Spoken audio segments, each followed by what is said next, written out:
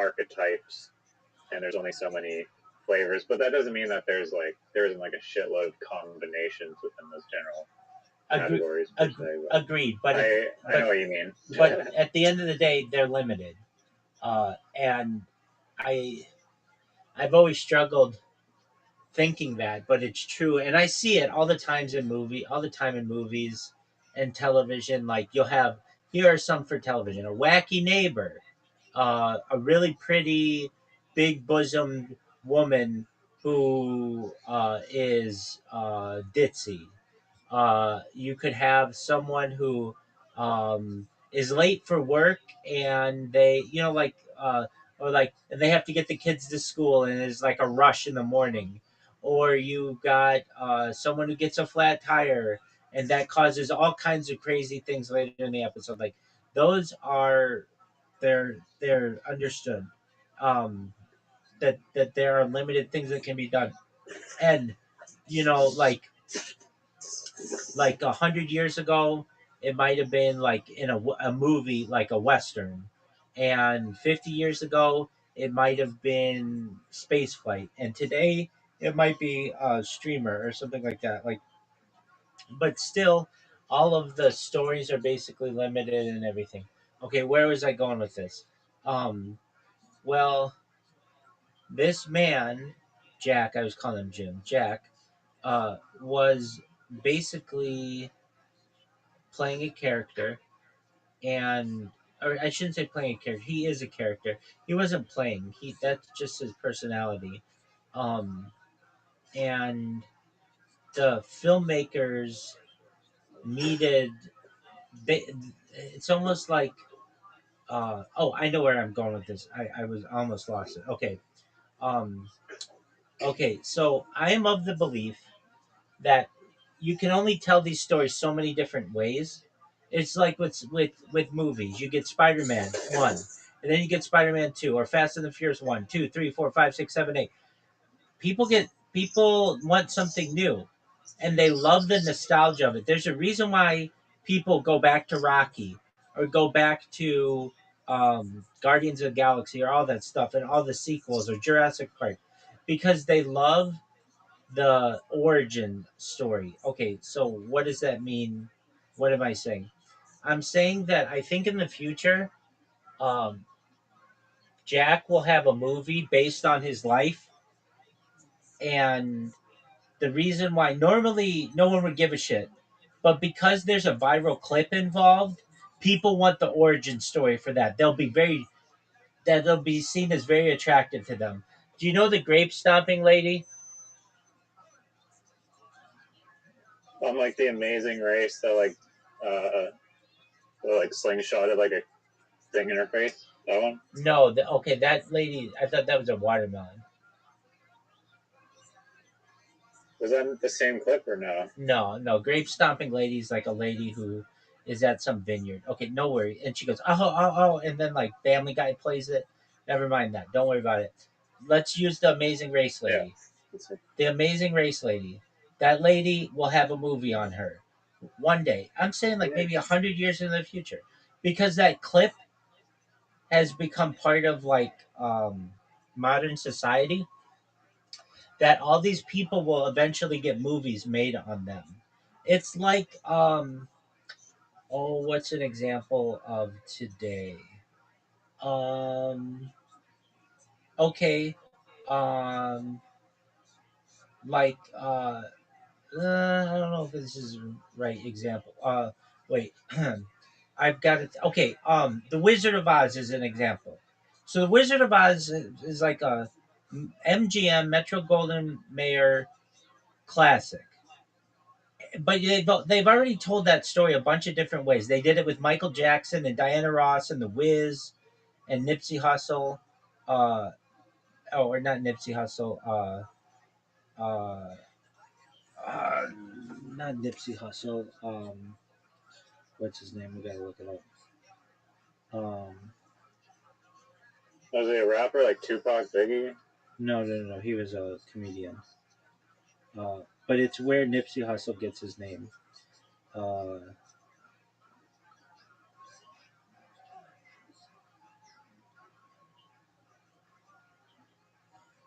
Nipsey Russell. Um, and that was like the black version. So they made a black version of the Wizard of Oz known as the Wiz, and Michael Jackson's in it. And but they, Really? yeah, dude, it was really popular. Well, I mean, it's like the black version of was it like just all the cast members and the Munchkins, like everyone. Everybody's black, yeah. So instead of having Judy Garland, they have Diana Ross, who's like a Motown legend. They have Michael Jackson, who plays the Scarecrow. They have Nipsey Hussle, I think, who plays something else. Like everybody's black in it. It's a black version, and so like What they, year did that come out? Because Wizard of Oz is pretty old. yeah, it came out 1975, and so they played that up. Okay, so they did like everything that you can do in the Wizard of Oz, but then they did Wicked, which is like this whole new background story. You get what I'm saying? Like that opens up all these new stories. Like if you go into what happened before, what happened in Oz before Dorothy. Does that make sense? I Hi, Zoo. Zoot, you totally ghosted us for the Dingo documentary. Yeah, I know what happened in. I know what happened in Oklahoma, Dorothy. What'd you say?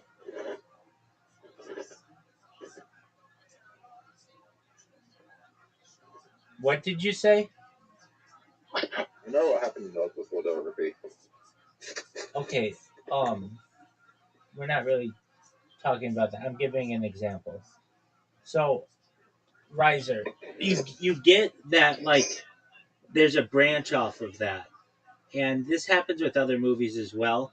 Um, well, in the same way, I think with these viral clips, people will have a demand that they'll want to know what the people's life was what the people's life was like before this viral clip and how it affected them. So what I'm saying is that I think Jack will have a movie on him. What are your thoughts on that? I mean, Jackson, he, he may, he's probably, if I had to guess, passed away now. I agree. So that might who have the movie kind of on? affect it. Have you seen the documentary? It's called Winnebago Man. Well, we just watched it. It's this. I find it like the funniest documentary ever. It's on this guy who was like an angry. He was in like a viral YouTube video where he's like an angry RV salesman, basically.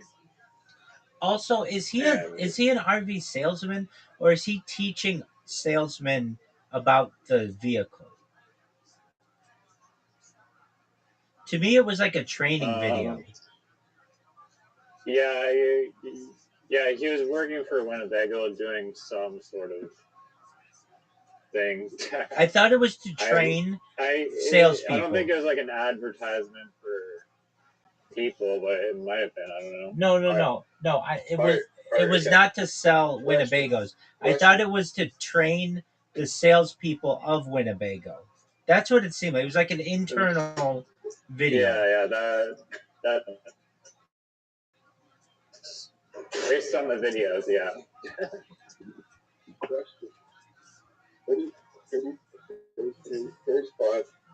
Who's the person you think deserves a biopic? This guy I know, he was a finalist for South Australia Raw Comedy Festival, and it's pretty fascinating. He really enjoys adult arcades, and he may or may not have chlamydia that he has spread throughout all the outback. They're like Aboriginal people in like the middle of the desert of Australia who are now breaking out in super chlamydia and gonorrhea because of this guy. It's like the origin story. It's like the movie Outbreak. Like basically this new STD's been created And just because this one guy did not get tested for this STD, even though he was emailed about it, he caused this giant outbreak and perhaps a new pandemic. So I think that person deserves a biopic. What about you know who I think deserves a biopic? Who's that big dumb?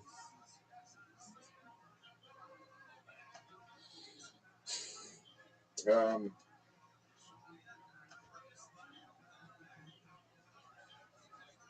Barack Justin Obama. Bieber. Fuck Justin Bieber. Barack Obama would be a tight biopic. Is Larry Sinclair in it? Oh yeah, Larry Sinclair's. I've already got a biopic on Obama. Who stars in it? Netflix did it. Doug, I don't. I hate to say, I know Netflix is a big deal, but if it's not in theaters, I don't really think it's like as big as it could be. Who starred as Barack Obama?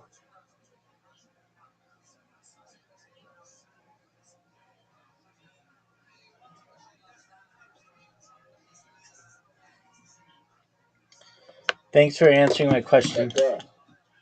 Jack who? Black. Who did?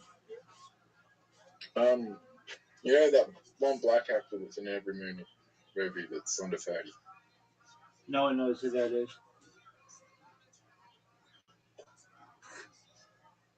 Okay, anyway, um,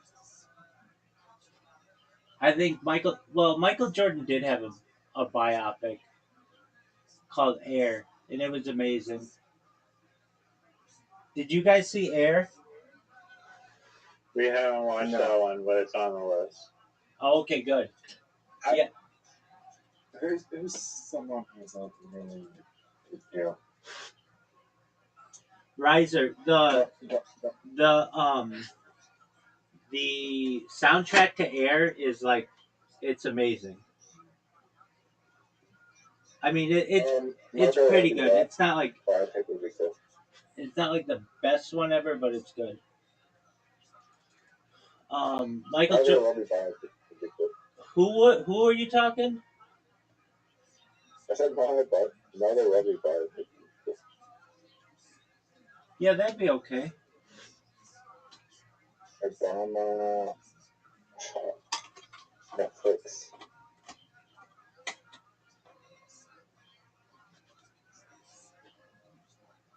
Okay, it's called Barry. Okay. Devin Toro. Nobody knows who that is. Played for Obama.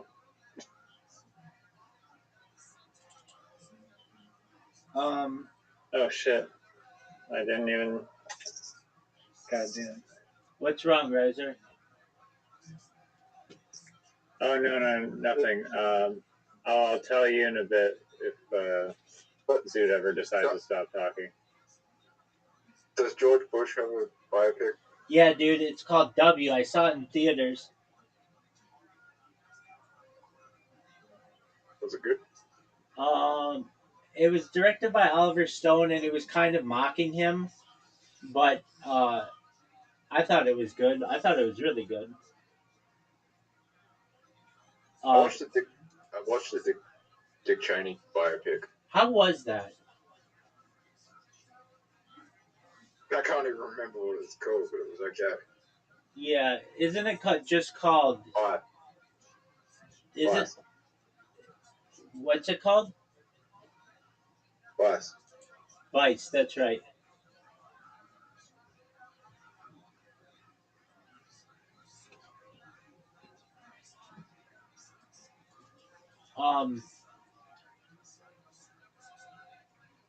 Did you guys see Elton John's biopic? Yeah. What did you think? I didn't see it. Sorry. I saw it. I thought it was good, but it had like a weird take on it. It was very like. I'm saying Michael. I'm saying Michael on Wednesday. All right. Well, You'll have to tell us how it is if we haven't seen it first. Why can't I see the number of people in a Reddit? How do I check the amount of people in a Reddit? What? You press the information button or the more button, depending on if you're on mobile or web. I'm on the Anyway, web. I might go. All right, so an easy way to do it on web is just in the search, type in the name of the subreddit, and then it'll tell you how many followers are there. Hey, Alright. Rabbi. What up, Zoo?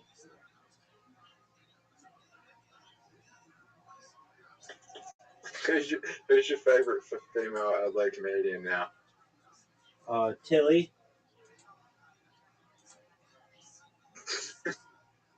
Riser, what were you gonna say that you were gonna tell us if Zoo was quiet for a bit? No, this is important news. This is very well. Maybe it's a milestone in my life, and it just happened.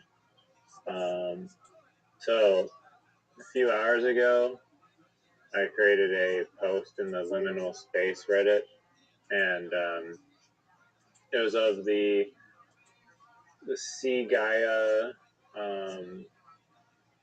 the Sea Gaia dome in Miyazaki, Japan in 1996. And like just like the photos of it were so liminal. And yesterday I was like making AI liminal variations of it. I posted the original in the liminal space because like the photos are like so freaking like liminal. Yeah. And then it like blew up. It got to like 60 upvotes within like 2 hours when like most of the posts get like one or something. And then I got a notification that the post was removed because they have a rule where you're not allowed to show people or like or creatures apparently for whatever reason, which I guess it's a liminal space, not a liminal lobby. But so I used AI and then reposted it again, but I just used AI to remove all the people. And now the second post that's not removed is climbing through the ranks at like I only posted it less than 2 hours ago. It's got like 138 upvotes, and I just started cross posting it amongst different communities, including the 90s, the r/90s Reddit, which has like 1 million people in it. And then also I got a compliment on it that this one like warmed my heart. It was like that it's just this is the most liminal thing I've seen on the subreddit, which to me just tight. I felt like touched me that I have such an eye for liminal photography that someone would say such a thing. But you don't. You created something that I guess I get what you're saying with an eye. What I'm saying is like you didn't notice something, you created it that way.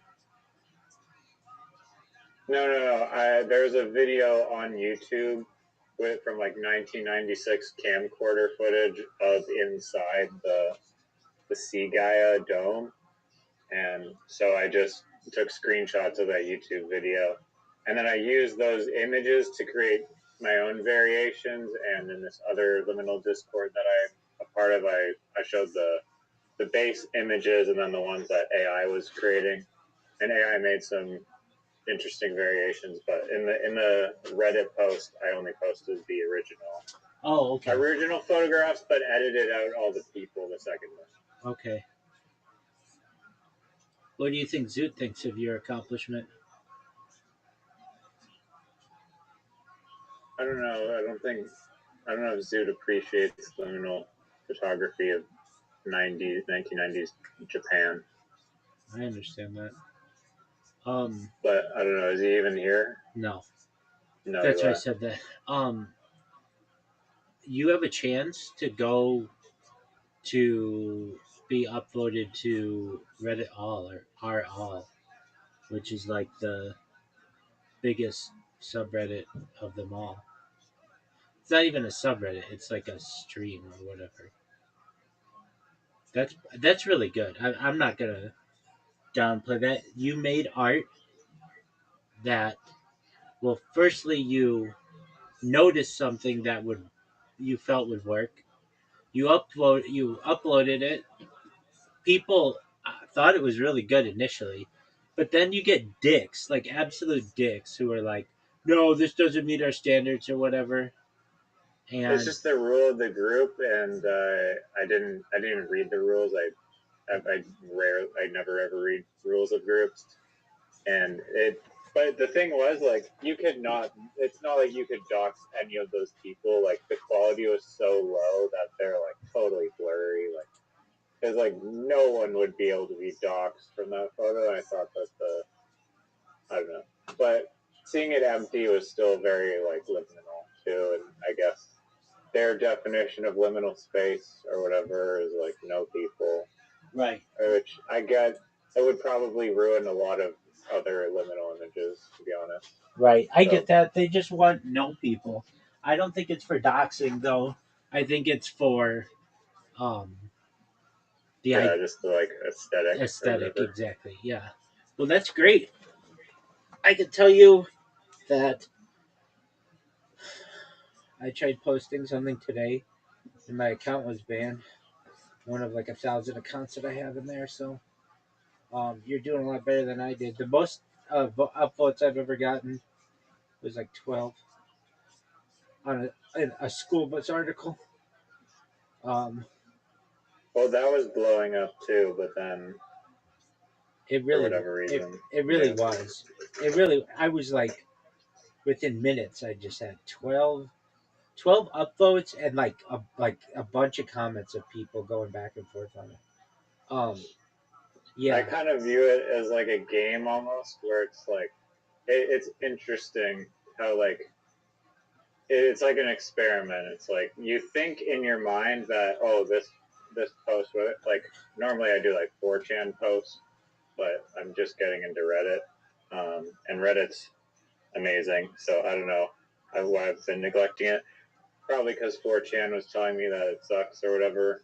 But yeah, anyways, like you have an idea of like what you think a successful post will be, and then you put it out there, and it's up to the world whether or not that idea is like validated and people want to engage with it.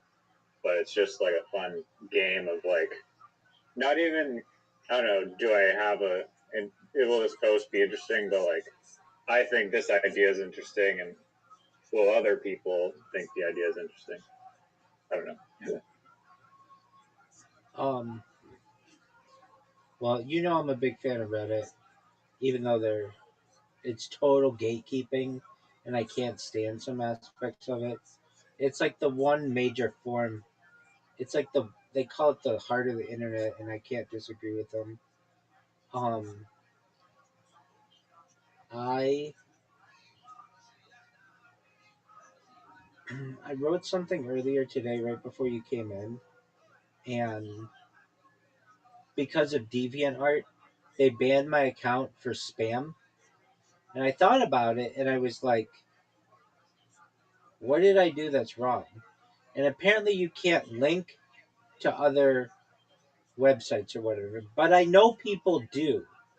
So I feel like I'm getting picked on. Like somebody was like, "Oh, this person has a ton of links. Like we're gonna ban them." And Where were you linking to? it wasn't even. It just said linktree.com/Rabbi Rothschild. So it's just more stuff about me. Like if people were interested. So you're like shilling your. It's like self promotion and stuff. Yes, we'll get to that though. It is.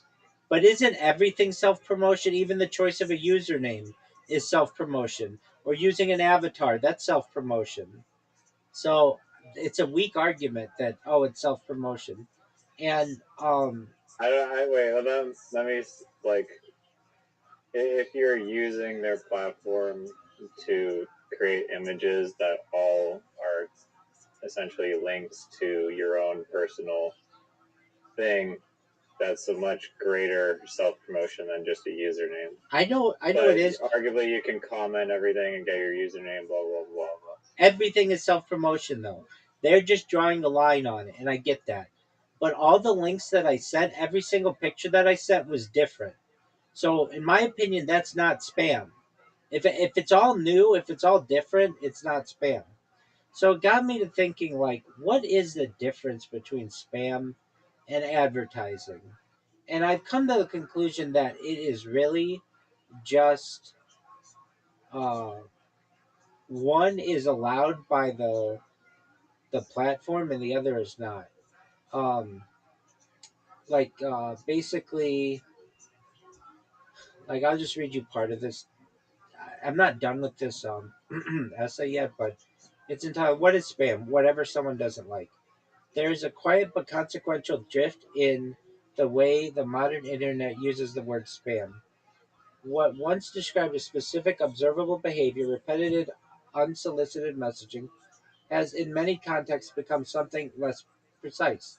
Today, spam is often applied to purely, not purely as a technical classification, but as a hybrid of behavioral signals and human judgment. In practice, it can sometimes function as a label for content that is unwanted, regardless of whether that unwantedness arises from objective patterns or subjective perception.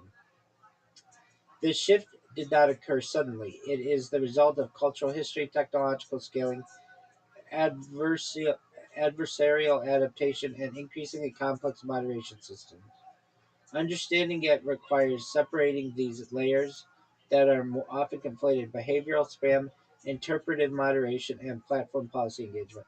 But then I kept going and I was like, wait a second, what's the difference between when I'm driving on the road and I see a billboard or like a radio ad or something versus um, like what I uh, what I'm doing? Like what's the difference?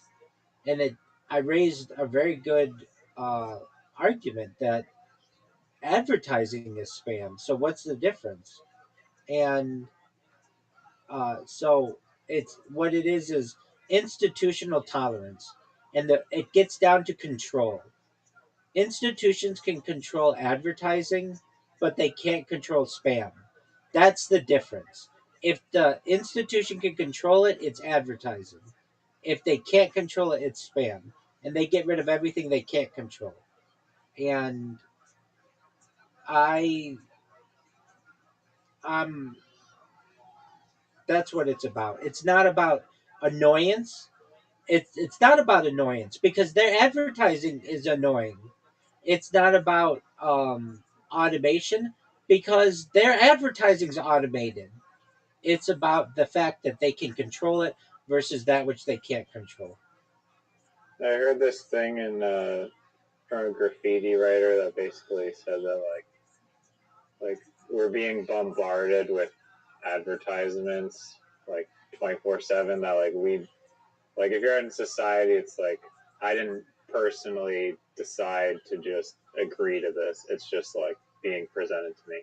That's exactly And the they argument were that I basically made. making the argument that like graffiti was like almost like their counterattack to advertising, but it's like self-advertising.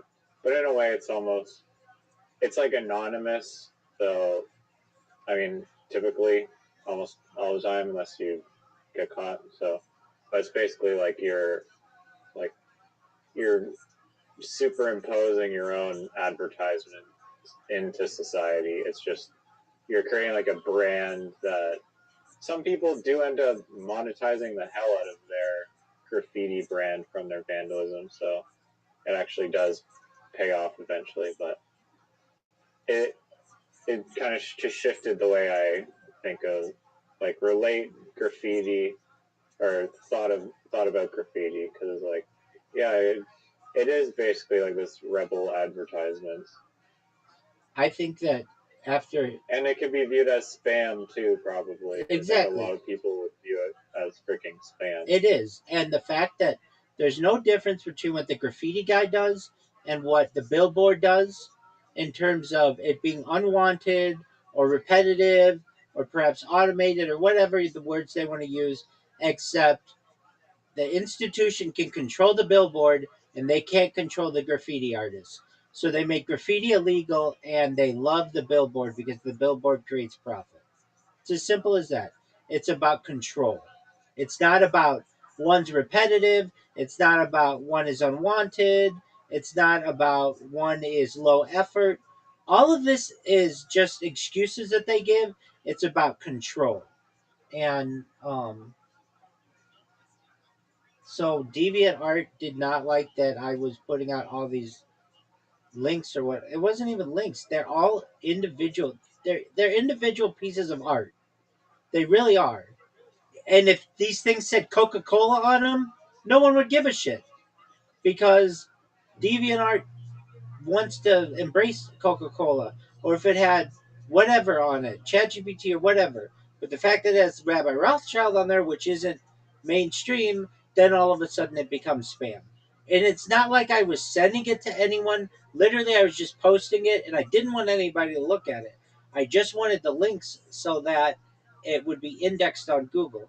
And I got this message that, and this pissed me off. There's this guy, this user who started following me. His name was something like Bad User Patrol. He's like basically some asshole who has no life, who goes around looking at shit that he doesn't like on DeviantArt and then flags it, and then I got banned like right after that.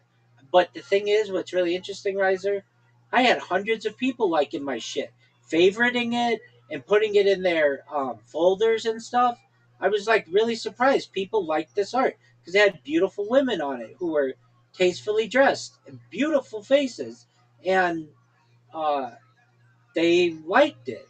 And then, but this one guy did not, and then I got flagged for it. So, anyway, it's about control.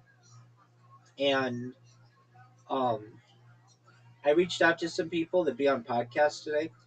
One girl has 40,000 followers. She's like was just on Bloomberg, and she contacted me back. I don't think we're gonna do one though.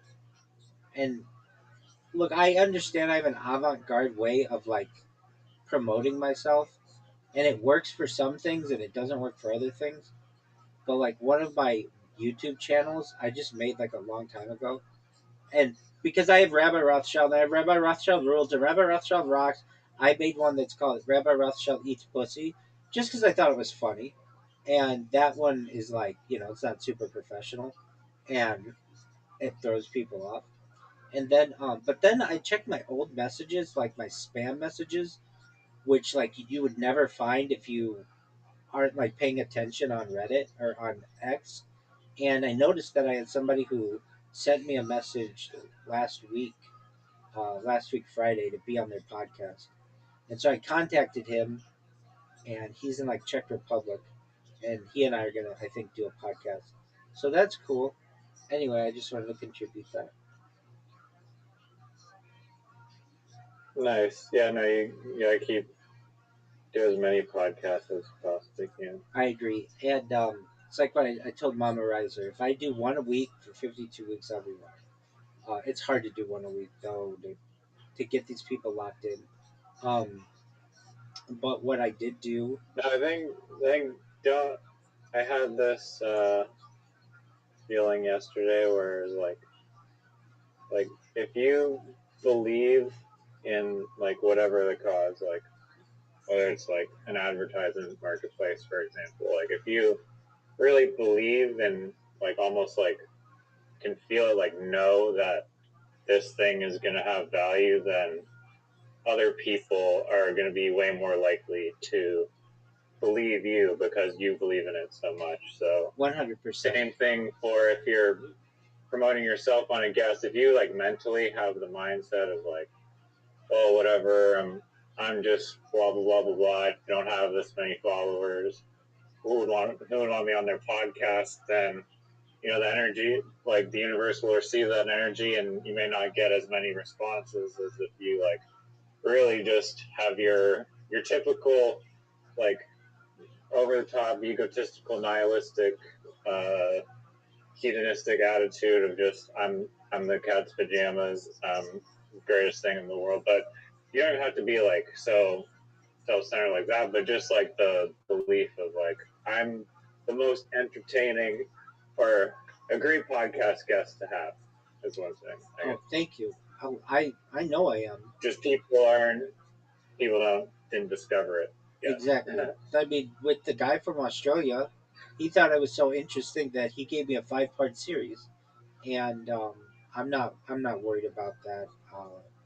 It's just I I said to myself I have to contact 10 people a day about doing their podcasts every day for a year, and I'll be fucking viral by then. Um, I noticed like my top videos of all time are not on any of my channels because all my channels get banned. Not all of them, thankfully, but a lot of them. But they're on other people's channels because those don't get banned, and it just uh, keeps me up there.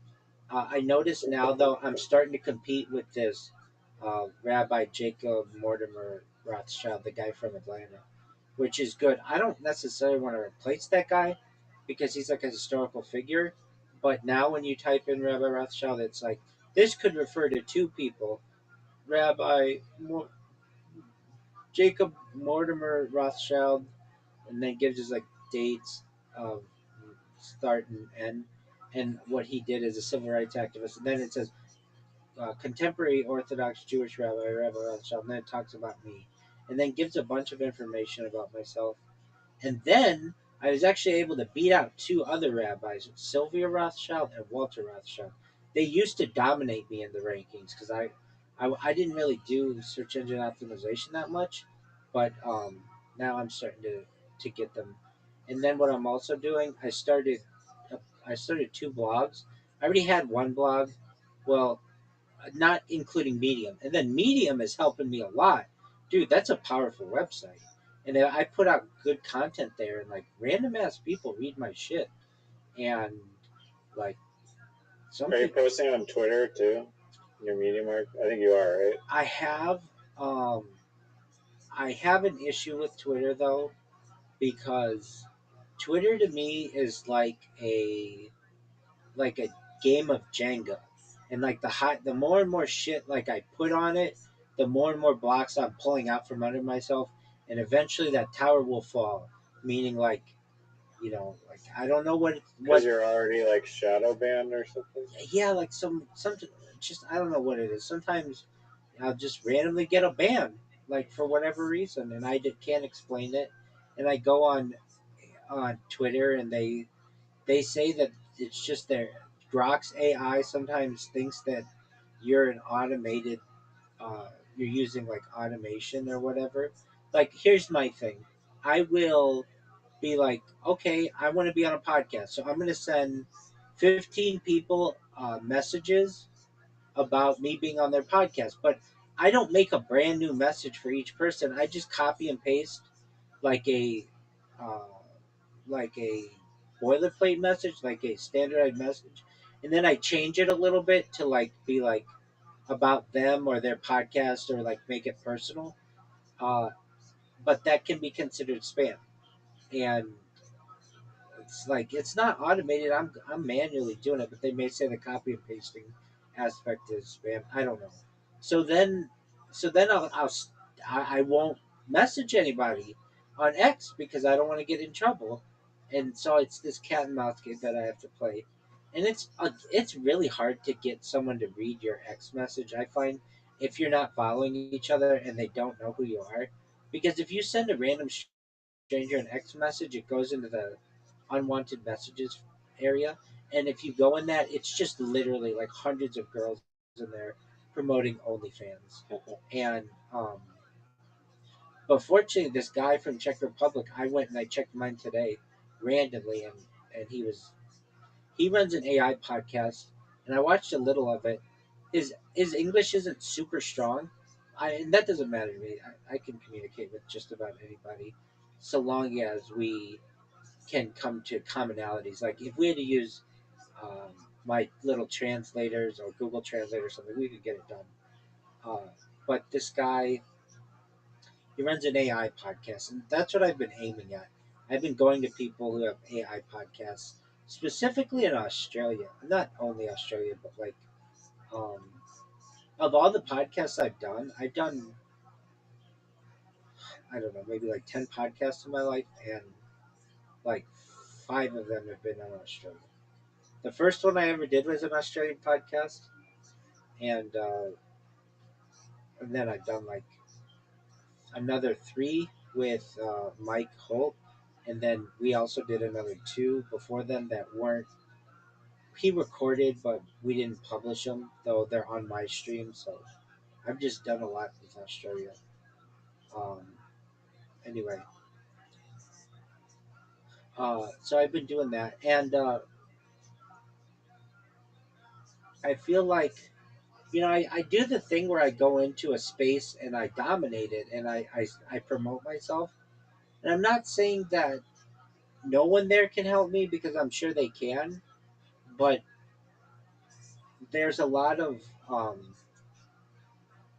like it's like it's trying to get blood from a turnip at some point in those, or water from a rock. Like it's a lot of like really desperate people, bunch of guys from Africa who build up the numbers, and then guys who want to promote their own cryptocurrency, but they're not like.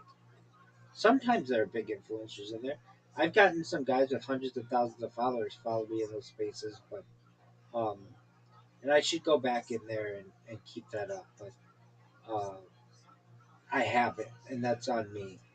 It's amazing to me how um, my ex account, if I don't, it's either when I'm promoting myself, it's growing like a lot. It'll grow like 50 people a day. But when I'm not promoting it, it goes down like 10 people a day. And I know a lot of those people get banned. And I also know a lot of the people say, hey, we'll do follow for follow or whatever. They follow you, you follow them. They recognize that they have your follow, and then they just unfollow you like weeks later. That girl, though, with 40,000 followers, she followed me. Um, she um, she wanted to talk on WhatsApp, and I went to log into my WhatsApp, and I just got some error that said please try again later, which I see is like a persistent error for some people. So I was like, just send me an email. Like I don't understand why we're on X already. Why can't we just talk on X? But anyway, I'm not exactly sure what her deal is. Um, and what else? I've got a couple other articles that I want to write on soon. Um, that are nothing like groundbreaking, but I feel they're important to me. One of them is why don't we have progress bars for uploading and downloading stuff? Like when you download something on wherever, your computer or whatever, on some programs it'll say like 10 minutes remaining, and that's cool, but sometimes that's not accurate. Sometimes it'll say 10 minutes and it's like 2 seconds. Or sometimes it'll say 10 minutes and it's like 60 minutes. There's not like any kind of accountability from that. And I think accuracy with those types of measurements are important. Another thing is gatekeeping. So, like what you're going through on Gmail, or not Gmail, on Reddit, like you had to go through some gatekeeping because that moderator took you down and took down all of your like momentum as well. It'd be another thing if you could like edit your post to be like to remove those people, but they don't allow that. It has to be Yeah, banned. it was weird. Like I couldn't, like I don't use Reddit, but I was like, can I just like remove the photos and replace them, and then keep the progress? But No, nope. you can't. And the reason why they do that is because what people do, which is smart, is they'll like promote, I Keep don't know, swapping them out. exactly. They'll promote a puppy or something, and it'll get a ton of upvotes, and then they'll switch it out with some beheading, and and think that's funny or whatever. But again, Classic.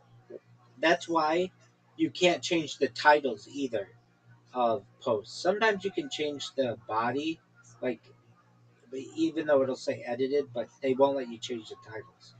Um, but gatekeeping is very frustrating to me on the internet because it's so faceless. You don't know who's doing it. There's no accountability to those people, and um, I just don't like the moderation policies of a lot of things. Ruin people's lives. It absolutely does. Like excessive moderation. It absolutely does. Or just Yeah, and or like unwarranted moderation. Exactly, and I feel that social media should be regulated like a public, like a utility, not like a private company, because it gets to. I mean, I know it's a private company, but so are utilities. Basically, the argument is this: once a company gets to be so large that the public depends upon it, then you can't just say you can't have access to this for whatever reason. Like uh, a water company can't cut off your water because they just don't like you. They have to have reasons, and the reasons have to be justified, and you can take them to court for it and other things. They basically, usually, these utilities are defined as when it costs too much for the common person to be able to start their own competitor version of this, and the utility has received benefit from the government and subsidies and stuff, then it's considered a different classification of the law. And I feel the same in these cases. Um, and there's something else I want to say on that. But anyway, another thing is what is spam and the warning system? Like, there are no warning systems. Like, it's just you're done. You're like, your account is done. It's gone. There's no like, hey, you can't post this. Like, please don't do it. Or we took it down. Uh, but you still have access to your account. There's none of that.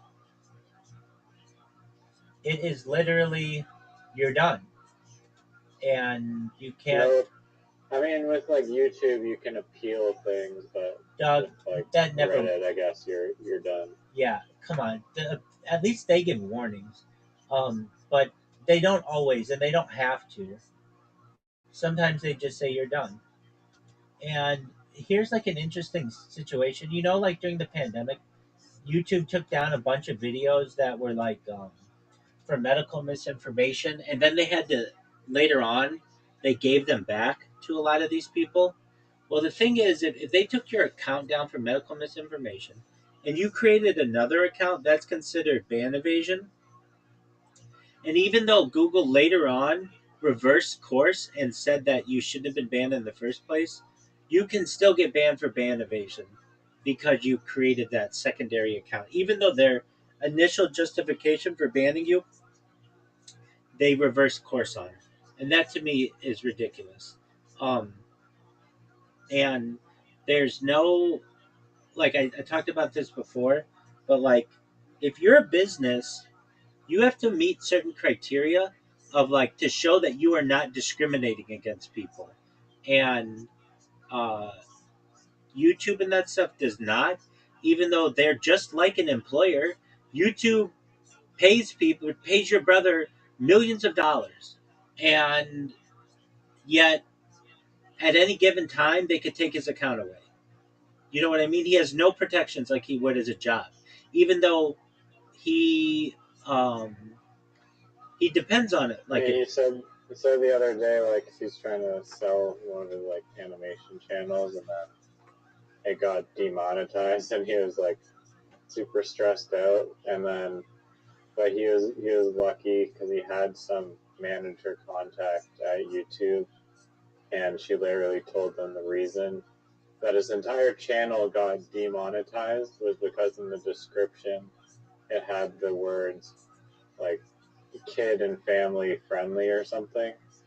And she was just like, yeah, just remove those 3 words and you'll be fine. Like your channel can be like remonetized, but and you like that, like all the money that he was losing from like the month of that was like down was like reimbursed or whatever. But it's like, why are you banning people and then not telling them the reason is because there's like 2 little words like be like it's like basic courtesy almost to not force these people to go be like investigator detective mode, Agreed. figure it out themselves. And why did your brother get access to some kind of manager and your average YouTuber does not? Because he makes the money. I get that. But that's not fair. That's a gatekeeper situation. If your brother's like a normal person, he loses his account. He's done. Yeah, I mean, I don't know how he got in contact with that manager, but they like the person at YouTube definitely saved his ass there. I get that. But what I'm saying is that it's a two-tier system, and that's not fair. He should have to play by the same rules as everybody else. Either we all get a manager or he doesn't get a manager. And the answer to that is we all should get that same uh, privilege. If I get a ban or a strike or something, I should be able to say, why was this? And they could be like, oh, like, um, I would get Yeah, banned. no, he worked at a previous channel before, and then it was like some contact through there that they're like, go to this person if you have any issues. I get that, but not So, everybody has that yeah. ability. I'm saying Yeah, it's no, unfair. I hear what you're saying. It's not fair necessarily. Right. Like I had one. Like I'd say to. I don't say as much anymore, but I do mean it. Share and be a trillionaire. Like I will make you a trillionaire. Why? Because data's Earth's number one resource, etc., etc. I would get a lot of my accounts banned for, um, what's it called, deceptive practices. Like I was screwing people out of money, and that's not what I meant by that. So if I had that inner intermediary. They could have just been like, "Oh, Rabbi, just take out share to be a trillionaire." But instead, they just banned my account, and then I create another account, and then it's ban evasion. You get what I'm saying? I mean, I'm sure you do. It's not you're a smart Yeah. person. It's unfair. Life's not fair. I get that, but that's what I want to write about. Um, okay. Another thing that I don't like, and I don't really. Um, I see this a lot on the internet, and uh, I just don't like. I don't like it. It's just kind of annoying to me. Is um, when people make arguments like as an as as a woman or as a man or as a doctor or as a scientist or as a developer, I feel this way. It's like I don't give a shit what you are. Just tell me how you feel. You don't have to be like as a whatever. Yeah, I don't care about that. I don't care that you feel like you're better than everybody because you have this air of authority or you feel like you do because you like and I understand you're trying to make it personal like hey, I know a lot about this situation because I'm connected to it, but then again it's like there's a there's a there's a I forget what it's called. It's not a paradox, but there's a um it's like a type of argument. Like let me just look it up. Yo, dog, what is that? It's a fallacy. When people are like, as a doctor, I feel XYZ.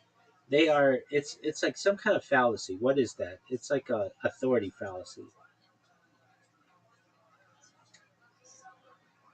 It's appeal to authority fallacy, but with a twist. So the court claim appeal to authority, argumentation ad verecundium. Verecundium. This is the general fallacy. Claiming something is true because an authority figure says it's true.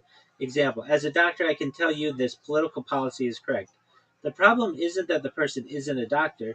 The problem is that their expertise is irrelevant to the claim. The more precise version, irrelevant authority fallacy. This is the exact subtype you're thinking of. Using expertise in one domain to claim authority in a different, unrelated domain. As a surgeon, I know the economy is going to collapse. I don't even know if that's what I mean. The even sharper variant, appeal to false authority. This is when someone exaggerates their credentials, implies expertise they don't have, uses a title to intimidate or shut down debate. That's what I find happens. A lot of times people will use a title to intimidate or shut down debate. As a scientist, I feel this must be true. And then the social version, credential flexing. Not a formal fallacy, but a common rhetorical move. Using a credential to signal superiority rather than provide evidence. This is the as a doctor, as a lawyer, as a CEO move. It's persuasive socially but logically empty. And the one you're probably thinking of. Given your phrasing, as a doctor, I feel XYZ. The exact fallacy is appeal to irrelevant authority. That's a clean, academically correct label. Anyway, I just don't like that. And then the last one is shadow banning should be illegal. And the state of Florida had made it illegal, but then the governor, stupid as DeSantis, uh, vetoed it. I feel like if they would have passed that, which they did, and if it would have not gotten vetoed, um, that would have changed the internet everywhere. Because all of these, like Instagram and stuff, they couldn't have done that, what they do with the shadow banning. Anyway, so those are some topics I want to write on. Can you explain the Dick Cheney Winnebago man thing? Like why? Like you you said like you kind of agreed with him. Yeah. So Dick I know Cheney. nothing about Dick Cheney. I understand. Okay, so Dick Cheney. You don't have to give me like a crazy like long explanation. Okay, so Dick Cheney. His he's from the state of Wyoming, and he was kind of like a not that accomplished of an individual. He got kicked out of Yale. Not that that's not impressive, but he went to the University of Wyoming. He got in with defense contractors. He became, I believe, George Herbert Walker Bush's chief of staff when he was a young man. Then he became the CEO of Halliburton. And Halliburton is one of the biggest defense contractors in the world. And then when George W. Bush was running for president, George W. Bush assigned Dick Cheney the task of choosing the vice president, and Dick Cheney chose himself and became vice president, and had all these major contracts when we went to war with in Afghanistan and Iraq with Halliburton, his previous company, which many people would consider to be a conflict of interest. And he made the shareholders or the executives of those companies extremely wealthy. And what Jack was talking about was basically like, hey, this is a person who has unjustifiably benefited from their position and also has been known as a war hawk his whole career. He always wanted to go to war with people. And now we were in two major wars with Afghanistan and Iraq. And you know who got the contracts? There were no big contracts to rebuild Iraq. It was Halliburton Corporation. So Jack was pissed off about that. Does that make sense?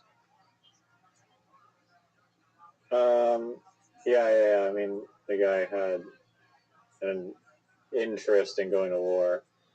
But what was the thing at the end with like the rebuilding contracts? Yeah, so usually when you have a contract, you have to have multiple people who bid on it, and then usually they take the lowest bidder. In these contracts, these government contracts, it was a non compete bidding process, and they just chose Halliburton to rebuild Baghdad and the rest of Iraq. So basically, Dick Cheney's Oh, previous they actually did rebuild it? they did with these no bid contracts. Basically, Halliburton didn't have to compete against anybody, so they could charge whatever they wanted to rebuild the country. And did they rebuild it in full? Fuck no. They didn't rebuild people's homes. They built up embassies and, um, you know, Western business interests and oil fields, but they didn't rebuild people's homes. Yeah. That makes sense. So just basically Right. corruption. And there was the saying, and it's probably true, that Dick Cheney was the most powerful vice president of any vice president ever. And he basically ran the show under the Bush administration. There's an argument to be made, which is probably accurate. And so Jack, being pretty knowledgeable about politics and such, wasn't so mad at George W. Bush. In fact, I don't even think he mentioned George W. Bush's name, but he was going after Dick Cheney because Dick Cheney was running the show. Does that answer your question? Yeah. Yeah. So that's the answer there. Anyway, um, Faith Bagel Man. yeah, maybe in the future I'll be like Jack, bitching and moaning about getting shadow banned in 2026, about deviant art because they didn't like my advertising strategy. Somebody will take some of my footage someday. It'll be like found footage, and they'll be like, "Look at this rabbi and how pissed off he gets about spam, trying to justify the similarities between spam and legitimate advertising, arguing that the only difference is one is controlled and one is not." Anyway, I I liked that documentary. I thought it was good. I'm glad we watched it. And with that, my friend, I think it's about time I go to bed. I think it's about time you go to bed. I know you were up super late into the morning or whatever, Yeah. but try to get your hours, um, uh, try to get your hours reversed. And tomorrow night, what are we watching? God willing. If Zoo comes in, flag him so we can watch the No damn doubt, no dingo he doubt, was supposed to no doubt. Anytime Zoo do it comes in, today. we're doing the dingo. Um, we Oh could watch. yeah. We could watch Air. What was that one? Oh yeah, that air one. Yeah, it's a good one. It's got Ben Affleck in it, and Matt Damon, and um, trying to think of who else. It's good though. I really like the aesthetic of it. I used to work in an office that was like kind of like this aesthetic. It was like very 70s, 870s, like kind of like building. Um, except theirs took place in uh, Oregon as opposed to Orange County. But nevertheless, the like um, offices remind me of like they were just kind of built around the same time. Anyway, okay, so air perhaps What was tomorrow. your most What was your most viral Reddit post that you created? Oh, about A me, popular one. about me. There are some. No, not even about you. Just any post. I think it was my school bus on 12 people, and like 12 people in like That's it. I thought you 10 used minutes. Reddit a lot. I'm banned on Reddit. I've been banned on Reddit for years, so I just am like a lurker. I don't have. Shadow lurking. Yeah, I'm like the biggest lurker on Reddit. I would love to be a part of it. I always want to like get involved with it, but I can't. I feel like the kid at recess who was bad, who has to watch all the other kids have fun. But it doesn't really bother me that much because um, I don't really want to get into the whole upvoting thing. That takes up a lot of time.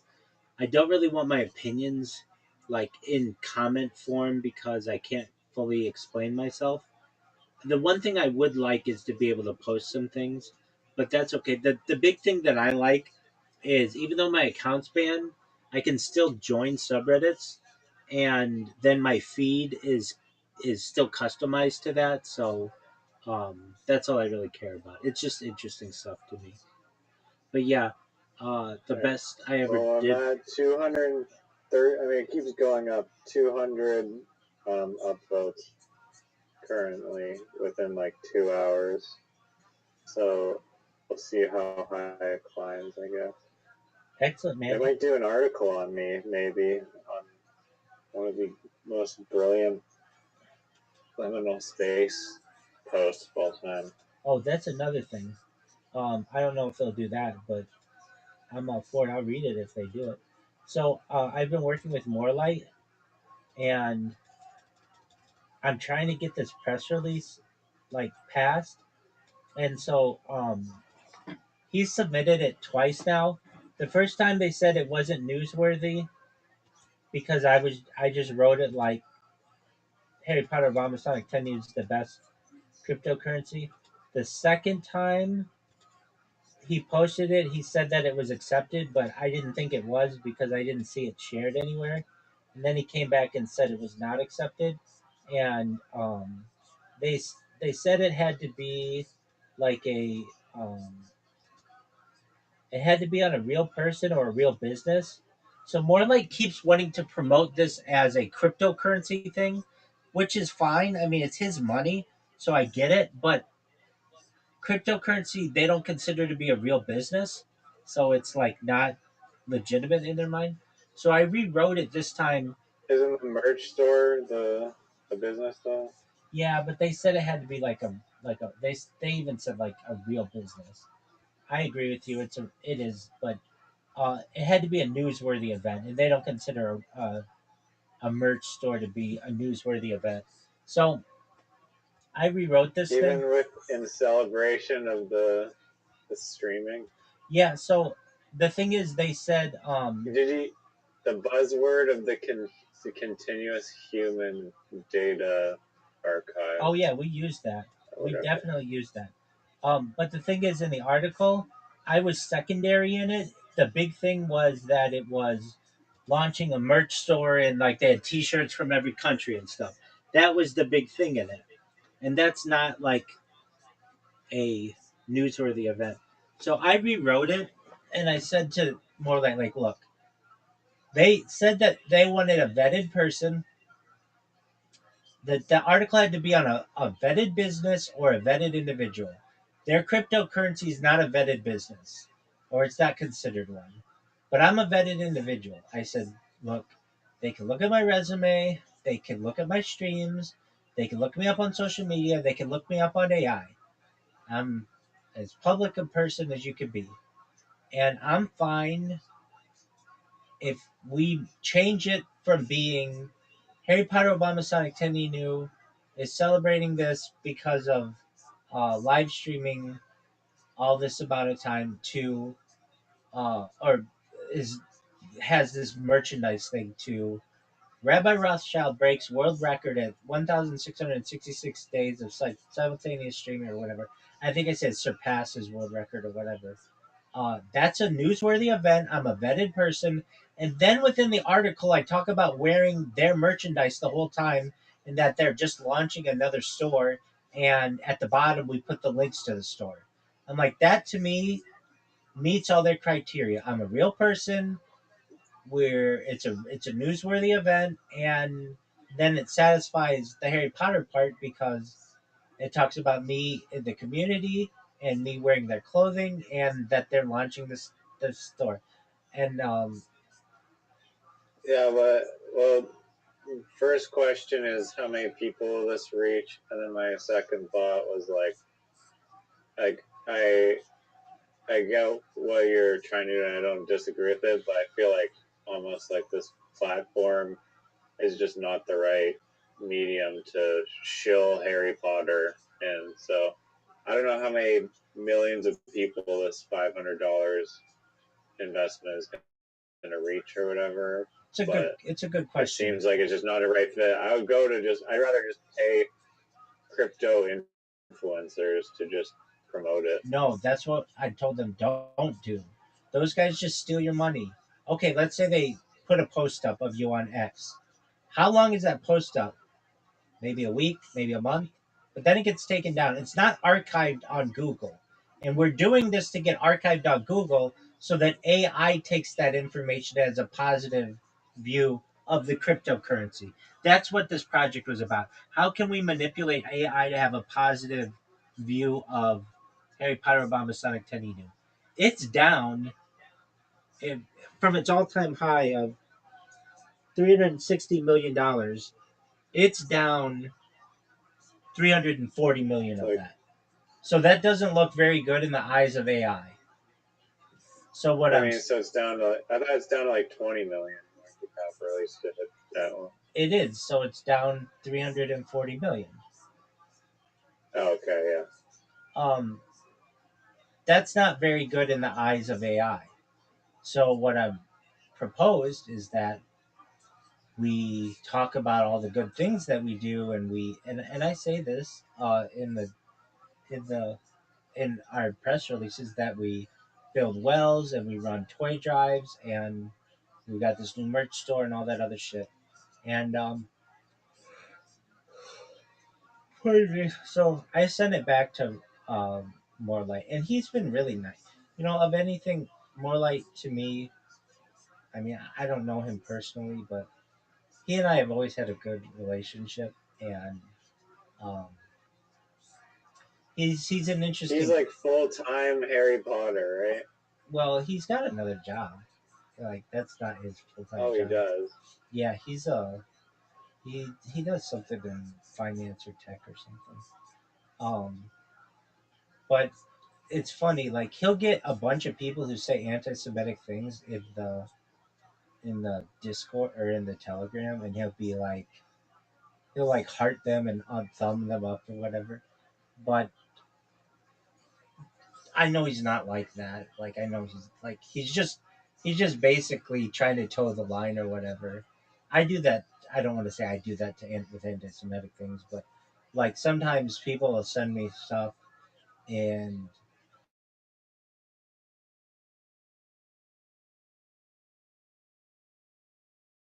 uh, like on Twitter or something, and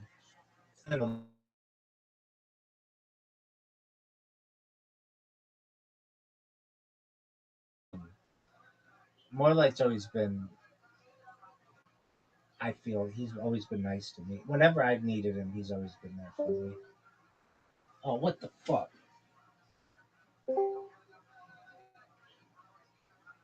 yo, dog? Can you hear me? Yeah, yeah. Whenever I've needed more light, he's always been there for me, and he's putting up his money on this. He doesn't have to plug me. He could just be like, "Dude, you're not involved with this. Thank you for the idea, but you're not involved." But no, he's been really nice, and he's like, "No, we'll give you a plug," and that's all How I many views will this Boston Times or whatever thing you get? Boston Globe. Well, it's Market Watch and Boston Globe, and it's 5,700 websites. So you've got to think like maybe each website will be seen by 1,000 people or so. So maybe like 500,000 people. Damn. Hold on, no, that would be 5 million people.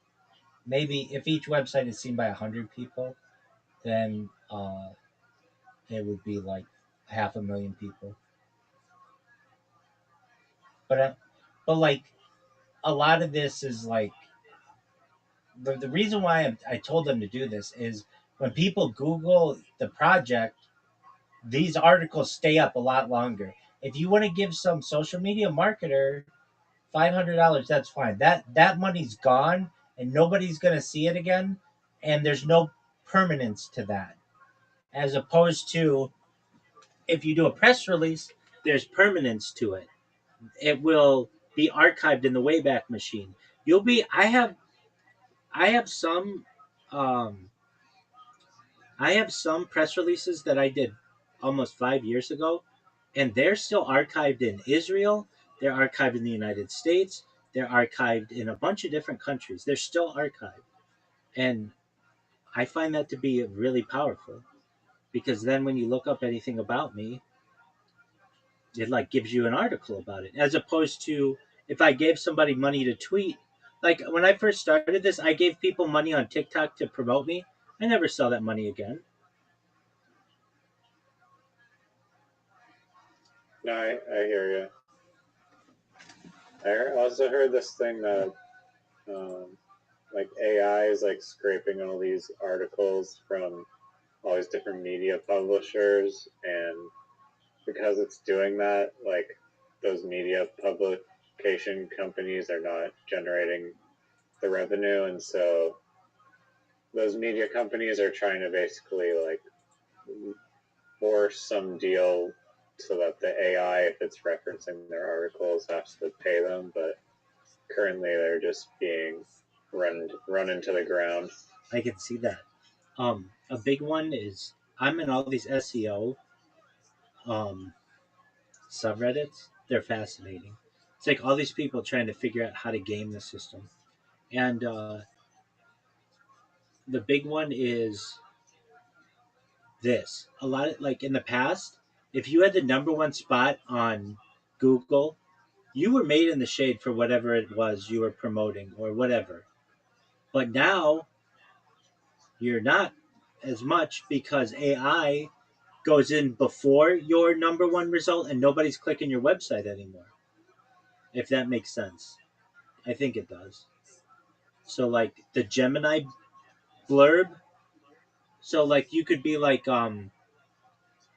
this is happening to a bunch of different places like who won the game between the Vancouver Canucks and the Edmonton Oilers last night. And you want to go, you just type in Vancouver Edmonton score. And normally the first thing that might show up is ESPN.com, but and you would click that and then go to ESPN and you'd get all their advertisements and stuff. But instead, Gemini just says the Vancouver Canucks beat the Edmonton Oilers 3-0 yesterday, and you don't have to click that anymore. And that's hurting a lot of websites. Does that make sense? Yeah, no, that's exactly what I was saying. Yeah, it's it's also like a problem because if all those websites go out of business, then it's like where is the news or articles going to come from? It'll just be like made up AI schlop with zero fidelity or like truth to it. That's true. Um, Dude, back in the day, I want to say in the year like 2009, maybe 2010, Google signed this agreement with Twitter. Twitter at the time was seen as kind of a joke. Um, Back in the day, you had something called a Facebook. Um, you had it was called a Facebook status. So, like when all these companies were vying for people's attention, it was like, okay, YouTube's going to be the video one, Facebook's going to be the social networking one, and Instagram wasn't yet bought yet, but that was becoming the picture one, and Twitter didn't have anything. It was supposed to be microblogging, but Facebook took that away because they gave you the Facebook status. So what Twitter did is they basically complained and they were like, "Look, Facebook, you've got too much stuff. You're buying the picture one, you have all the people's data with the social networking one. Don't promote the status that much because really think about it. If you have someone's Facebook status, you don't really need their tweets. Like I get why the tweet is a thing now, but like you at the time, Facebook worked differently. It was a timeline, just like Twitter. So you could just look down someone's timeline and see all their Facebook their status updates. And so Twitter did this thing where they had an agreement with Google that whenever you Googled something and Twitter had a relevant topic on it, you would see the most relevant tweets at the top before anything. So you didn't have to log into X at the time or Twitter at the time. So you could be like, I used to use it all the time for earthquakes. Whenever we have an earthquake in Southern California, there's a big thing like, "Did you feel it?" That's what we all say. "Did you feel it?" And if you felt it, then you go on Twitter and you say like, "Yeah, I felt it. It shook like my living room, or yeah, I felt it. It shook the chandelier or whatever. And so whenever we'd have a an earthquake, I'd go and check. I would just Google like, did I did I just feel an earthquake? Because sometimes you don't know if you're alone. You don't know. I don't know. Do you have earthquakes in Vancouver or whatever? I mean, maybe I not as. had one a little while ago.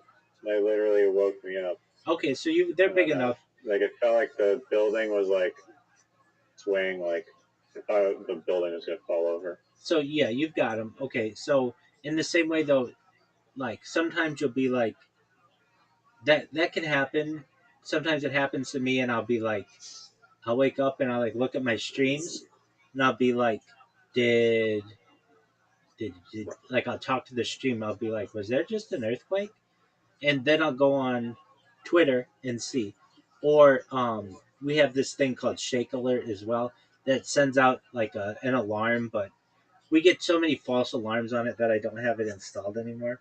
Um, but it's supposed to give you like a heads up if there's an earthquake before. Like it's supposed to give you like 15 seconds of like a head start, which would be great if it worked. And if it worked, I would use it. But it doesn't work. It'll come in like 4 minutes late, and it's just like pointless. So anyway, they've got to work out the kinks with that thing. So anyway, I was um, sometimes I'll check to make sure that I like to see if we had an earthquake or anything, and um, it was the first that I started actually using Twitter because that would tell me like, oh, this is what people use Twitter for. People didn't really know what to use Twitter for 16 years ago or so. It was just like, what is a tweet? What do I even do? Like, what is this? Do I just put jokes on here or what? Like some people did. Some people would just make jokes with it. Other people would put news stuff like, but there it wasn't as like decided as what it is today.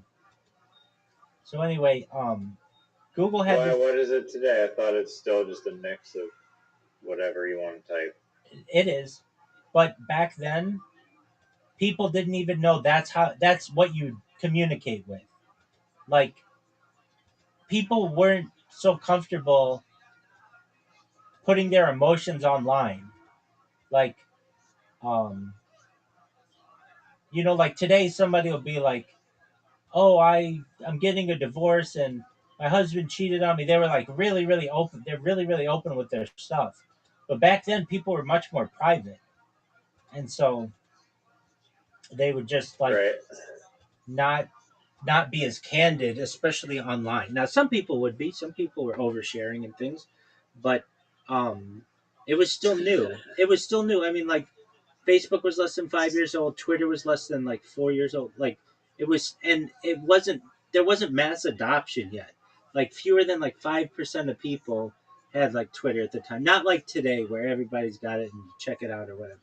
So anyway, Google did this thing so that more, well, I think they made I think X gave them the data or whatever, or Twitter, but you would, when there was a trending topic on whatever, when you typed it into Google, the first few results were X posts, and it would tell you, you could like scroll through them to see like what was happening in real time, and I found that to be extremely helpful. Now, that though meant I never had to go on Twitter because I just had to go on Google, and that relationship I believe lasted 1 or 2 years, and then it went away. And the reason why it went away is because Twitter realized that nobody's using our service if all they have to do is go to Google and read the most pertinent tweets. So they took that away. But where I'm going with this story is that that's basically what AI is doing now. Is, well, they're like, okay, so when Twitter put their posts up there, uh, they found that nobody was going to their website, and now, or I don't want to say no one, but a lot of people just didn't need to, And now with AI, people don't need to go to the websites anymore. And I know I keep saying this, but watch out for OpenAI and the Atlas um, browser. That's going to be big. Now, I would have told you that Sora was going to be big. I thought Sora was going to be giant. I'm really still surprised at what happened there. But something will replace it. I have found that OpenAI does not want to spend money on anything that doesn't make them money. So, like when you ask Sora to, or you ask ChatGPT to do pictures, it'll give you like 3 free pictures, and then after that, you have to buy premium or whatever. With Google, Google will give you 15 or something like that. And then I have so many different Google accounts that I'm able to make anything that I want. I basically have like Google, like Gemini Plus or whatever, because I can just have it keep making stuff. Um, Well, it turns out that like Sora was using like this very complicated, computationally expensive model where it was like using like $120 of compute or something per generation or some really really high number, but it was so high because the the AI was like doing all these like physics calculations and stuff. Whereas, and that's probably why it looks so good and the quality was so high. But then you have other AI video generations that are nowhere near as computationally expensive, and then the result is nowhere near as good. that's true. But I feel like there's still like a premium, like there's gotta be a premium market for it. Well, if you're gonna People would pay. if you're gonna charge me, it's got to be perfect, like every time. I don't want to be screwing around with this. No, he's got, he walks through the person, or that's not what the person should look like. I don't want, like, if I'm paying for it, it better be right, because you're gonna be charging me. I mean, it was pretty damn good. I'd say It you don't know was what you're getting necessarily, though. exactly, and so you're getting charged credits for these things, and the whole system's going to be running on credits. In fact, I'm going to write about that. The credit system with AI, the haves and the have-nots in the future. That's going to be a topic on which I write. Um, the the thing with Sora or whatever. I wanted to say. So Grok used to allow you. It had Grok Imagine, and you could like compare the Grok versus Sora. And as soon as Sora said that they were closing up shop, Grok became, to get video generation, it became part of Super Grok, and Super Grok is $30 a month. So like basically, Elon Musk realized that all of his endeavors. I'll take your customers. Yeah, but that invested all this time and money into for no reason. That's true. But But even try to make any of it back. His endeavors don't make money. Tesla has like a huge amount of shares, a huge stock price, but isn't like profitable. And um, X, well, he bought it for $44 billion, and it's worth like 13 billion now. And only 1% of users use the premium version. And Super Grok is even fewer people use that. Uh, Basically, the only thing he's ever made money on is PayPal. Um, but it's like the idea that people are doubling down on Tesla is not a car company, it's a robotics company. And so it's going to be like one of the primary robotics trailblazers in the future. So everybody will make that money back on robotics, not necessarily on automobiles. Who do you think is the worst CEO? I think I know what you're gonna say. Zuckerberg. I mean, maybe not. Zuckerberg. Zuckerberg or Elon. Oh, Zuckerberg. Elon Musk isn't a CEO of, um, well, not of X. Well, maybe he is after Linda Yaccarino. that lady, it was hilarious. I mean, it wasn't hilarious, but like when Grok came out, they like something about Grok. I forget. It was something anti-Semitic. People got Grok to say something anti-Semitic, and Linda Yaccarino bounced the next day. And they said it wasn't related, but it was like this lady was like, "I can't take this anymore." And so then Elon Musk became interim CEO, and now they've got like the head of product design overseeing it, but I don't think he's been named as the full-on CEO. Um, but Zuckerberg, everything that guy touches turns to shit. He ha- he has to purchase anything that's successful. He had to purchase WhatsApp. He had to purchase Instagram. He had to purchase Oculus. He had to purchase the And to steal Facebook. yeah, he had to steal Facebook, and he's had a bunch of controversies. He had the Cambridge Analytica controversy, where they like leaked a bunch of information on people. He had he they admitted to um, swaying the 2020 election. Like for that, you should be in fucking jail. If it were your average person on the street, they'd be in jail over that, over election fraud. But like these giant companies are allowed to do that. And then he allegedly whatever $80 billion on the metaverse down the drain, and the Oculus systems not being up to par. No one wants to use the metaverse. Um, now oh yeah, he just lost in court over the child exploitation policies of Instagram. And I don't know if you've been on Instagram recently. Well, uh, at least I'm sure you haven't done this. If you go on the subreddits, so many people are getting banned for absolutely nothing. Basically, Zuckerberg told all his AI stuff, if anybody like we need to show the government that we're banning a lot of people over child exploitation, so just ban a bunch of people, and people with like accounts that have been around for 12, 15 years who just post like pictures of palm trees are getting banned for exploitation of children. Like that has nothing to do with what I do. I don't know what this is about. And then there's this process that you have to go through. So basically, you appeal your ban, and then they reject it. And then a lot of people go to small claims court with or with Facebook because they don't have the money to take them to federal court. And immediately when you get into small claims court, if it goes that far, the Google lawyer or the Facebook lawyer gets there and says they signed the terms and conditions to go to arbitration, so we're requesting this case be thrown out, and the judge has no other option than to throw it out.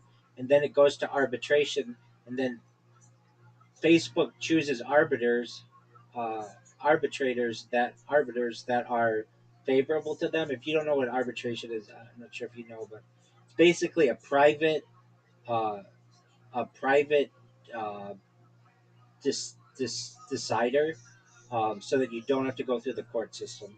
And so basically, there are private arbiters who are favorable to Facebook, and they just keep siding with Facebook. But there is a class action lawsuit that's being pushed through the system to get people like these people don't want to close Instagram or Facebook or anything. They just want their accounts back. That's it. But Facebook, the law is Facebook does not have to give you your account back. If they harmed you in some kind of way, they you may be entitled to money, but they don't have to give you your account back at any point because they're a private organization. So um, then they have these law firms that you can hire. I think it's $200 a month, and they will advocate on your behalf to get your account back. And those seemingly do work pretty well, especially in Canada. For some reason, this one American company is doing helping a bunch of people in Canada get their accounts back, but it's a $200 a month service. So anyway, long story short, Um, Zuckerberg's got not a lot of success under his belt. Yeah, it's $1 trillion market cap, but he stole that. Anybody could get that bitch to $1 trillion. If anything, it should be the most expensive or perhaps second most expensive company in the world, and it's not. So, long story short, you asked me who I think is the worst of those. Um, Is he a reptilian, and do you believe in reptilians? oh, he's something. Um, Because that girl from Ascension Glossary mentioned reptilians, and like David Icke mentions reptilians, and I'm just like, I right. don't know. Yeah, the way that this is discussed is, at least David Icke, I saw it in a Channel 7 or Channel, some BBC documentary on him. Do you think David Icke is a like disinformant at all, or No, I believe he believes everything that he says. Um, and I think that he's been right on a lot of things. The one thing I just can't get on board with is that. And um, is what? is the reptilian element of it. And I've heard this described before that David Icke is like someone who invites you to their house and makes a big bowl of punch, and everybody's enjoying the punch, and then he takes a big shit in the punch bowl, and everybody's like, "What the fuck just happened?" Meaning, like everybody likes what he says up until a certain point, and then boom. And then there's this argument: does reptilian mean something else? Is it like, or does it really mean reptilian? You know, I used to watch some of those videos on like people they would say were reptilians, and I met one of the people who was in one of those videos. He is like the face of ESPN. His name's Stephen A. Smith, and he was as normal as any person I'd ever met. So if he's a reptilian, like they had his eye like look like a reptilian, and um, but he was normal when I met him. But I mean, I didn't see. We just had lunch together. It's not like I like hung out with him for like we hung out for like 2 hours, but um, and I sat next to him and was able to talk with him and stuff. But like I remember looking at his skin to see like is this like a reptilian skin? He had scars just like a normal human did. He was this human. He was just like he is on TV every single day. Every single day, this man is on ESPN, and he's just as human as he is there. So I didn't think that he was. He seemed as normal as a human as I could see. I think that's where like the disinformation comes in, because people say like David Icke will give you all these red pills on like Monsanto and 5G, and then like running the farmers off the land, but then he chucks in like reptilian crap, and then it's like it just throws like a whole wrench in the thing. That's Like, that's oh, exactly right. well, That, if you think like the reptilian stuff is bullshit, then all this other 5G Monsanto seed stuff is probably bullshit too. that's the shitting in the punch bowl. And so you asked, do I? I think he means it, and he has a fascinating story. He was made fun of on national. He was like the laughing stock of British television. He was originally a soccer goalie, a very accomplished one, and then he got hurt, and he got into all these theories and stuff. He went on something called the Wogan Show, which is like Britain's Oprah, and it was during his turquoise phase where he would just wear like turquoise all the time. And he went on there and he was like, he red pilled all these people, but then at the end, he said like, they're like reptilians amongst us, and everybody laughed at him, and he just couldn't go anywhere without people laughing at him. They just like ruined his life. But then it turned out like a lot of the shit that he said was right, and now he has like a small group of people who really back him. Uh, I hear so much about reptilians. Um, and I'm someone who talks about I alien. mean, Aliens are more believable to me than reptiles. Yeah, exactly. I'm someone who talks about alien abductions all the time, and aliens like like Bob Lazar kind of shit, and like alien hybrids and things like that. So if that stuff exists, then I can get on board with reptilians existing. That's not that crazy to me. It's just another level of it, and like alien grays, like I think that shit's real. I believe Bob Lazar and the little chairs and everything. Um, but then when they're like the Queen of England or Queen Elizabeth II is one, and like behind closed doors, she'll shapeshift into like a dragon or like a lizard. That's really hard for me to believe. I want to believe it though. I want to believe that there's some kind of really like crazy corruption going on, That would be sweet, yeah. but I just don't know. I've heard two stories that have always fascinated me about this. They both come from England. Um, the first is this is a Twitter thing. There were the Queen made some kind of I think I told you these stories. Apology. Stop me if I have to.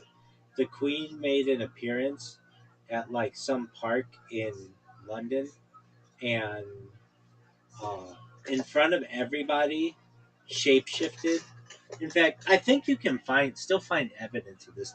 See, here's the thing with SEO is they can eventually like put when I say they like the Google and stuff can they like MI5 and stuff they can eventually just put so many articles in front of this shit that it just gets pushed down all the way to the bottom and then is not seen anymore. Google in 2024 got rid of infinite scroll. So you used to be able to have a setting on Google that just kept scrolling and scrolling and scrolling and scrolling and scrolling. And they don't do that anymore. Now you hit the bottom and it says there's nothing more to show. Which is disingenuous to people really looking for the truth. Because you used to be able to get really good like old articles and you can't get that anymore. So hold on a second. What's the thing with Queen Elizabeth shapeshifting and it was on Twitter like 15 years ago? And they're gonna say this is debunked and all kinds of other bullshit. Uh, yeah, the claim Queen Elizabeth has been a shapeshifting into a reptilian is a theory that went viral in 2016 on her 90th birthday celebrations. During the Trooping the Color Parade, multiple social media users alleged they saw the Queen transform on live TV, describing green, scaly claws, black, snake like eyes, with a yellow stripe, and a sick gray face like a lizard mated with a vulture. And the hashtag reptilian queen briefly trending on Twitter. Um, so I remember hearing about this, and um, Oh yeah, I believe it. that people got it on. That'd be amazing. That people got it on camera, and there was an outage on Twitter at the same time, like just coincidentally, whatever you want to take of that. And people were like, "Yeah, I was in the middle of sending this tweet of like the Queen shapeshifting, and all of a sudden Twitter like wouldn't let me send anything. It just was like server. I think it says there's a problem loading or something like that. And then I mean, they don't have the video saved. so it was something like some people were live tweeting it or live streaming it, or perhaps there's like a function within Twitter that you can take the video. I mean, I don't know. I wasn't there, but there was that. That story was always interesting to me. And this other story was really interesting to me as well. That there were these girls who were really big Adele fans, and they got like backstage passes to go see Adele, and they were allowed in her dressing room, and they were like there with Adele, like their hero. And Adele was like, "Can I be honest with you? And they're like, yeah. And she's like, I'm not what you think I am. And they're like, what do you mean? And then she like started to shapeshift in front of them, and they ran out of the room. Let me look this one up. Yo, dog, what's that story about Adele shapeshifting in England with her fans?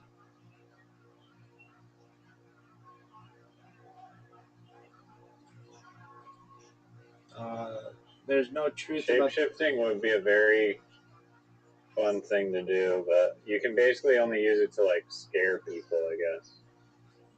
So Like, the story there's just originated zero from an practical article use for in it. 2017 claiming Adele transformed into an 8-foot reptilian after a concert in New Zealand. Oh, maybe it was in New Zealand.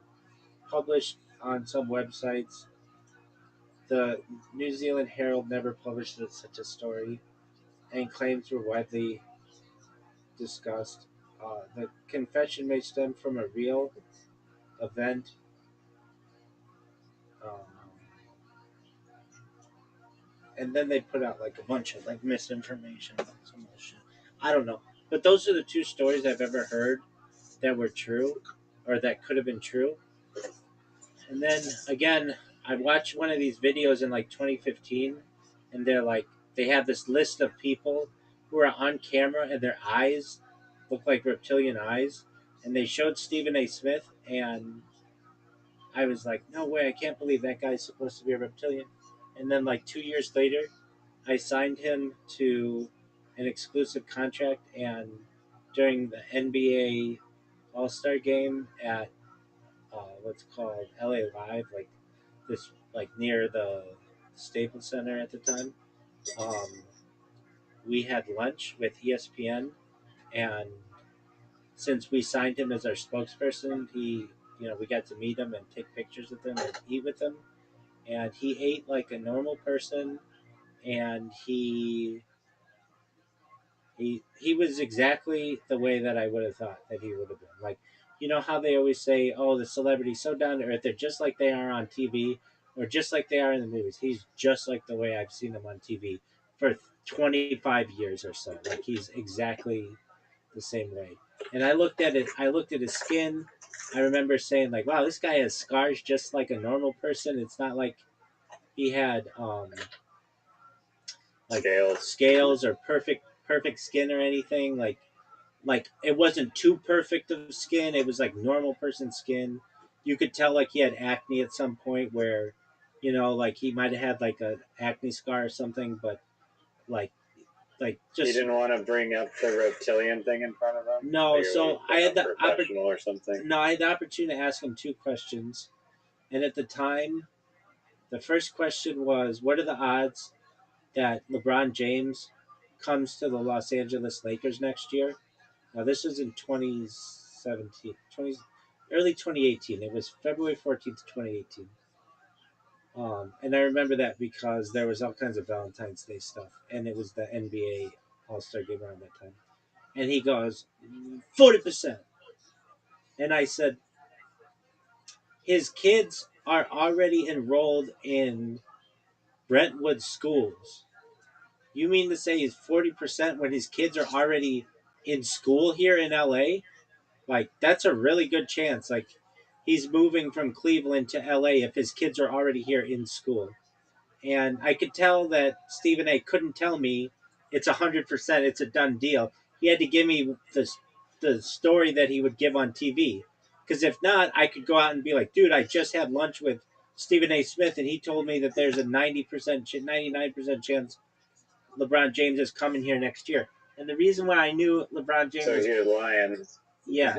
And the reason why I knew LeBron James was coming there next year is because the people at ESPN told me that.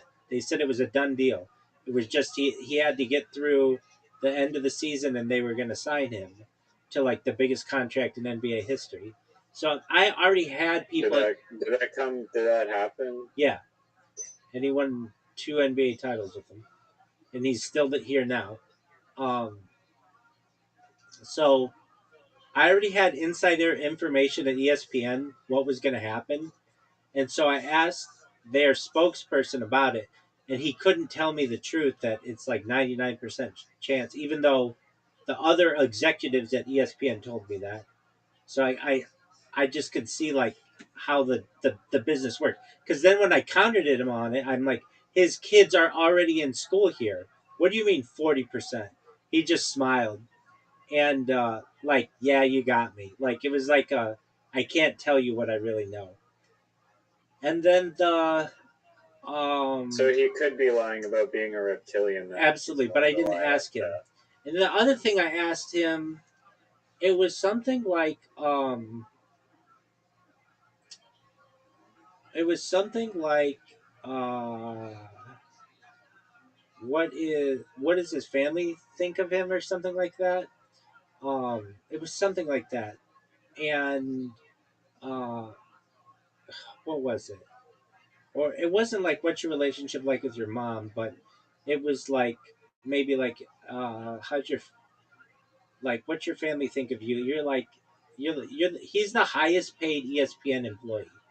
Like Well, it's like the equivalent of meeting like OJ or uh, higher, it's not. and like the sports newscaster. Oh yeah, Reporter. yeah, yeah. Oh yeah, definitely that. Yeah, and he's like, uh, or no, no, no. Maybe I asked him. I thought it had to do with his family. But like what he, I forget exactly. I know exactly what my first question was. My second question, it was something about his family, and he said that he um, something about his mom used to watch Days of Our Lives, which is or some she used to watch General Hospital, Days of Our Lives, all those soap operas when he was a little kid, and he had the opportunity to be on one because of his role at ESPN, and so he as like a tribute to her, he was on um, like her favorite uh, soap opera that normally he wouldn't have been on that, but because his mom was such a big fan, that's something that he could have done to like surprise her or whatever. And that's what I remember. But it was like I didn't ask him, "Are you a reptilian?" And the other stuff we talked about was just sports related. We talked some business, but it wasn't like I really did want to ask him though. I'm like, "What do you think about these videos that go around of you being a reptilian?" I saw one like a year or two ago, and your eye looked like a snake. But then I've seen the thing of how they do that, where there's some kind of like trick with HDTV and like um, the flicker rate or something that can make your eye look like that. I don't know. I just there's a question to me like, hey, if the if aliens exist and they're here and they're like alien grays and stuff, then maybe there are reptilians here. But then I think to myself, don't they have better stuff to do than run the world? Like, if you're able to travel like intergalactically and stuff, being the Queen of England's got to be really boring for you. That's how I feel. Yeah, you've already surpassed. Yeah, It would be like you. it would be like just going to live amongst a pack of wolves. Like at a certain point, it's gonna be boring as fuck. Like maybe you're the alpha wolf, but so what? Like you're gonna get bored of doing that. It's not even like that though. If they're like super smart, there. I've heard. So one of these days, Riser, we have. It's not a video. I wish it were, but I was looking at it last night. Or I think it was last night or the night before. It's called the secret Russian UFO, secret Russian, no. It's called uh, the Russian alien species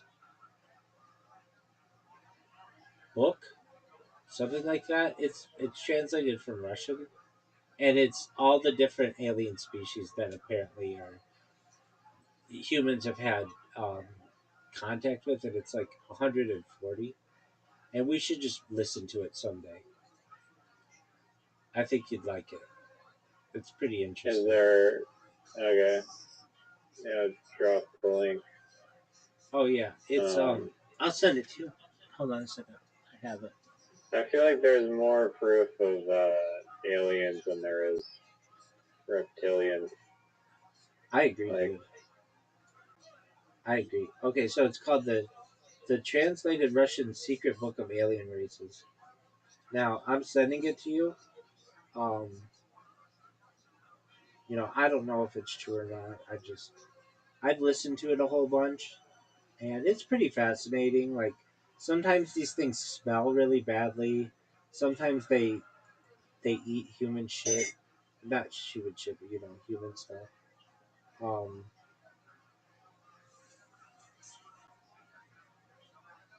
oh, you sent me your Reddit thing. Oh, looking at it right now. yeah, I sent you the link to the thing. Okay, I'm looking at it. Dog, this is yeah. baller.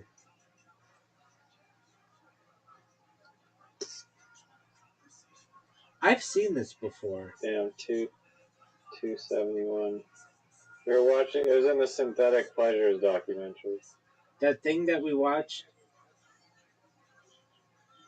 Wait, on like the the 1990s '90s. with the Yeah, chick yeah, that was yeah. saying Okay, that that's where I've she seen it. dates a 17-year-old. Yeah, The 70s. That lady who was very proud of dating a bragging. 17-year-old. Like, yeah, absolutely. Um, yeah. Anyway, I sent you that book on alien races. Don't read it though. I mean, you can look through it, but don't read it. We should listen to it someday. It doesn't take that long. It takes like an hour or so.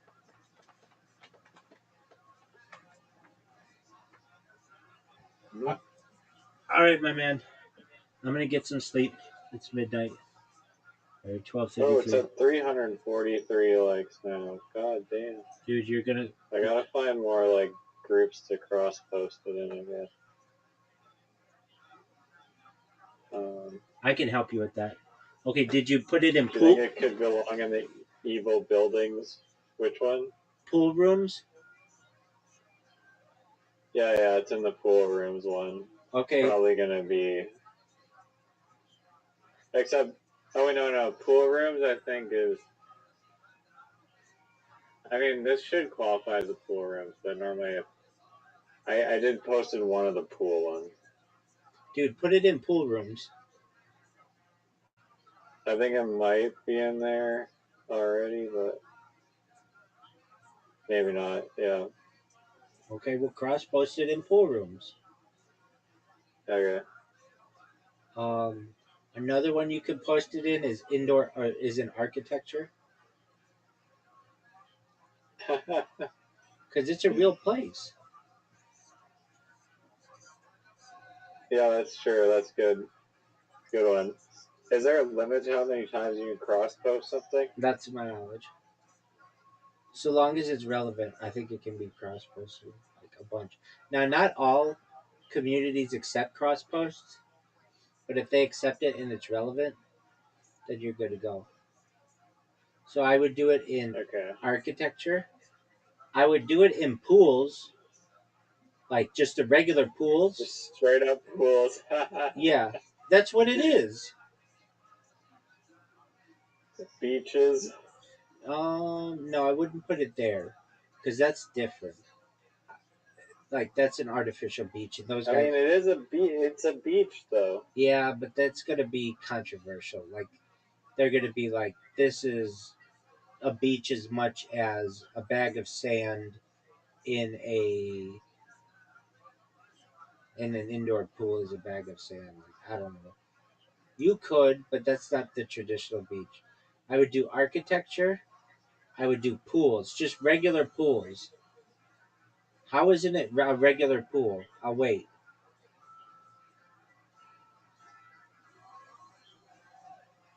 No, it's definitely a pool. So those are two big ones that you could do: architecture, pools. Architecture is 2 million people. Exactly. I mean, is there like indoor? I don't know, but that Hold on. We're just yeah. gonna go to. I may not get tracked. I'm just gonna go to ChatGPT for you. Yo, dog, I've got a really good picture of an indoor pool from the 1990s. Like it has a synthetic beach or whatever, like an artificial beach. What are 15 really good subreddits to post this? Like liminal spaces, pool rooms, architecture.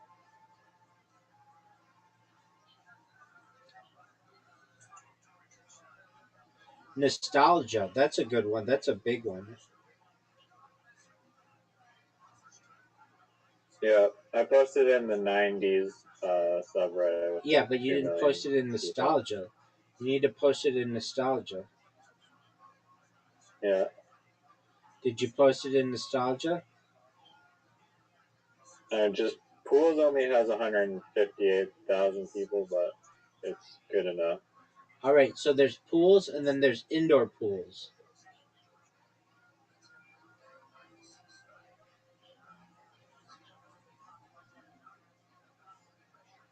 Did you put it in indoor pools? I'll put it in both. And then you need to put it in nostalgia. What else is it saying? Yeah, nostalgia has a lot of members. Yeah, we want to get this bitch up to 1,000 upvotes. So put it in nostalgia, pools, and indoor pools. Yeah, I just posted in nostalgia. Okay, what about pools? Oh, it instantly got an upvote. You're Like literally, welcome. like instantly. You're welcome. In the nostalgia one. You're That's welcome. crazy. You're welcome.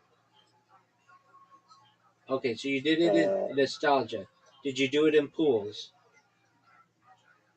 I'm doing the indoor pools one. I've already done pools in nostalgia. Okay, and then did you do retro wave? No, there's no indoor pool subreddit. Yeah, there is. Indoor pools. r/indoor pools. Yeah, there. It's not finding it. Oh, that's because they don't allow cross posts then. That's why. Okay. Okay. The next one is design. Retro wave? Yeah, retro wave. What the fuck is retro wave? It is like That sounds aesthetic. like music. It is, but it's aesthetics from the 80s and 90s, including the visual style of indoor water parks and pools.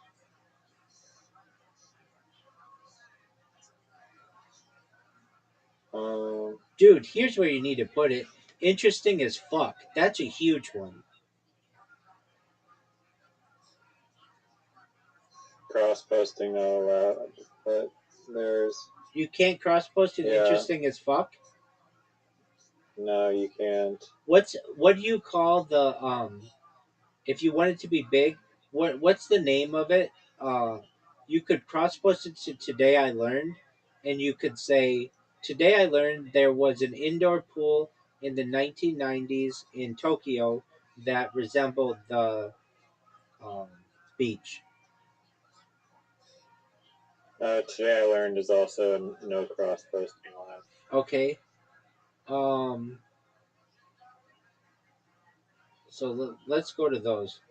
What are the 30 largest subreddits?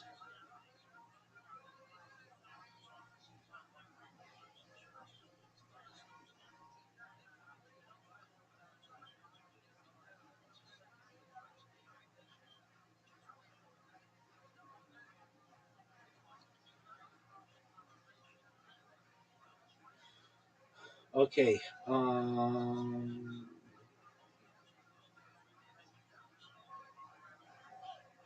How about what? Tell me the name. What's the title of your post? The Sea Gaia Ocean Dome in Miyazaki, Japan, 1996. Is there any text with it? The description or like the body of the post Yeah. says this Igaya Ocean Dome was one of the world's largest indoor water parks located in Miyazaki, Japan.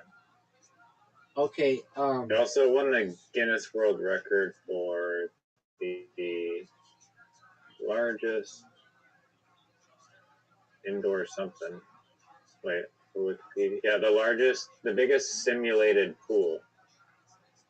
Which, what is a fucking simulated pool? Because I Googled it and then just a bunch of video games came up. Okay. But let me ask Leo. Oh, you use Brave too? Yeah, a simulated pool is a computer generated representation. No, this is clearly not a computer pool. So even Leo is stumped. Okay. So what about um?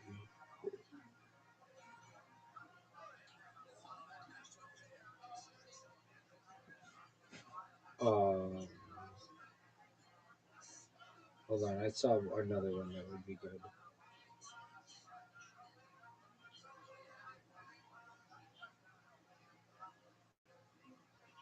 Uh,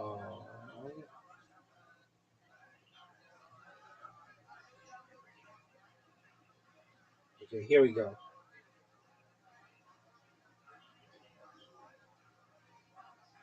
Funny doesn't work. Ask Reddit doesn't work. Gaming doesn't work. World news, no. Today I learned, no. Music, no. No.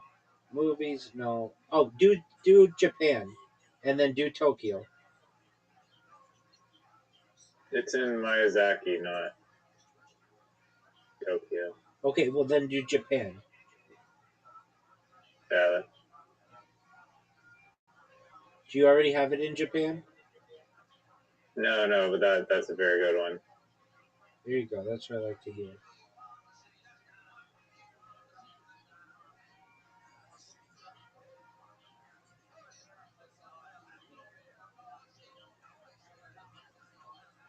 Oh, cross posting not allowed. Fuck.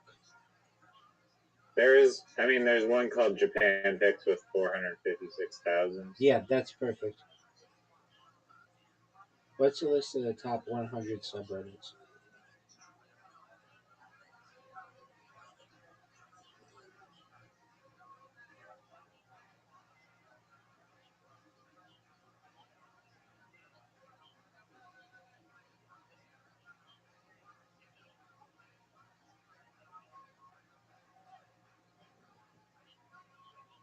Okay, can you push to mildly interesting? Oh, let me try. Because that's a big one.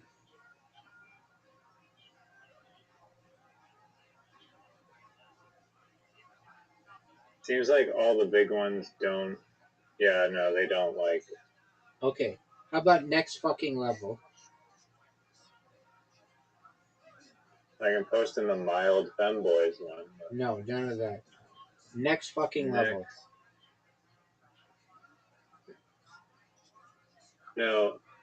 No, can't do that. Okay. Um.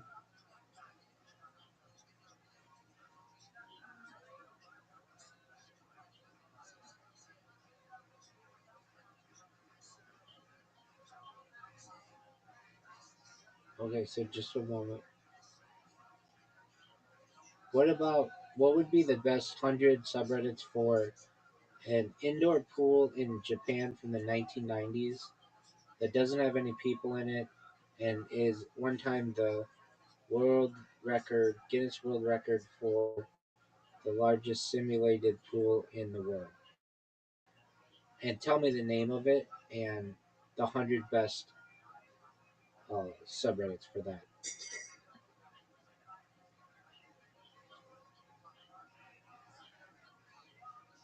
Okay, so Miyazaki, Japan. Miyazaki. Okay. Um. So you did liminal space. You did liminal spaces. Did you do liminal space and liminal spaces? Um, I don't think I did the spaces one. Yeah, no, I did not do the Okay, liminal so spaces one. we want to we want this to be good, right? Yeah, no, I'm doing it right now.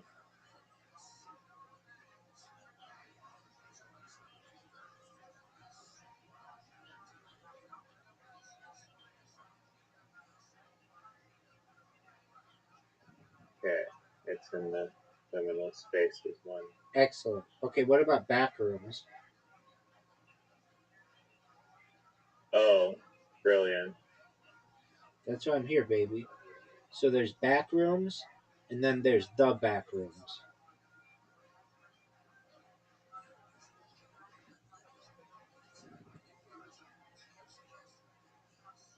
Oh no, damn.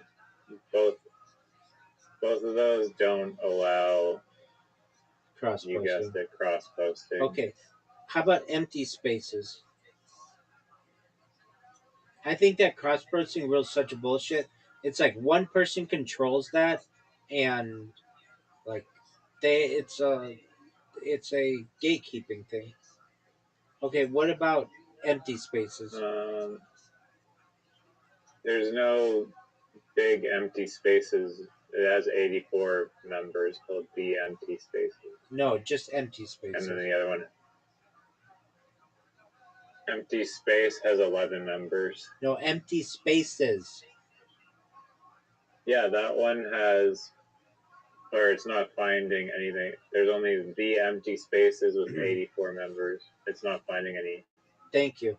Okay. empty space. Okay, what was that thing in the 1990s? Was it abandoned?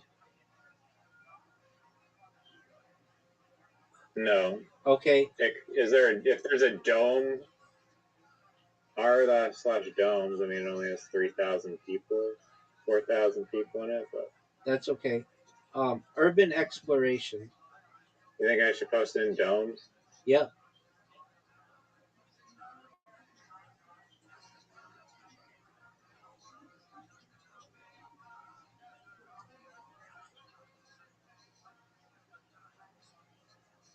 Oh, I have to message mods if I want to Fuck post in that. the domes. Fuck that.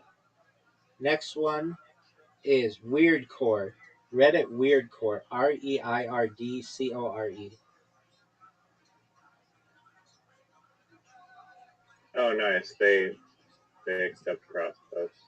How big is that? Oh, it's like 75,000. That's good. And then the next one is Dreamcore. Dreamcore.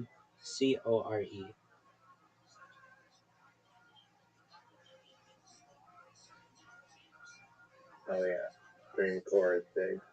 How big is it? Or sorry, I don't know. Let me look. It may not be. Let's see. Dream Core. Yeah, Dream Core aesthetic is 26,000 people. That's good.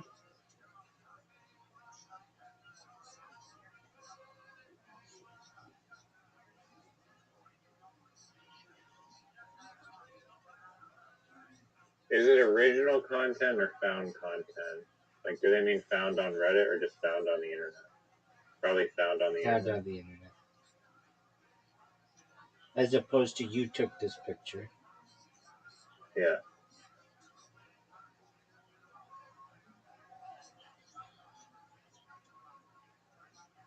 Oh, the liminal spaces one got approved.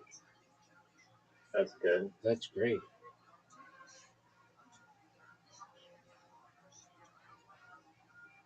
It just got approved.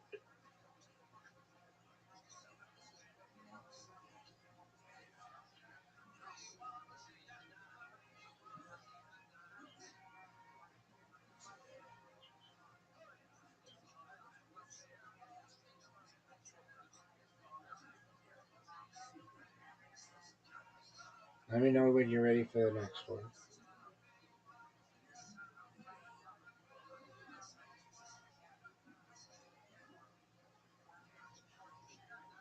Oh, I'm ready.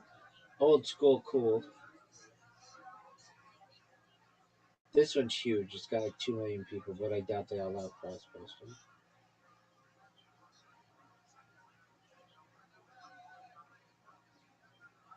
So I bet the best way to do this is, and what you did is fine, but you post it in one of the big ones that doesn't allow cross posting, and then you cross post it to all the other ones. But no big deal. You're doing great. Oh yeah, if I posted in like the Old the school. crazy 15 million people one Yeah, first. exactly. Yeah. But you could Yeah, just the no cross. no cross posting for old school cool. I do old school pool Yeah, it's one of or my old school cool. favorite. Yeah, I favorites. can do old school cool. Oh, dude, that's a huge subreddit. Yeah. Hell yeah.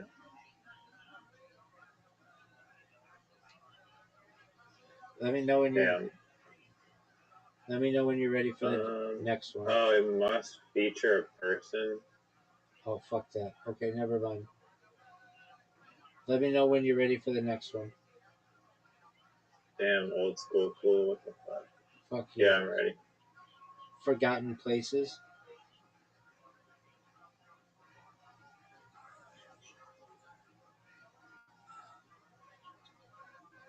There's only 800 members, but I'll post it there anyway. Cool, dog. Oh, I have to message the mods. Fuck that. Never mind. Fuck that.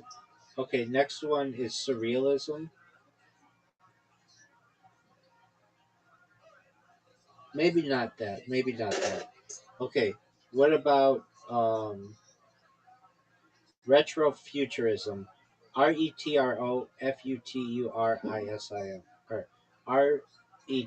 RETROFUTURISM. Retrofuturism. Oh yeah, there's 1 million members and they allow cross posting. Bitchin'. 2 things I like to see.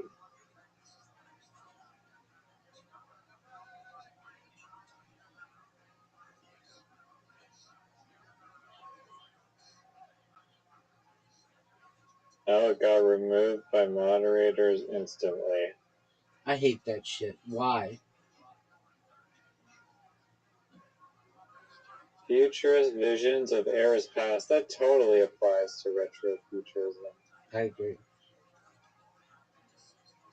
Who's sitting there at their computer, like, waiting for someone like you and then rejecting you immediately? It's how It was literally like 1 second after I posted. Like no human could have reviewed that. how old is your account? It's probably like over like a year or something. Oh, okay.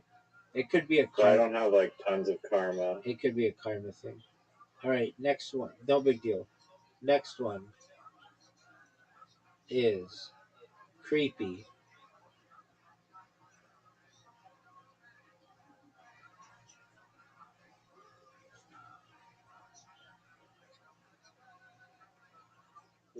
Creepy subreddit. Oh, you bitch. Oh, 14 million members, and they allow. Oh, there's also a creepy design with 500,000 members. Both.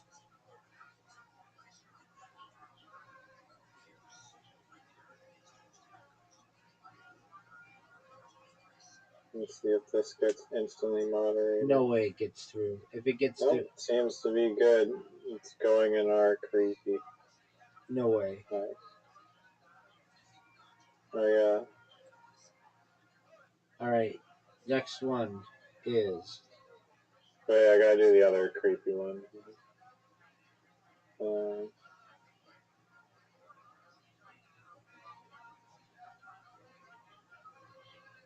Creepy design.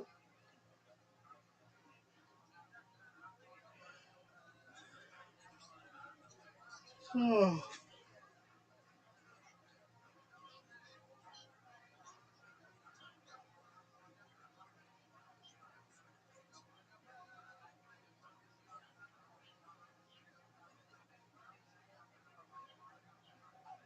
Yeah, it works for computer design. Excellent. Next is, nightmare fuel's pretty big, but I don't know if that's nightmare fuel. So, Oh, I think you could argue it is. okay, good. That's what I wanted to hear. So put it in nightmare fuel. That's got to be a pretty big one.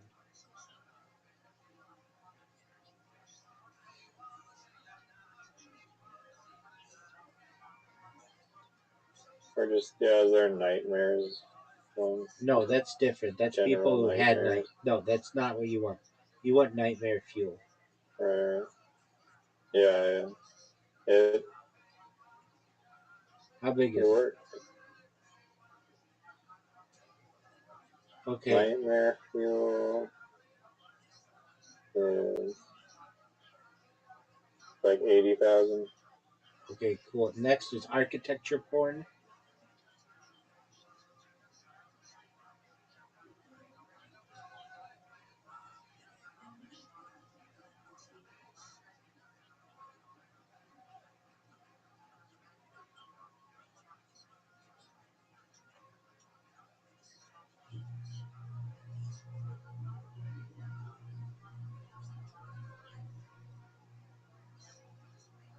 No cross posting allowed. Okay, next is room porn. I don't think this qualifies as a room. That's okay. Like, they're probably talking about person. I understand. I mean, it technically is a room, right? That's what I'm saying. Room defined. But that's okay. An enclosed area within a building. So, just part of a building, basically. Then that's It's what just a that is. giant room, so. Yeah, what was it called? What room? Room Architecture porn. rooms? Room porn. Room porn? Yeah, you said architecture porn didn't allow cross posting. Yeah, it's not finding the room porn. No big deal. Next Oh, wait. one. Oh, wait. I might. Yeah, no cross posting. That's right? fine. Next one is There's a rec room. There's a rec room, but I don't know if this is a rec. no. Next one is weird. Just do weird. It's a big one. No cross posting. Fuck I already that. did the weird core, I think, right? Yeah. Okay. Next is internet is beautiful.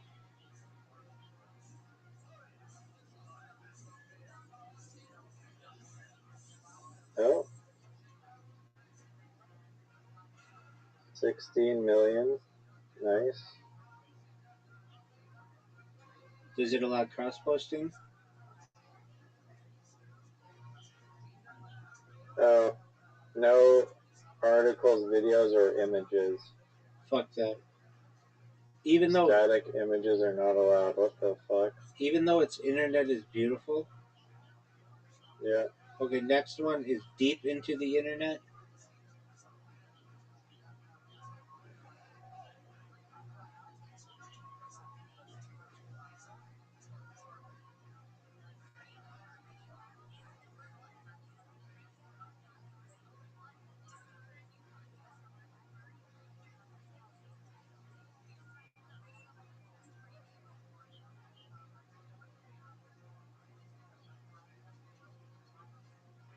But there's also deep into Japan that it doesn't have. That subreddit is not coming up, unfortunately. Okay, next one. Deep into the internet. Yeah, next one is vaporwave.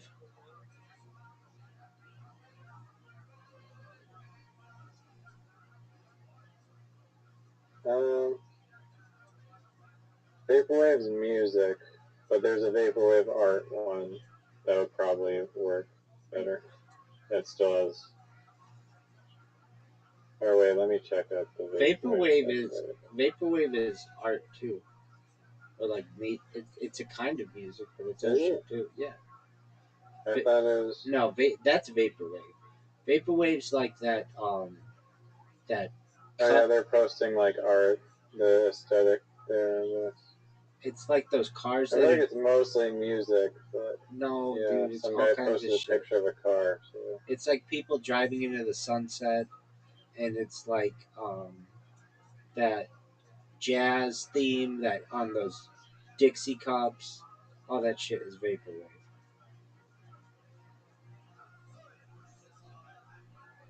It's like 8-bit like videos. My post won't get taken down if I'm like adding it to irrelevant groups, right? These aren't irrelevant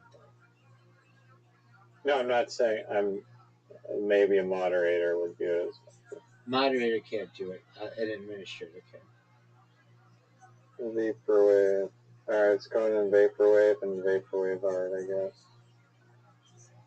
Next one is infrastructure porn.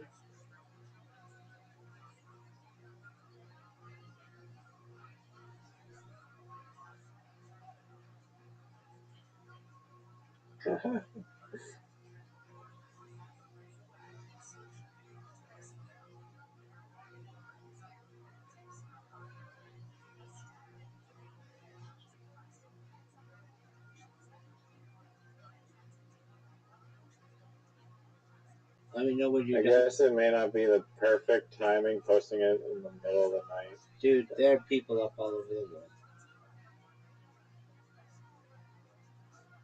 And no, what's it called? Cross posting. Infrastructure one didn't work. Okay, next one is places from your dreams.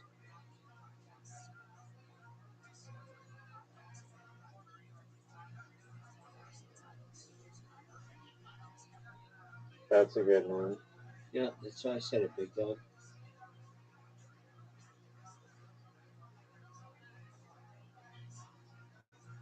Let me know when you're ready for the next one.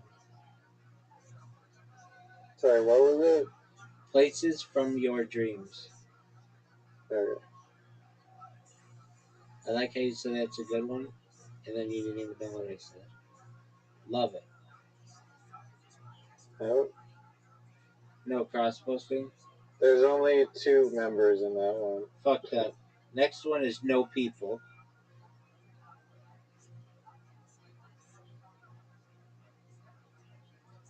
NOPEOPLE. No people. PEOPLE. It's not showing up. Next one is no people there.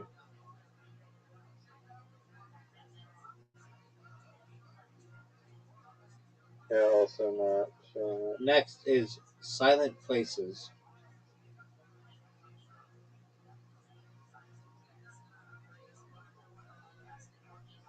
Why is it not finding them? No one knows. Let me Next refresh. is Frutiger Arrow. Hold on.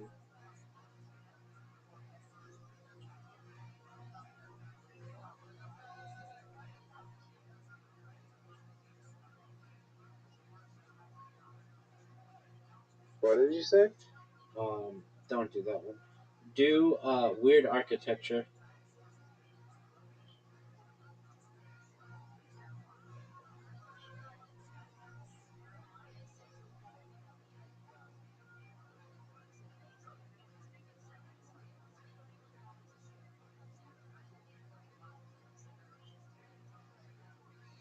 It's just not finding any subreddits.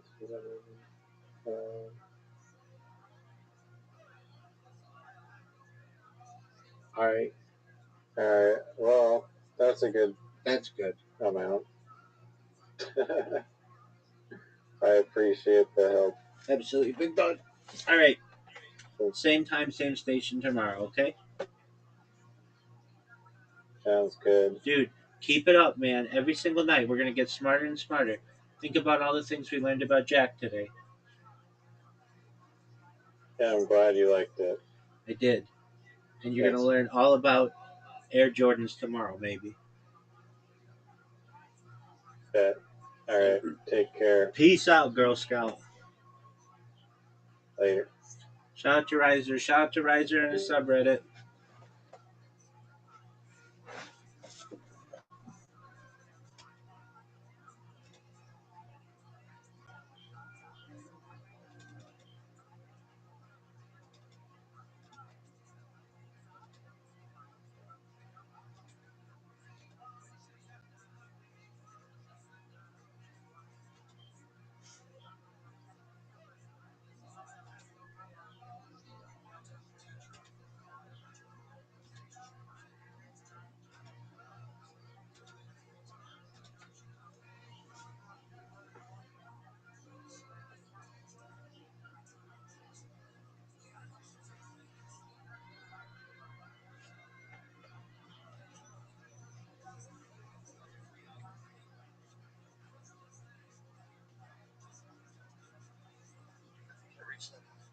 Material is exhausting.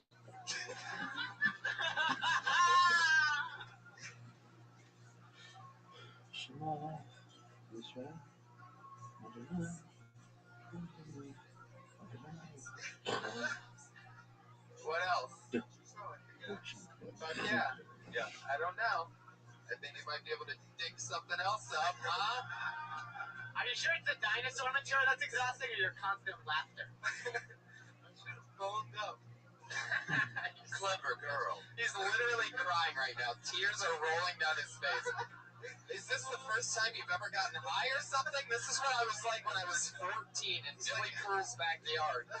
We smoked and I reached for a clothesline that wasn't there. I thought there was a clothesline from tree to tree and I reached for it and it went through my hand and then I looked and it wasn't there and I started laughing for 4 hours straight. Oh, that's what this reminds me of. He's laughing so hard he's a triceratops. Boom.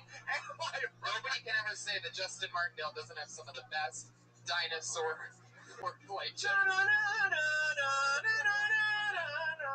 Imagine him coming home high to his parents in high school trying to hide it. Did you ever do that?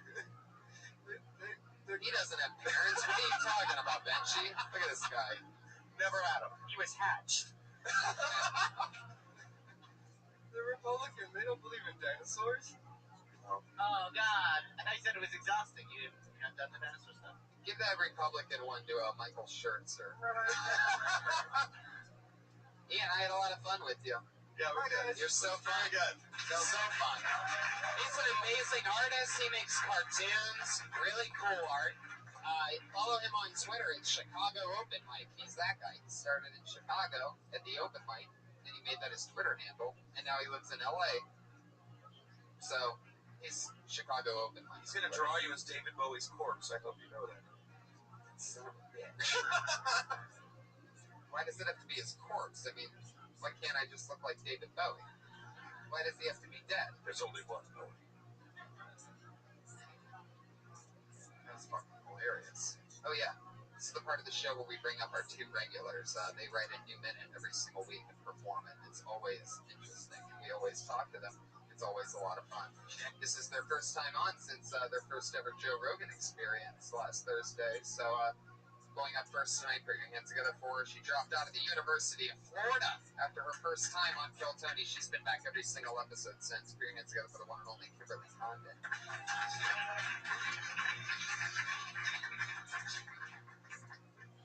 Hi guys. I recently got on birth control. Thank you so much. No, it's exciting. It's good stuff. I got on birth control. I'm pretty excited about it. But it does have side effects, one including more fucking, which is good. Thank you. But it makes me like sick. It makes me nauseous. It's weird to eat with it, and it's like seriously, this is what I get for letting a guy nut inside of me. This is the thanks I get. It's really terrible. I don't want to have kids. I just know I'm not ready to be a mom because I've never cleaned someone's face with my spit. Thank you so much. And I'm Puerto Rican, so you could just whip your dick out and I'll get pregnant. It's the scariest thing ever. And Puerto Rican moms are weird. I know my mom's got they have this superpower where they can hit you in the face with a flip flop from anywhere. My mom was good at that. Is that it? Thanks. That's funny.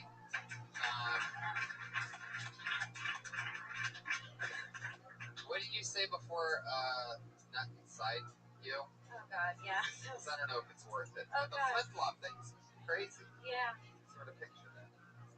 Benji, you ever have any relations with a Puerto Rican of any kind, like business or pleasure? You know, I grew up on the West Coast where our Puerto Ricans are Mexican. Really. But I am familiar with girls on birth control, and I think that's super cool of you. I'm really excited. Justin, all the people you hook up with are on birth control.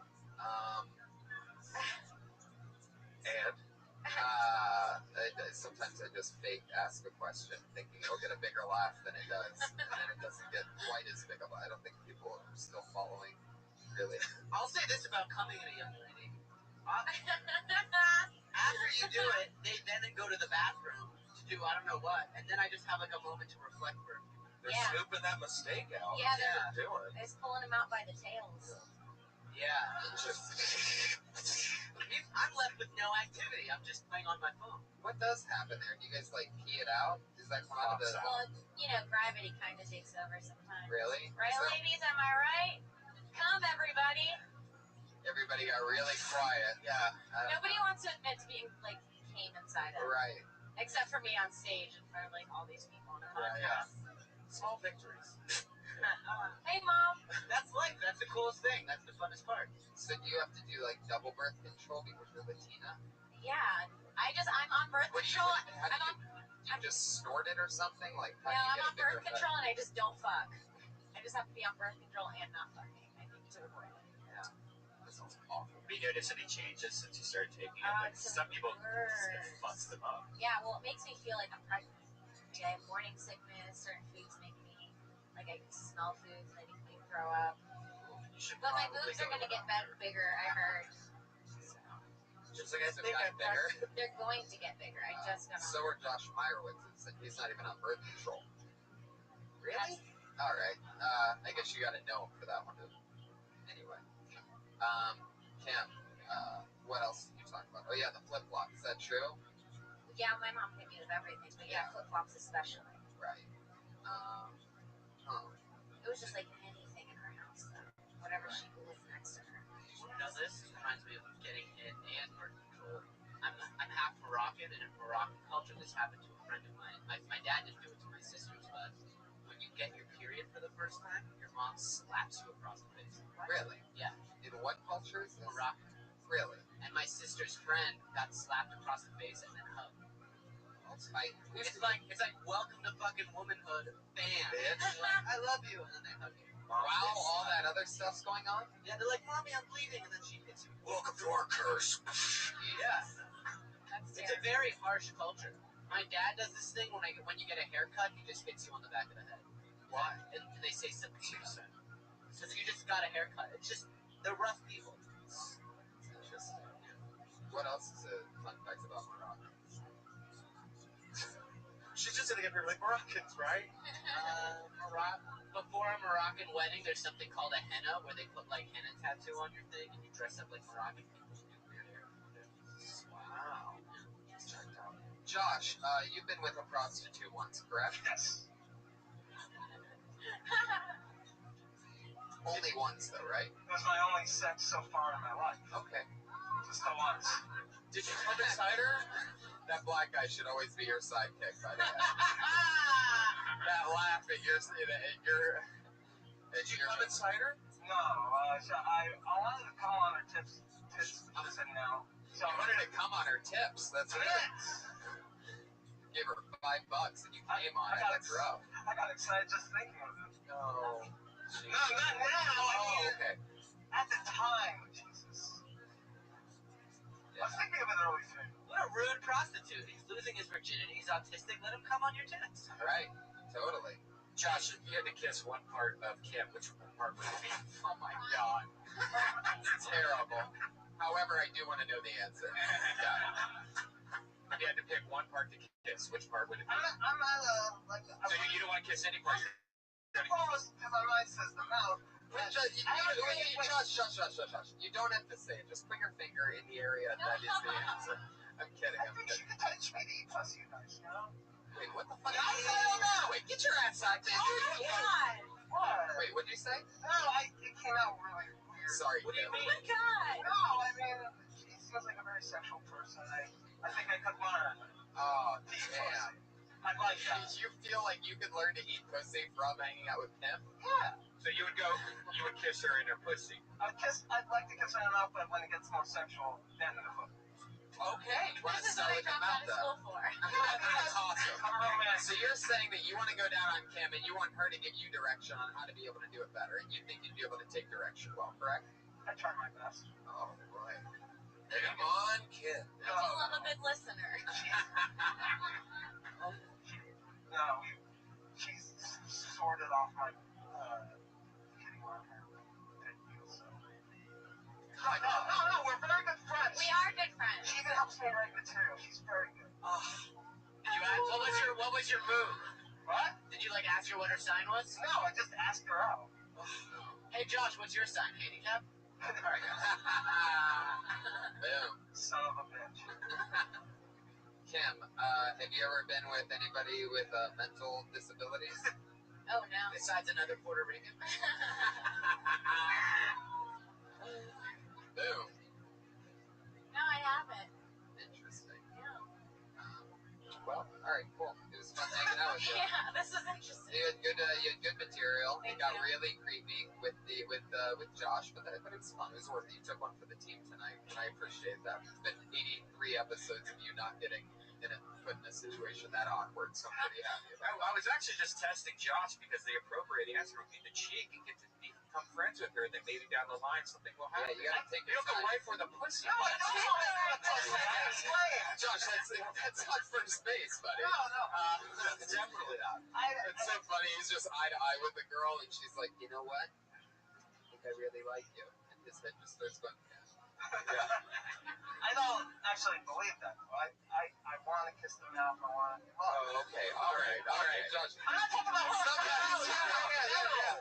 Somehow you talking about the mouth is creepier than the vagina. Yeah, I Kim Calligan, I'm so sorry. I wonder love write a you. movie for him called Never Been Puss or something The material's super solid. Think of more things about the sandal thing would be my thing. Not as solid as what's going on with Josh Myers. We'll see you soon. Thanks, Thanks. Kim. Kimberly Colligan. She's on Twitter, Kimberly Colligan, Instagram, all that good stuff. Your next comedian, your final comedian of the night, the one and only Sarah Weinschenk. Here she is. Hello, Sarah. Guys, we're gonna evolve past the pussy talk. Like a dinosaur. My dinosaur fullback. Hop aboard. It's gotta be fucking boring to work at a patio furniture store. I get bored just looking at a patio furniture store. I just want to be wealthy enough to buy patio furniture. That's some affluent shit. When you're poor, you just take your indoor furniture and you put it outdoor. You're like, yep, that's my patio furniture. I just want to be able to afford furniture and look for it for all types of weather. I want to look at a table and be like, that looks like it could get windburned and survive. Like, how do you look for patio furniture? It seems like, whoa. Seems like that door is, I don't know. All right, special cat. Because you started one thing and then you bailed out Yep. or something. It bailed out. You didn't have It's a anything sad else cat. for that? Is that it? I got a little flipped around. So you got the patio furniture. That's your thing. Yeah, I really. Did you just get patio furniture, or did you just see somebody else's and it's like, that's not being talked about enough? Yeah, no, I've been wanting to talk about patio furniture for a long time. It's definitely not where it could be, but. Have you ever thought about mixing patio furniture jokes with political jokes? Like what kind of Umbrella. I like the indoor outdoor because I used to take my. I actually did it backwards though. I would take my patio furniture Oh, no. and put it into my living That's room. funny. You're an animal. That's And I funny. remember around Christmas time at Target, they would have all their furniture on sale. So it was like 3 of those Rubbermaid like lounger chairs. So my living room is just like a patio. Yeah, no, that's an interesting spin-off. Do you have a patio? I don't have a patio. I think it's really funny. Even put I like thought it it a was so lot. funny. Yeah, because I remember being a kid and my dad was like, I'm building a deck. Yeah. Like, built that deck and like got that seal. Yeah, there's like a bunch of taint, layers. no, tarnish, whatever the hell it was. That why did I say taint? Sounds like That tarnished seal taint. taint. No, that like seal stain. Taint, stain, Paint taint. stain. And paint. Yeah, but like this, like I love that, especially being in college too. Like I remember my friends putting the indoor furniture out on the patio, so that was really fun. Like, it just smelled like mildew, but it Yeah, still it's acted like it was cool. A leather couch or recliner Yeah. outside. It's very glamour white trash. Yeah. I hate the cushions that are outside because they do start to smell, even if it isn't exterior. And they lounge. crack. You smell a lot of you smell a lot of the seats that you sit down on. No, but like when you go to like a hip pool or rooftop thing, they have the outside couches, and they gross me out. I feel like they absorb rain and they're dirty. Yeah, all the LA green on our couch cushions. All it takes is one bad rainstorm to fuck up the patios. Yeah. Yeah, there's probably something there. There's a struggle here. Did you mention the umbrella? Well, I did just now, but after Eastman thought of it, and I meant to touch on that. One thing that I always found interesting is that the umbrella normally only goes over the width of the table, right, and not more over like you actually be sitting at the table. So you end up being wet at a table that's dry. Or if they made the umbrella a little bit bigger. Yeah. Well, no, they have those umbrellas with the arm where they come from the side. But you're like rich. You guys know what I'm talking about? Yeah, it's a bit more expensive. Yeah, you're like a rich patio. They have them. They've got them. It's interesting that we're talking about patio furniture because after this, I think I'm going to take a nap outside. Sarah, that was fun. It's fun having you again. Good job. Brand new minute, Sarah Weinshank. Yeah, patio furniture. That's right up her alley. I could see that on this Sarah Weinshank album, track 14, patio furniture. So there you have it. We did it again. That's episode 83. Elise Lane cooked an amazing meal. Josh Meyerowitz, one of the autistic magazines, says he's one of the top 35 autistic comedians in the world. Now. In Braille. Thank you so much, Josh. He's on Twitter at Autistic Thunder. Justin Martindale's on Twitter at what? At Just Martindale. That's all one word, Just Martindale. Just Martindale. Check out everything that he has going on, which you'll find out through there. Yeah. Benji Aflalo is Benji Aflalo. BenjiAflalo.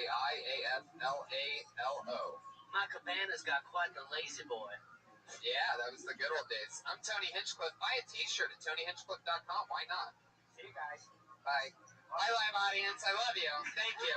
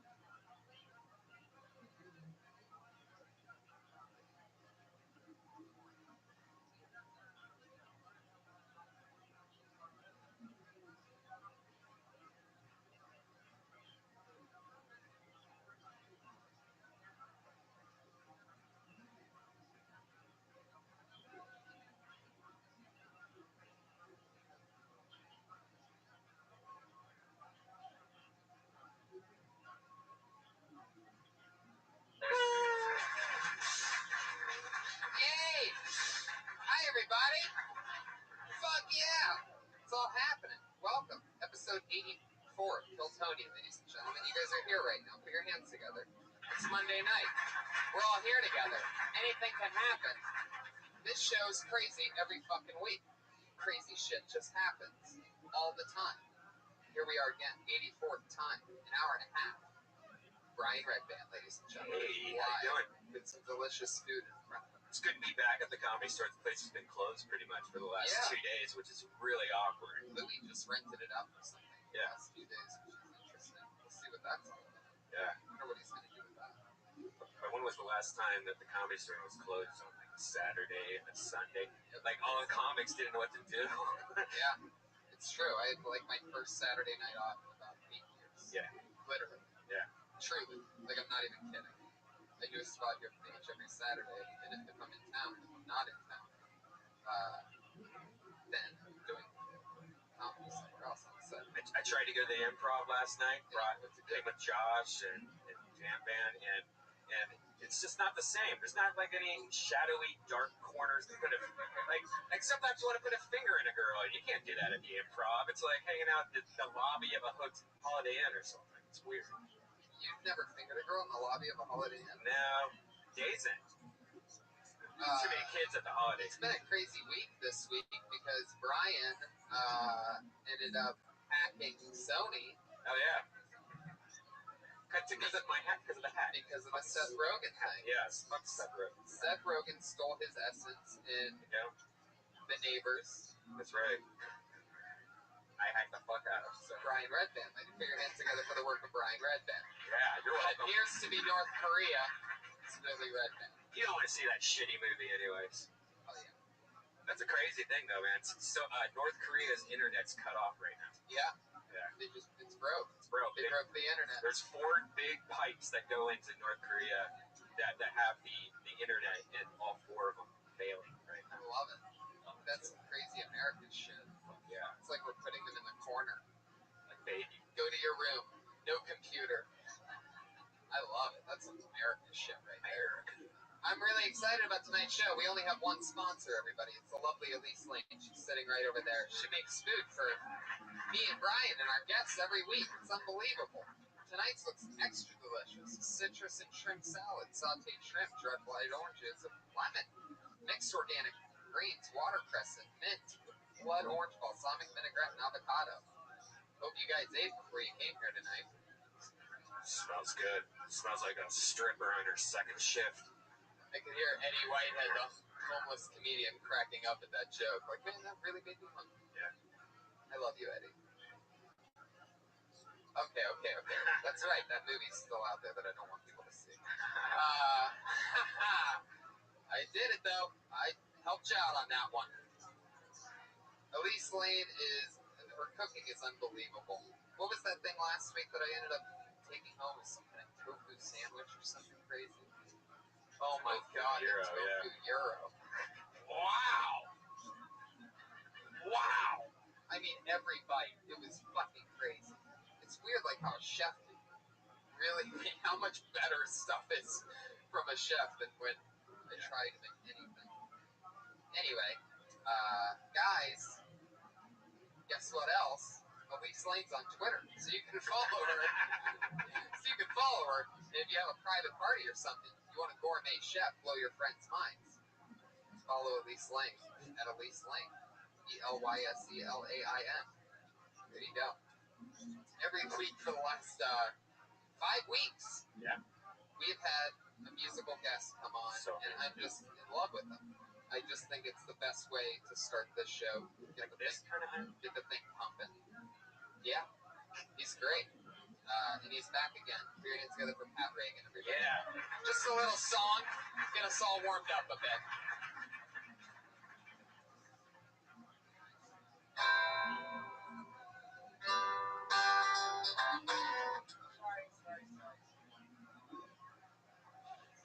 Podcast time. I'd like to play a song. This is part 5 of a quintilogy of love songs about my dead best friend's dad.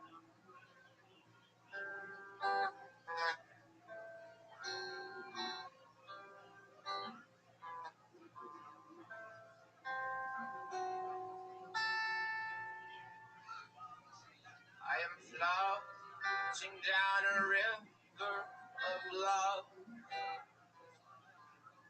I am floating like the clouds up above. Below me and above me is sky. I think to myself, why can't I be a bird? Singing sweet love love songs to you, dear. I'll sing sweet love songs to you.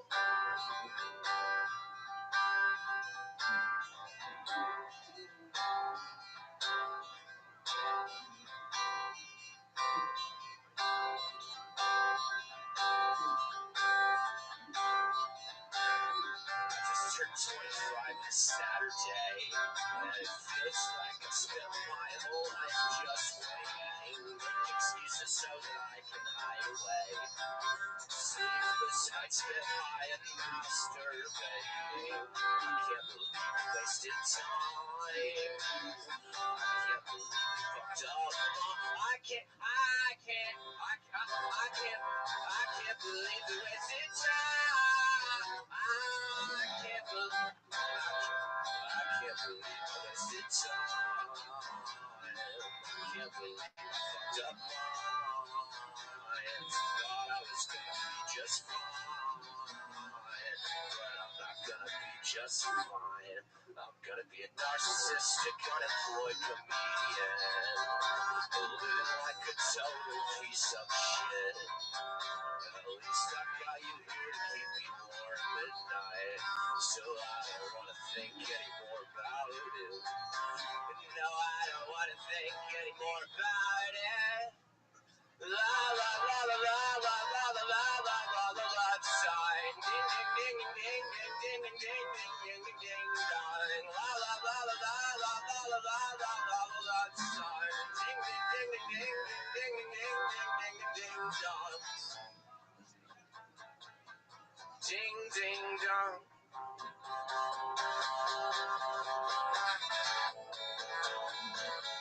Ding ding dong. Oh, Greg's dad, I love you so. Oh, Greg's dad, don't let me go. Oh, Greg's dad, you make me forget that I am a total asshole. Oh, Greg's dad, I cut myself. Oh, Greg's dad, I bleed myself. Oh, Greg's dad, do you think it's weird that I have a collection of Nazi uniforms?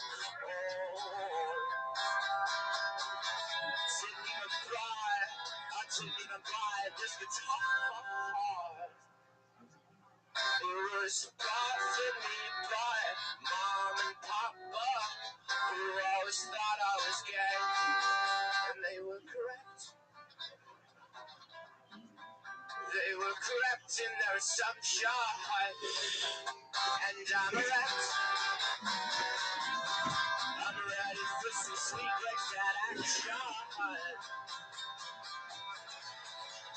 And the song just suddenly ends. Thank you guys. Have a good night. Pat Reagan, everybody. I love it. God damn, I love it. For a second there, I'm like, hey, what about Greg's dad? I know. And then there it was. And all of a sudden, it was about Greg's dad. I wish I could be Greg's dad for a night. One more time for Pat Reagan, everybody. He's on Twitter at Patty Reagan, PattyRegan. Guys, you can find his album. It's called Pat Reagan Smells Like Shit. And that's available on iTunes and other things. Just listen to it. It's unbelievable. I absolutely love it. I really actually do listen to it.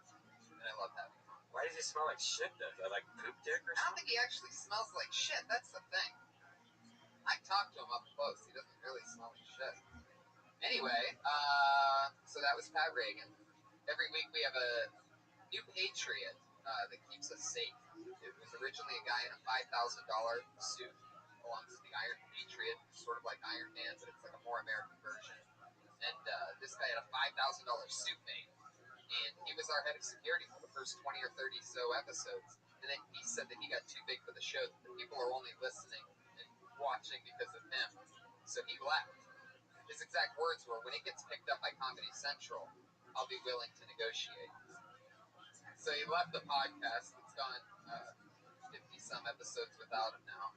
And every week, to show him how replaceable he truly is, we just replace him with a different person, a different type of patriot, proving all the while that it could have been literally anybody who just stands on the other side of the stage and has Amazon Prime.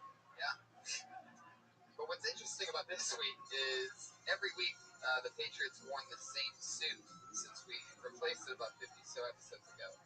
And I had Josh, who, put your hands together for Josh Martin, everybody. Makes it all possible.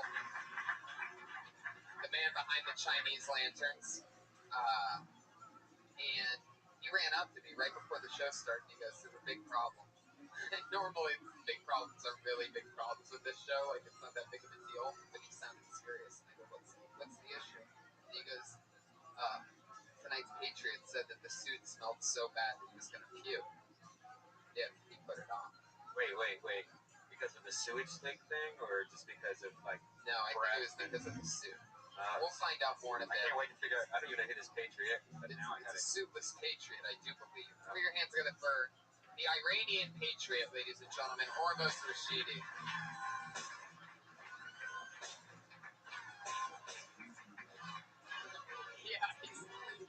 He's our first ever Patriot that's actually not wearing the suit. He's just wearing the gloves and the helmet. Okay, it got weird, everybody. Hormuz, what happened with the suit? What was going on? It smells like shit. It smells really bad. And as soon as I put it on, I was like, Jesus, Now I feel bad. this is. That's what he said that the last person sweated a lot in it. Josh, why don't we ever wash that thing? Wait, there's a washer. There's a washer and dryer right down the stairs. Oh, Jesus. All right. So I actually did That was the wash. screeching halt that the show just came to, Yeah. everybody. The noise that you heard.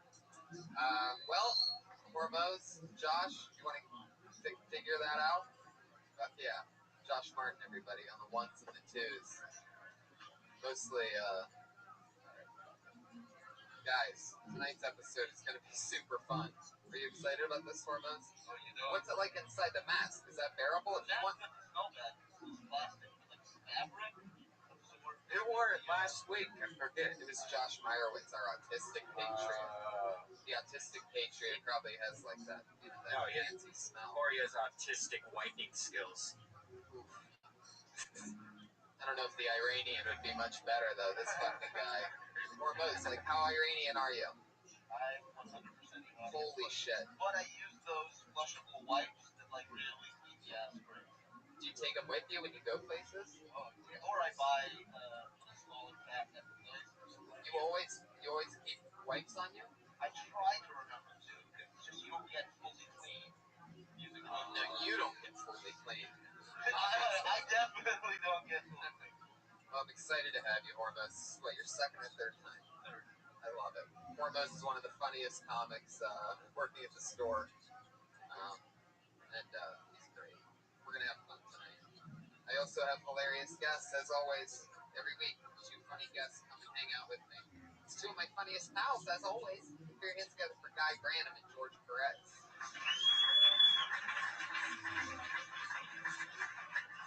Yeah!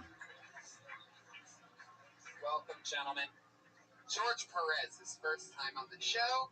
Excited to have you. We've known each other for a few years. We ran into each other at some crazy gig that was some underground roast. It was wild because you were working at the store back then. Right. It was like 5 years ago. Yeah. Jesus. And yeah, we roasted the dog shit out of each other. We've been pals ever since we see each other. Were we ever that young? Who? What? Oh, yeah, 5 years ago. Yeah, you working at the store. Oh, it felt, I know. innocent. I know. I was a little baby. What was the grand prize? $200. And I remember that like I needed that $200 so bad. I was like, see it in your eyes.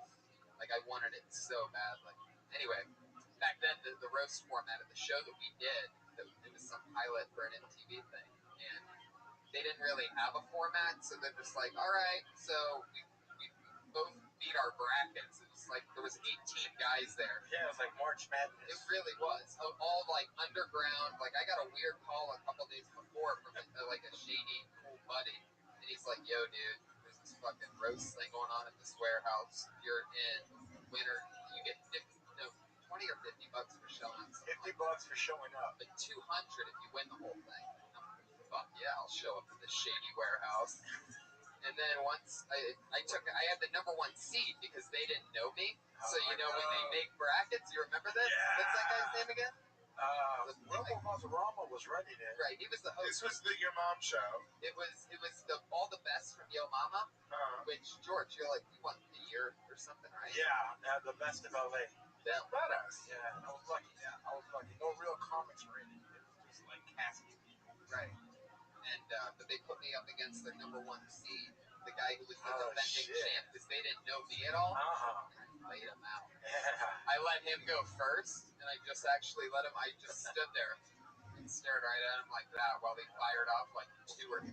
I just took my time, and then I go because he was like, "Oh God, almost." No, I remember when I you really said wish- because I laughed. I was wearing like a Quicksilver sweater that was like brown and gray, and you were like, "Damn, you drink and wear horchata."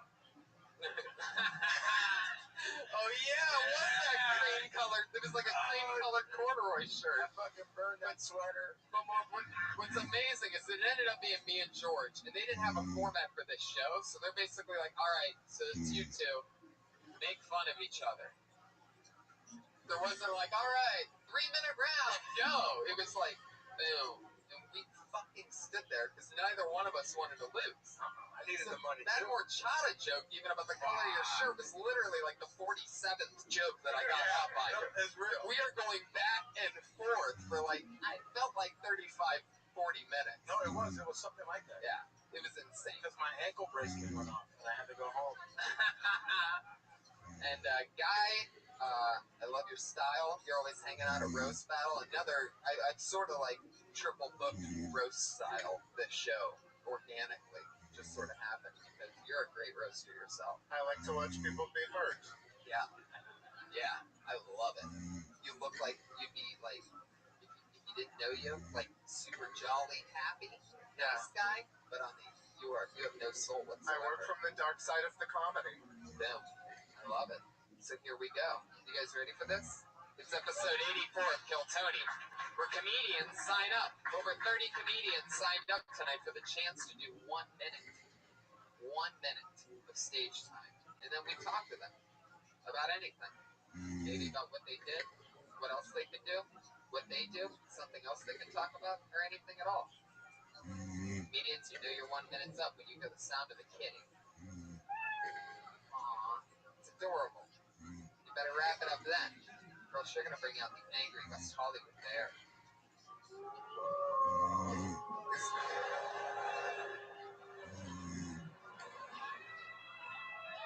Okay. Yeah, little wake-up call for you. I'm going to make an obligatory West Hollywood bear joke. Is that alright, Tony? Yeah, you have to. That's not what a West Hollywood bear sounds like. These days he'd be talking about Into the Woods. Fuck yeah. A West Hollywood bear making West Hollywood bear jokes. About West Hollywood bear jokes. That's like a... Wow.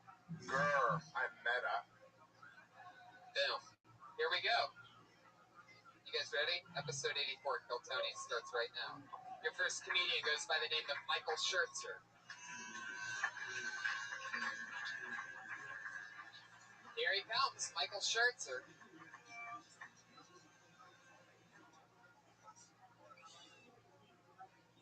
Boom, what the fuck is up, Kill Tony? So, I bombed the other day, but it was in Afghanistan, so nobody gives a fuck about it. I once knew a girl named Isis, and by knew I mean she gave me the toothiest blowjob I ever received, and I never called her again. Like, the same strategy that the terrorist group ISIS is employing in Syria against Bashar al-Assad, that's how she attacked my penis. I'm pretty sure that she mistook my dick for a foreign journalist, because she was definitely... I'm pretty sure she mistook my dick for a foreign journalist, because she was definitely trying to cut the head off. That joke never receives the response that I believe it deserves, but that's not going to stop me from telling it, because I want people to know that I'm informed. Somebody asked me if I saw Interstellar, and I was like, nah, but I've seen Matthew McConaughey get high before. Have you really seen Matthew McConaughey?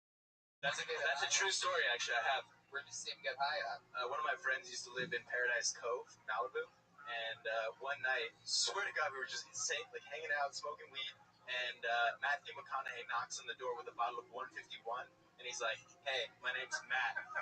Want a drink?" And we're like, "No, get the fuck out! Of course I want to drink with you." You know, it's crazy. Did you actually do the fake no first? No, I did not. No, I did not. Are you talking about the trailer part? That was for, yeah, the trailer. Yeah, he had the trailer right at Paradise Cove. So. Yeah. I thought Paradise Cove was the place where you can get drunk at Disney Worlds. Maybe. Awesome. No, I was making a joke, but they didn't respond to it. Clearly wasn't that funny. So you were first last week. I was first the last 3 weeks in a row. Really? How the fuck is that happening? Statistics, people, they don't exist. Josh, are you looking at these names when you put them in the bucket? Are they Are all? you putting like 30 of the same name? Are they all or Michael something? Schutzer? Are you cleaning the bucket? Fuck yeah. Anyway, Michael. Yeah. So what did we do tonight? What did we talk about? You got a laugh on a setup. Okay, I did. Yeah. That's pretty hard to do. But it's a very good setup. I thought you came up here super pro-y. You did not fall for the stool. You moved the mic stand out of the way, and then you had written a minute worth of jokes about like wars in the Middle East, which is a fine way of spending a minute on stage. Like when you had one good joke in there, like you can see exactly where it's going if you've been talking about Afghanistan and Iraq for 30 seconds, and then you say you got a blowjob, and you think the girl thought that your dick was a French journalist. But like that's a solid joke that has potential, and you can turn into a joke if it were in any way unexpected by that point in your set. Are you Edward Snowden? Is that how your name always ends up on the top of the bucket? You some crazy CS. All right. Anyway, That worked out. Yeah, it seemed the idea of the joke. You could maybe do something. Yeah, there was too much set. Is that what you're trying to say? Like the setup was just way too long, and like. well, We all here's what kinda happened. figured You it out gotta laugh halfway on. through, You gotta laugh on one setup and 0 punchlines. Not bad. Yeah. Not bad. When they laugh, don't stop. Yeah. Like you looked and you're like, oh fuck, you're laughing. That's true. Yeah, you came in. Yeah.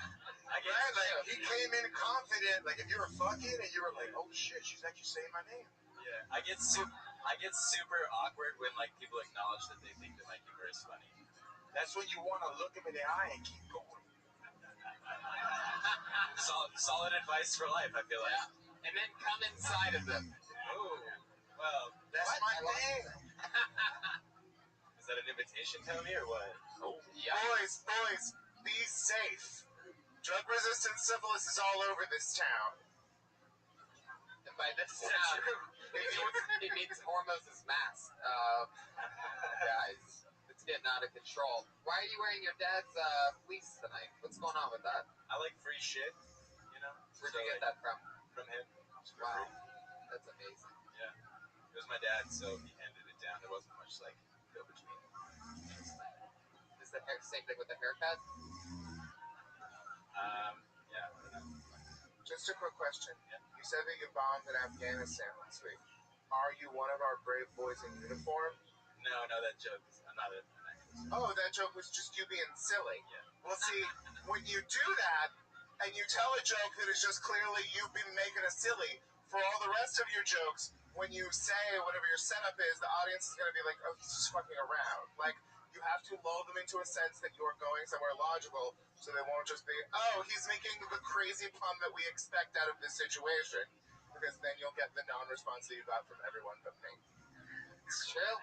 That's a great piece of advice. You ever been next to an Iranian before? Yeah. Yeah. You look like a TSA agent, so alright, fuck it. Looks like a bouncer at Petco.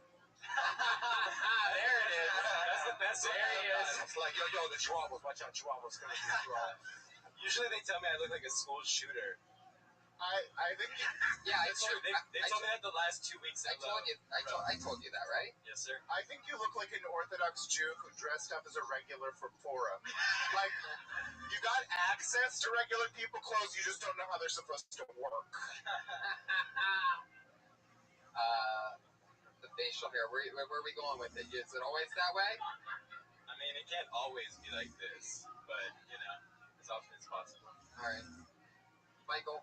I really would never do a bombing Afghanistan type joke in any way, shape, or form, especially from the beginning. Yeah. Other than Start the show off with a bang. start with your crazy shit and just keep doing that until it works. Okay. Thanks, Eddie. Michael Schertzer, everybody. Funny guy, look. People can smell that when you try to get on their side, you know, with an easy thing. It's like, okay, well, that's the one, obviously, that was out there to fool us. But, Hey, Boo, do you have any questions for our guests? Because we totally skipped oh over yeah, that. absolutely. That's so weird when you came out that I, no, I'm kidding. I'm just glad to not be the most bald person. Oh, there you go.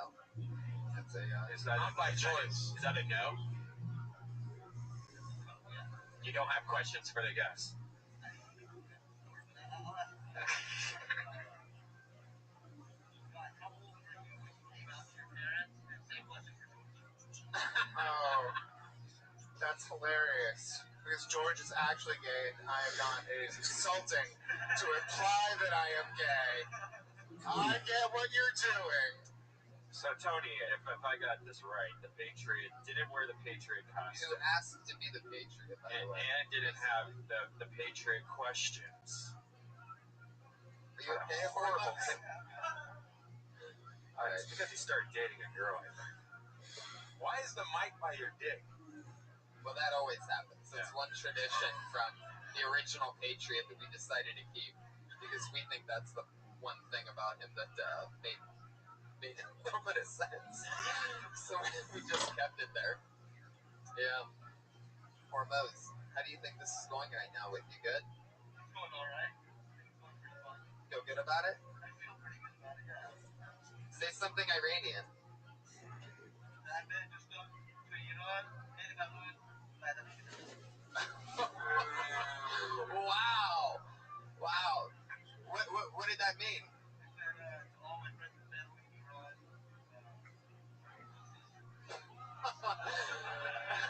What does that mean? In the afterlife or something? Yeah, like ghost style?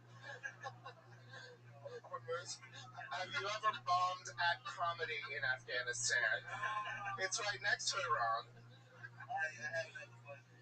I love that you give a shout out via podcast to your friends and family in Iran. Like they would ever listen to this. Hey, to all my homies in the say something else in Iranian. One more thing. Come on. There's something sexual. Can you do karaoke in Iranian? Is that possible? Like, prove it. Sing a little something. بابا اومده از راه اومده با کی اومده چرا خندون اومده اون کیه باهاش چه ریزه اون چشاش بابا میزنه باهاش دست اونه چه دستاش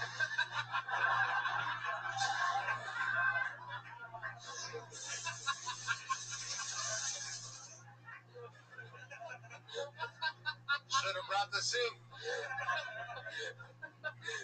I had a feeling something was coming in that second verse. That's how they set you up. Oh, sure, I'd love to sing a song. The song activated bomb. That was amazing. Fuck yeah, Hormuz. Speaking of karaoke, if you guys are karaoke fans, one of the best in the first original karaoke bar in the United States is closing January 1st. Dimples. So What? go to Dimples. Yeah. Wow. They're making it Whole Foods, so it's way better. Can you give a Hormuz, can you give a shout out to Dimples in Iranian? همه دوستان نقشتو ببرید تو هوا برای دمپل یه بار دیگه برای دمپل خیلی ممنون Fucking perfect. For your answer for your next comedian, he goes by the name of OK Gabe.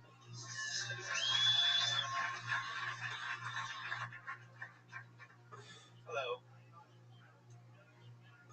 Don't you hate it when you get a cut on your dominant hand? I mean, it's okay if you get a small cut in your hand, you wash it off, you forget about it. If that's your mistake, you forget about it.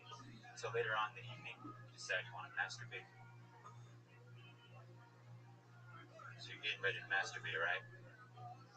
watch a little bit of porn, you get some lotion, you get some KY, you get that 1-to-1 ratio, you put it in your hand, you go to grab your penis, you put a little pressure on that cut, and you're like, shit, that shit hurts. I forgot how to cut on my hand. So what do? You gotta persevere, you gotta get through it. Well, why don't you just masturbate with your other hand? No, never do that. Never masturbate with your other hand. Masturbating with your offhand is like getting a hand job from a disinterested girl who has some sort of mental disability. You never feel good about it. This guy knows what I'm talking about. Thanks, guys. Fuck yeah, he threw in the "this guy knows what I'm talking about" in 58 seconds. I love that.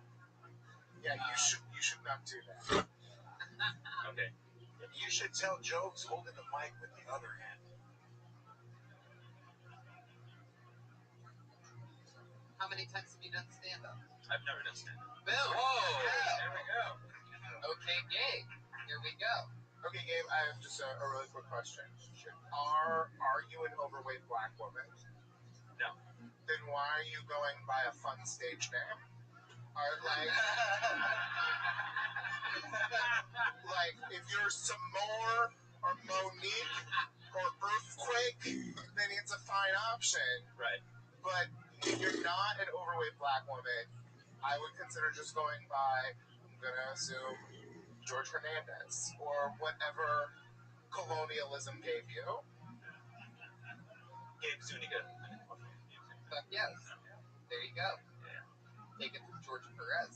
Basically has the same name as you. That's a better name. That's a No, better name. everybody mistakes me for George Lopez. So I gotta lie. I'm like George Lopez. Okay, Gabe. So, what made you want to come out tonight? I'm a big fan of the show. I love stand-up, and I just wanted to try it. Can I tell you what I loved about what you did? I could tell it seemed like you were just a little nervous and new and trying to remember what you wanted to say, which is fine. So that's completely natural. And I've seen it a lot on this show. But what I loved was the amount of lotion that you talked about, like the that was commitment to it. Like, I think that's great. You could add something cool to that. Like, they could make, you know how they make little mustards? Like, like that's about the right amount, give or take a little bit. Or like a soy sauce packet. They do make that. They can make little individual lotion They do that. packets. They do. They do? Yeah. You would Nightstand. Yeah. I like it. Well, why would you have individual packets From ABN, you just get bags full of them. But, like, have you ever... I like the idea... You said lotion in... What was Right, the man, other do you visit a lot of porn awards? Yes. Do you just... I go to all of them. He loves that. I love that. He's that guy. They're like Comic-Con for you? You just... Definitely, yes. You go to all the panels. 100%. He has a booth. His neck's just covered in lanyards when he's at these That's things. right. Like, he's just the... You said KY and lotion, that's your mixture? I've never heard that You before. combine the two things? You have a little fucking party, huh? I mean, geez, I've used lotion and then it's gotten a little dry and I've used spit. Because I'm like, oh, you never take a shower, who cares if it smells? Right. But I've never done the KY. I mean, is it like oil and vinegar though? Is it go together? What else do you do? Do you Well, like... because like lotion is a little too viscous, I guess. Right. And then KY is like, nice. And you know something I learned? You know something I learned, and it took me 3 ex-girlfriends to figure it out, is that those oils that you use for massage that you can get at the grocery store, those are not oils you put on your dick and fuck with. It really hurts the woman to have that in it. I've used Mazola before. Yeah. You know? Yeah. Really? Yeah, you can use that. She was Mexican. She wanted chorizo, so... Oil-based lube is a great way to get AIDS. If any of you wanted to get AIDS, use an oil-based lube or a condom. And then... Why is that? Because it breaks down the condom. All right. Really? Yeah. Water-based. Wow. Hormones, you said, yeah, like you've had experience with that. Planned Parenthood University. Is that before or after your... That's a great cover for moves. Don't worry, I will never reveal your secrets. Yeah. Wow, now I gotta try this mixture. KY. Look, do you have what kind of lotion do you use? Do you like cocoa butter or what do you? Jergens. Jergens, yeah, that's what I use. Jesus. Yeah. My God. What are you, sponsored by them or something? Are you masturbating in 1983? He peels off the fucking logo on his hat. It's just Jergens all the way. Yeah, it's my first time doing stand-up because Jergens just paid me $500. Gabe, you got up super confident. I thought you were really experienced, and you like went into it, and then you just like hit this moment when you were like, "Oh God, I should be nervous," and then you became nervous, and you didn't know what you were talking about. That's why you should have had a punchline before then, because if you had a nice punchline before then you would have been like, "Ah, yes, I'm a god of comedy." Been able to keep going. I thought that was gonna happen. It's good. That's not how comedy works. Comedy works with a word or phrase that is funny, and then you know that that's when people are going to laugh. People don't just incidentally decide to laugh at some point in time while you're talking to them. It's just supposed to look that way, but it's all very strategic. Every moment that you get it. What, you do any other kinds of art? You play music or draw or anything? Graffiti? I have a drum cooking show. Oh, that's awesome. That's why it's OK Game. OK stands for original knockoff. It's, keep it then. If you see, the reason why I'm Red Band on stage is because I became Red Band online first, and then it was stupid if I just started going like, "I'm gonna do comedy under Reichel." You know, it just makes no sense. If it wasn't for that, I would have been Brian Reichel on stage. But yeah, if you're known as OK Games, keep that. Definitely. But you did a great job for your first time. That you definitely fooled me for your first time. You have a very unique voice, how you speak and how you explain the joke. I would add more tags to it or something. You had, I don't know if you meant to be as funny as that KY and lotion, but that shit right there was that cracked me up. What do you do for work? Video production. And like what? Just full production, so shoot, edit, all that. We'll do like short promotional videos for different organizations. Cool. Well, this is the first episode in 4K, so if you want to edit. Yeah, prove it. Yeah, you know what? For your first time doing comedy, I wouldn't try to be so dirty because that's like, come on, everyone's dirty. Try to let them know who you are. Cool.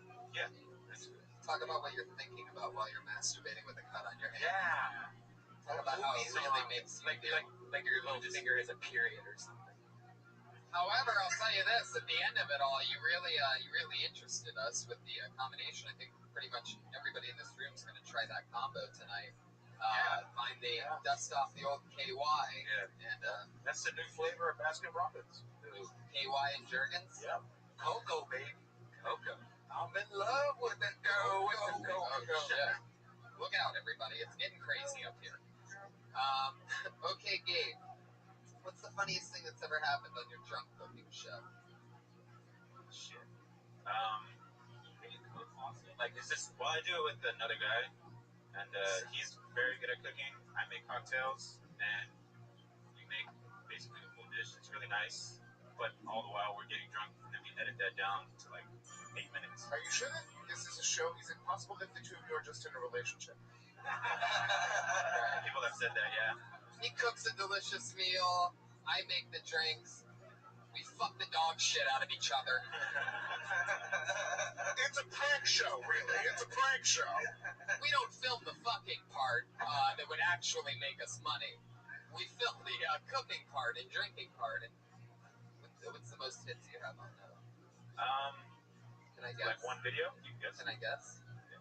Well, now you seem excited, so my number just went up. You guys want to play like a Price is Right thing? Yeah, let's do this. Okay. What do you think it is, Sky? Well, first I was gonna say 117, but then when I said, well, but this stuff's up, don't give away any fucking hints. Now's the time where you don't talk. Let's play a game where you don't talk for a minute. All right. Okay? You hear the sound of a kitty, and then we'll ask you for a response. All right. But when I said, let me guess, he went, okay, go ahead and guess. Like, he's like, oh shit. Yeah. You know, he's got one that probably went a little goofy. Still good. But I don't think Goofy is that goofy. I mean, even his name is like, okay, Gabe. Yeah. Like, it's just okay. You know what I mean? Like, hey, who's that? He's okay. So Wait, can I ask one question? Okay. Is there one episode that just went crazy like ravioli? Because everyone's like, I don't want no ravioli. Then they start Googling it and get on your ravioli. No. I mean, there's a few popular episodes, but I wouldn't say like, oh, there's one. See, I would assume if one went crazy, it was because his partner like burned his hand. Yeah. how many episodes do you have? 51. Holy shit. Okay. What's your number? My number is 17,000. Don't answer anything. Let everybody guess. Yeah. You won 17,001, you son of a bitch. No. I'm gonna say 62. 62,000. Yeah. 32,812. Wait a second, he's gotten with it. No, I'm kidding. I don't know. I'm gonna go with 4,300. I'll go with 1. Whoa, the hormones pulling it. The Iranian, the dirty Iranians out of nowhere. Holy shit. Came out the cave. Fuck yeah, man. All right. Red band, got it. What's the answer? I don't know, like 6,000 maybe. I don't even know. What'd you say? 4,500. Yeah, 300. It's not that popular. So you don't so much have a drunk cooking show as you have a hobby. Yeah. I tell you what, though, man, you just archive the shit out of it because you don't know if one day everything changes and all those videos are going to be reborn. That's all you have to do, and it's for once in our life we have the ability to archive video shows. We're making our own TV shows. Why are you being helpful and inspirational? Because it's his first time on stage. He did a good job. Yeah. I mean, you signed up tonight, and this video is going to, the day that it's released, it's going to have more hits than your biggest video. So, congratulations on that. Thank you. All that other stuff you put a lot of work into. This one, and you might not even be drunk, and you didn't have to cook. Maybe you should do makeup tutorials. Those get a lot of hits. No. Here's what you do. After you're a pretty girl, make the show where you're both cooking for a girl who's also getting drunk. Oh, we tried to do Brilliant! Brilliant, by the way. You So just by the fucking nailed it. end, you're like almost all going to puke. There you go. Drunk. Yeah, you definitely got to You get a gotta take girl. it to the next Nobody level. wants to see two greasy Mexicans cooking and getting drunk. Hey, what are they gonna do? How about one of them, George? Fuck yeah. What do you guys cook? I mean, what happened in the episode that it got 6,000? What happened there? Do you know anything about your own show? Yeah.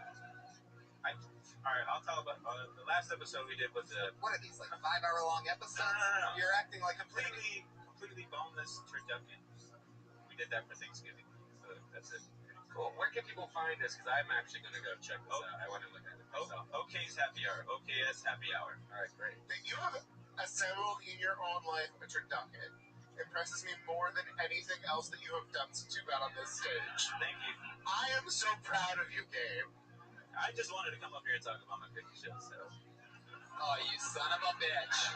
I'm just kidding. Damn. Son of a bitch. Yeah, he snuck in like a Mexican. That's food.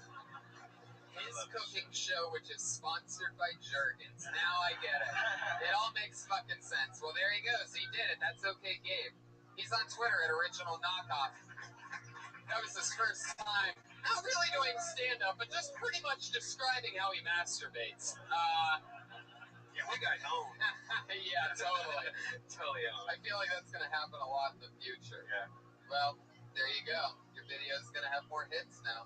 You did it, you fucking con artist. Luckily through the power of editing, it's going to be a short episode this week. No, I'm kidding. He's on Twitter at Edit himself out. Check out his video. It's probably not funny anyway. Bring your hands up. God damn, did you see what happened there? It's a joke. Everybody relax.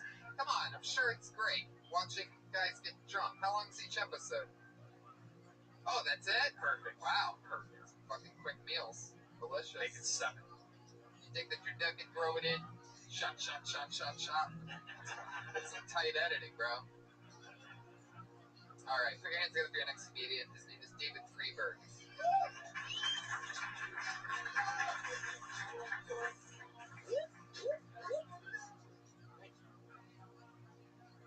I live with my parents, which isn't great, but luckily they've never caught me smoking pot, which is good. But they do know that sober people give their parents goodnight handshakes. So. Oh, you guys are still awake. Should I hover, kiss? I'm just gonna head off to bed. Good night, Mom. Nice meeting you again, Dad. You guys ever introduce yourself to your parents? They know. They know. So do you guys think Jesus was a socks and sandals kind of guy, or that there is no God? Kind of back and forth on the issue. Where's that kitty, right? Jeez, there it is. There it is at exactly 1 minute. Fuck yeah, you nailed it. David Freeberg.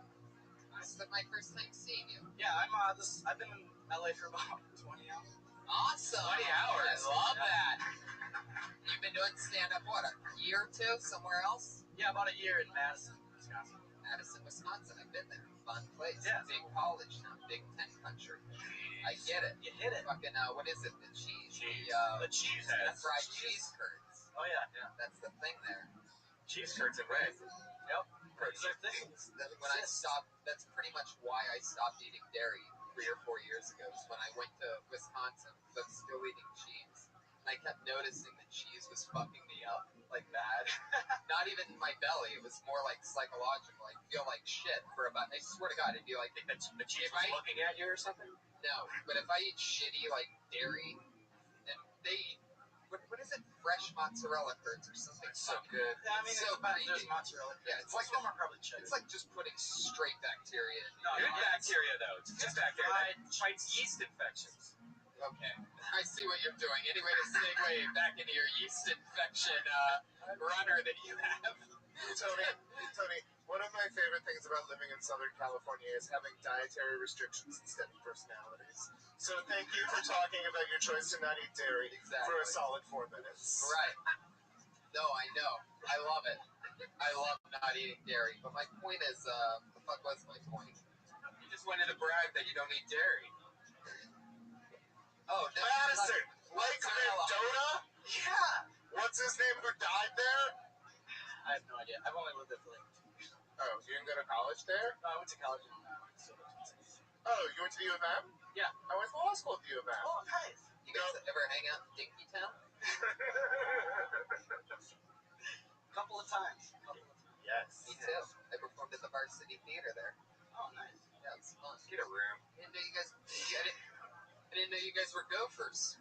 Anyway, get a room. we already do. This is pretty much as private as it gets.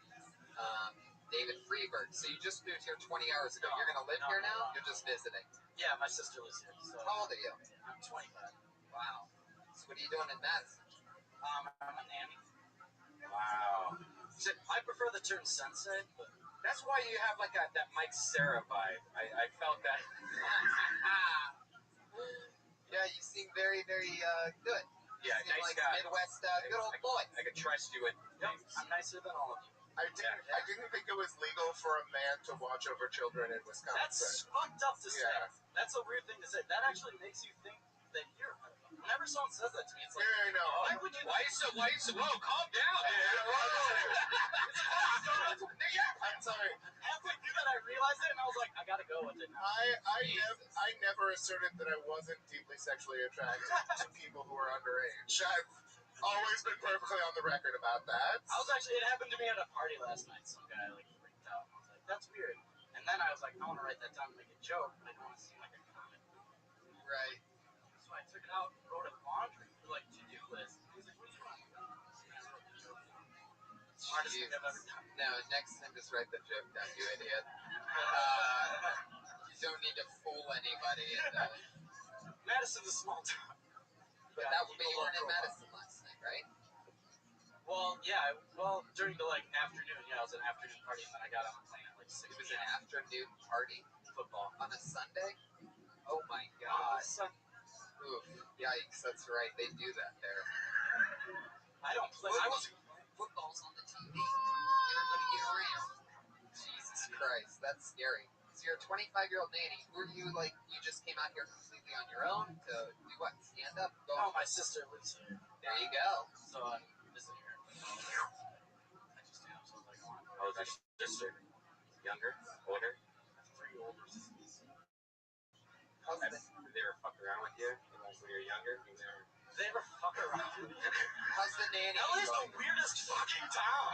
You're the one who brought up pedophilia down there. How am I the one? Which was very, because you like insisted that me making a joke about how in Wisconsin women are babysitters. You said that meant that I was a pedophile, and then I'm a nanny. whoa. Again, I don't think anyone in Wisconsin can afford to have a nanny. Like they all just work at the factory. They have babysitters. I know. I've been there. the craft kids? Well, we have babysitters. Yeah. Fucking nannies. Have you ever What's the fucked a difference nanny? between a babysitter and a nanny? A I mean, you're babysitter. defending nannies like you're the baritone Fran Drescher. Yeah, what the fuck? Our nanny. No, I'm the nanny. Are you union nanny? Are you a union nanny? I'm a contract. It's not a union. Have you ever worked at a bridal shop in Flushing, Queens? No. Jeez, you're really putting up a fight over there. What are you, nanny Pacquiao?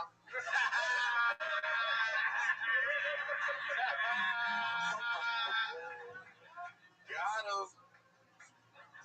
So, okay, I won't put up a fight. Wisconsin's full of pedophiles, guys. Sorry I was defensive. Yeah, you're not telling anything. We already know that. Wisconsin's like fucking. Yeah, everyone says that. Wisconsin is the pedophiles as It's Megan's Law. Iowa is the. For making What is Iowa? That's the Idaho. that's the state nickname, isn't it? America's pedophile land. Yeah. The land of 10,000 pedophiles. And you dress like a pedophile. You look like a young pedophile. Anybody ever told you that before? One time, How old are the kids that you're dealing with? You ever shake a baby Oh. after a bad set? You guys, When he takes off his underwear, a bunch of Cheerio falls out. I shouldn't have opened with the fucking Afghanistan poncho. It's another comic, but you guys, I just remembered that I have actually I have committed statutory rape in Minnesota. whoa. Whoa. Is it legal? Okie dokie. Yeah. We are. Show's canceled. I guess we are all accessories to the crime now.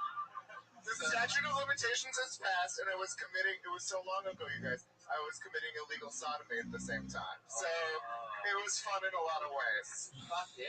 How you raped a person's face. He raped Bill Cosby. That's what Guy did. Okay, nobody's going with me on that. Fuck yeah, David. So you act, you have the confidence of somebody not from Wisconsin. well, that's because the whole you time have I was a- sitting there you have- breathing deep, saying, just be kind. There you go.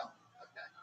Also, with that confidence, jokes. Just more jokes, because you had two, and the first one wasn't that. I don't know that like making choices about kissing your mom is the most relatable thing. Yeah, why do you want to kiss your mom so much? Yeah. Well, I mean, And you realize that why do you're you guys assume it's on the list? Again, No, because it's really weird that you're making it a point that you feel so uncomfortable about how to kiss your mom. Like as if, it's kind of It's a like hug or kiss decision. well. Another thing It's is, kiss on the cheek. give a hug and a kiss on the cheek. I've never looked at my mom and was like, oh my god, here it comes, what's going to happen? She's gonna put a finger in my butt. well, what's happening here, David? What's happening here? You're coming to a 21 and over club, and you're trying to be relatable about living with your parents, coming home drunk while living with your parents, right? You live with Well, your parents. actually, coming home Correct. drunk, coming to high. Yeah, I do listen to this. Right. Is that what you said? For like a year. Hi. But this But actually, it's it's just a bit joke. about coming home drunk. It's a, Did no, you say I that said or said hi. Oh, okay. And it's actually just a joke about something that happened in high school. Are you a live-in nanny for yourself? Do your parents employ you to live in your home and take care of you? Yeah. Okay, I'll be honest. The kid I watch is my little sister. It's not a big deal. I'm just kidding. Ooh. Wow. Another joke that didn't work.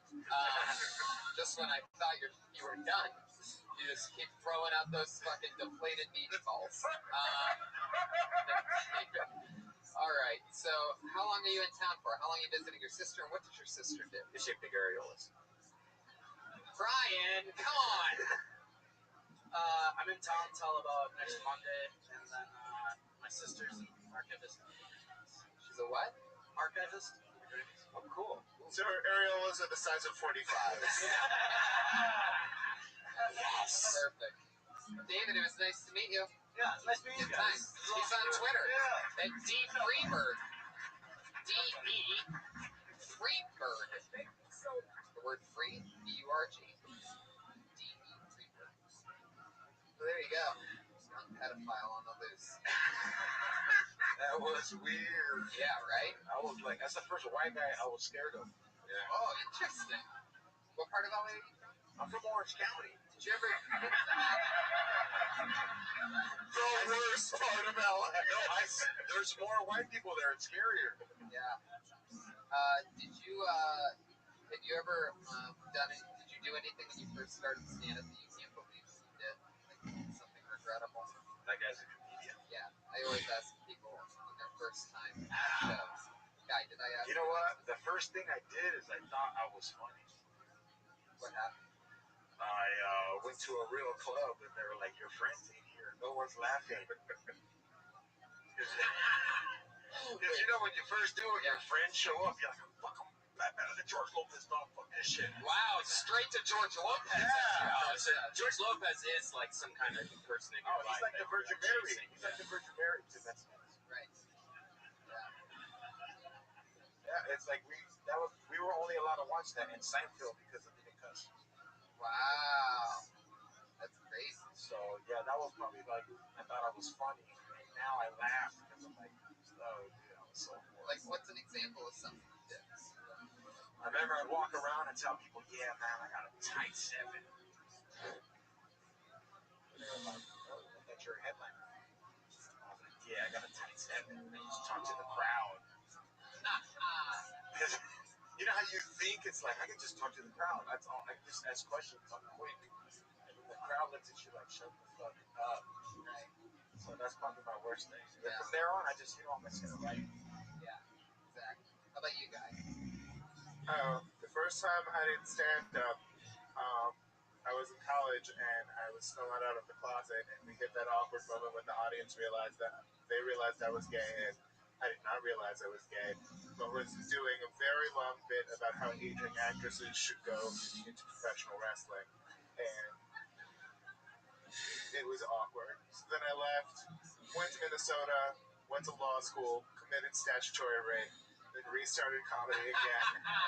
So you didn't know you were gay earlier? Like you were like, no, I'm not gay, or did I you? was just trying really hard not to be because I didn't, want to hurt my mom's feelings. Right. Because that should weigh into anyone's first sexual experience. What does Deb Branham have to say about this? What do you mean you were trying hard not to be gay? I mean, I was just like, oh, thank you for making this very serious, George. And I was like, no, this isn't a fun to get Scott and man. I'll just shove away all of my feelings about men forever and just be one of those bookish guys who, is quiet and reads a lot. And then I was like, oh no, that dick though. See, I fucking love it. See, when he said he didn't know, that scared me a bit, because I didn't know, like, what if you just, like, somebody walks by and you get a whipped dick, and you're like, oh my god, I want that right now. Like, I'm just scared for that to happen. Hormones, are there any, do people, like, are they regularly gay out in Iran? Like, is that, do they have to keep it secret? You're not allowed to be gay in Iran, but transgender is okay. So, like, you can have your sex changed if you get caught, and then they'll let you live. But if you're gay, they'll, like, kill you. Can you order a transgender woman in Iranian for us? I can try. My emotions are that good. Transgender. As far as I can see, it is. Wow, Wow, what'd you say there? I said, if you can't, you can bring a switched woman. You know what? Can we... Switch person. Switch! Wow! That's really... Gay straight. Can you say, I have a tummy full of cum? Can you say, I have a...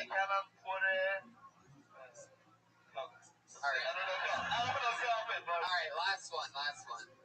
Can you send me your finest transgender woman to Dimples?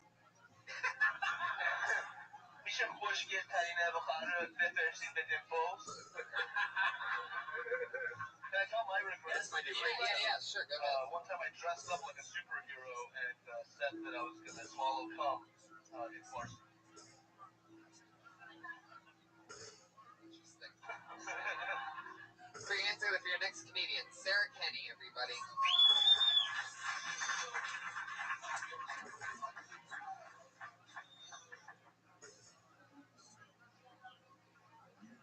Guys, I was dating this guy, and we were together for kind of a while.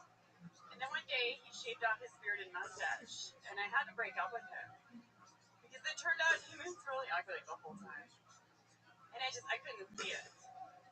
Yeah.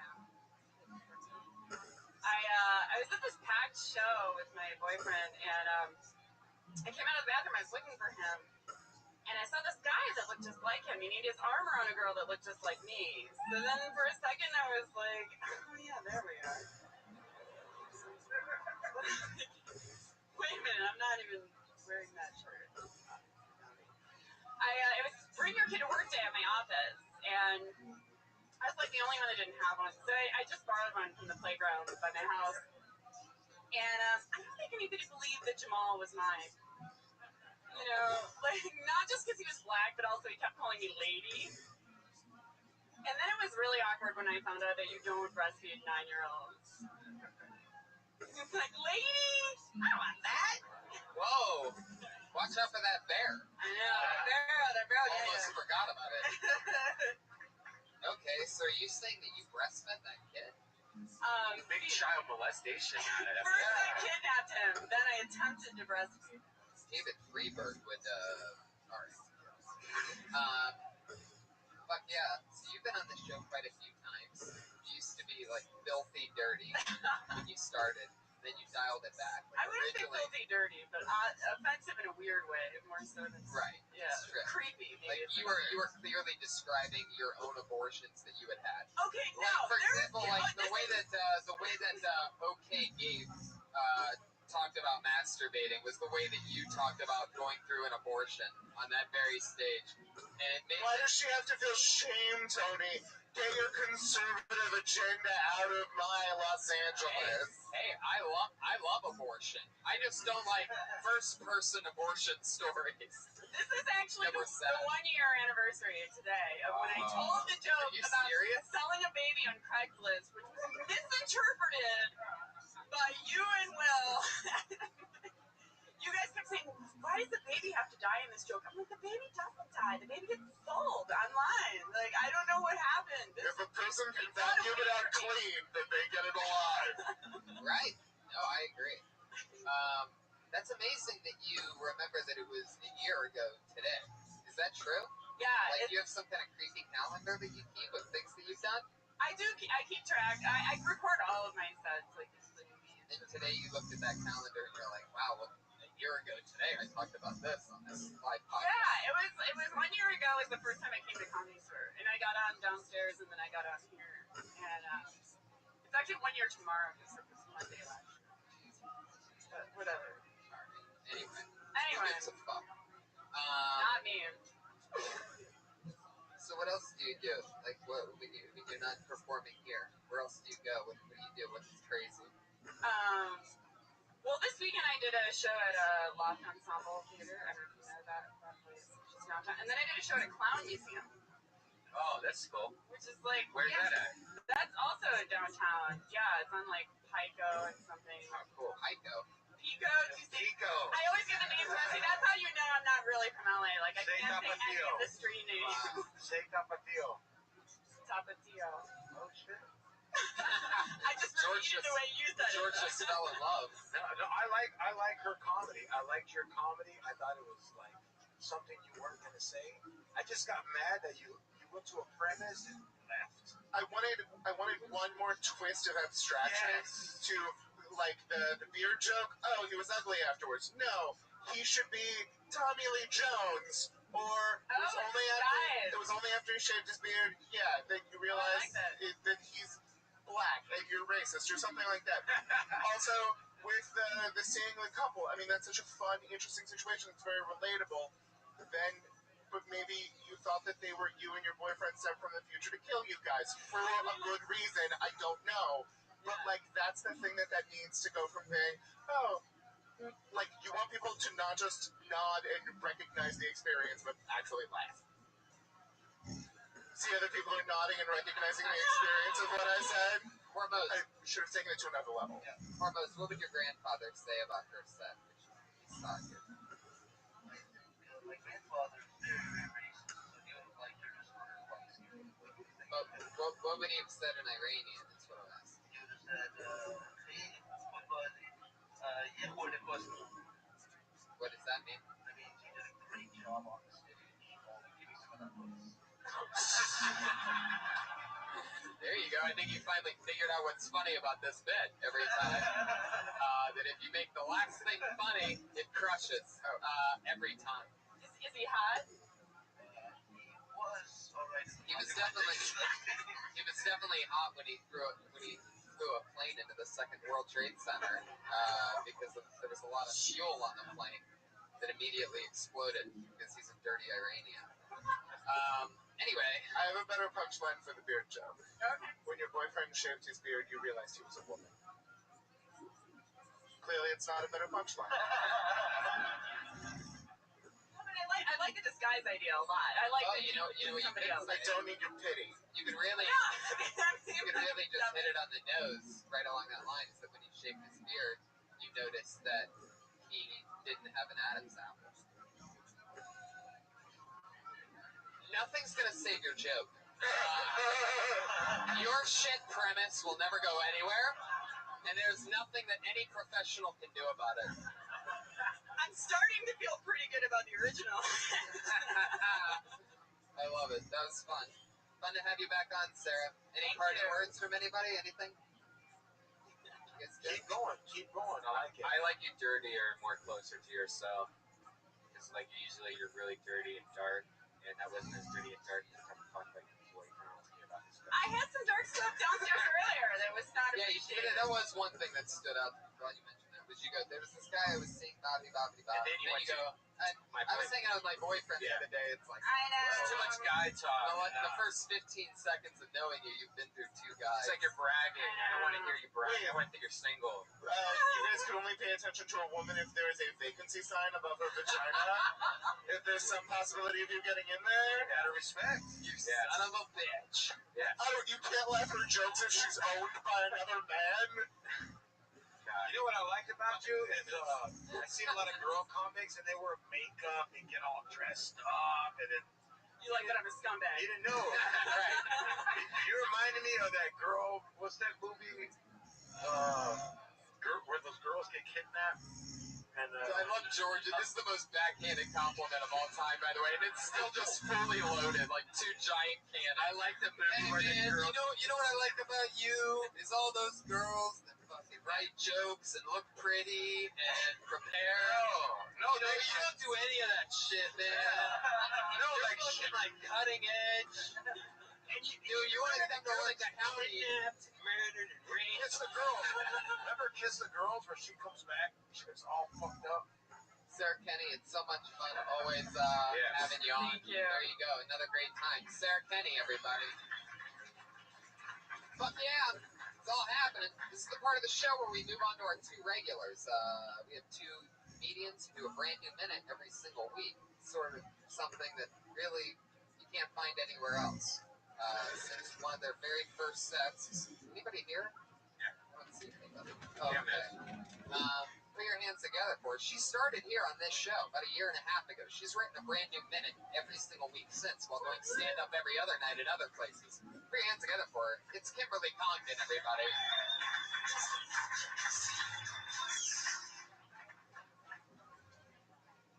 I read a headline today that said, Guy smokes weed, then sucks horse's dick. Thank you so much. Which I don't know if you agree with me. I thought he was probably going to suck the horse's dick regardless.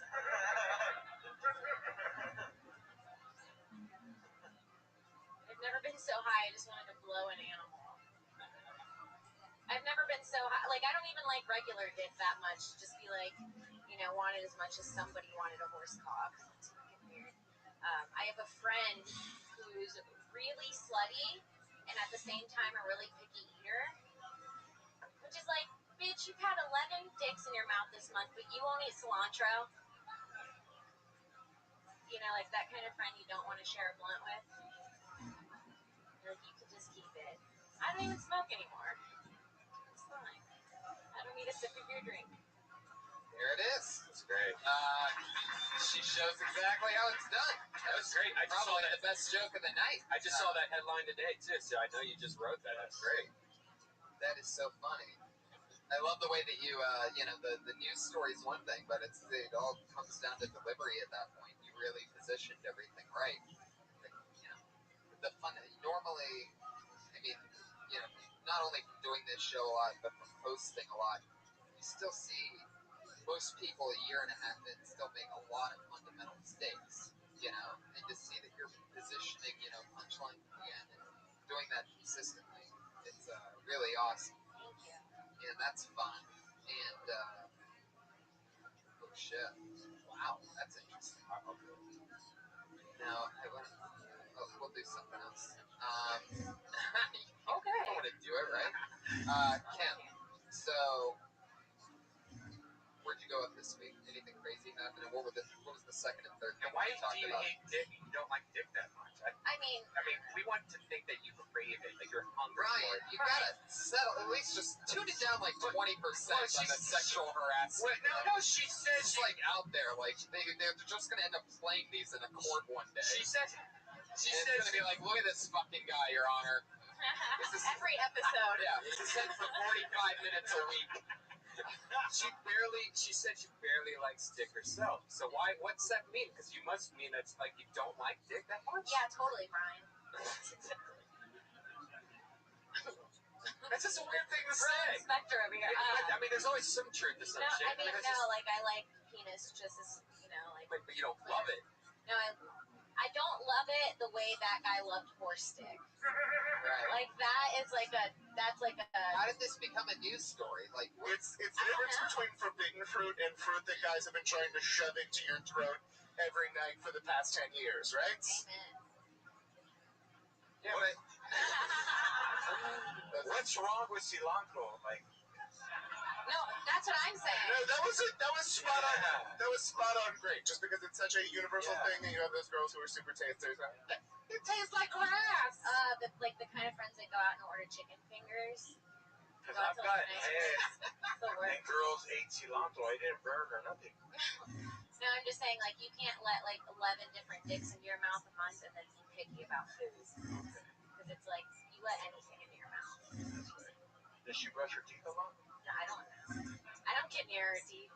I love the part that George took offense to was just cilantro. That's just so fucking Mexican. Yeah, I was like, cilantro, because I eat it. Why couldn't it be any other season? Yeah, why couldn't it be macaroni? Why gotta be cilantro?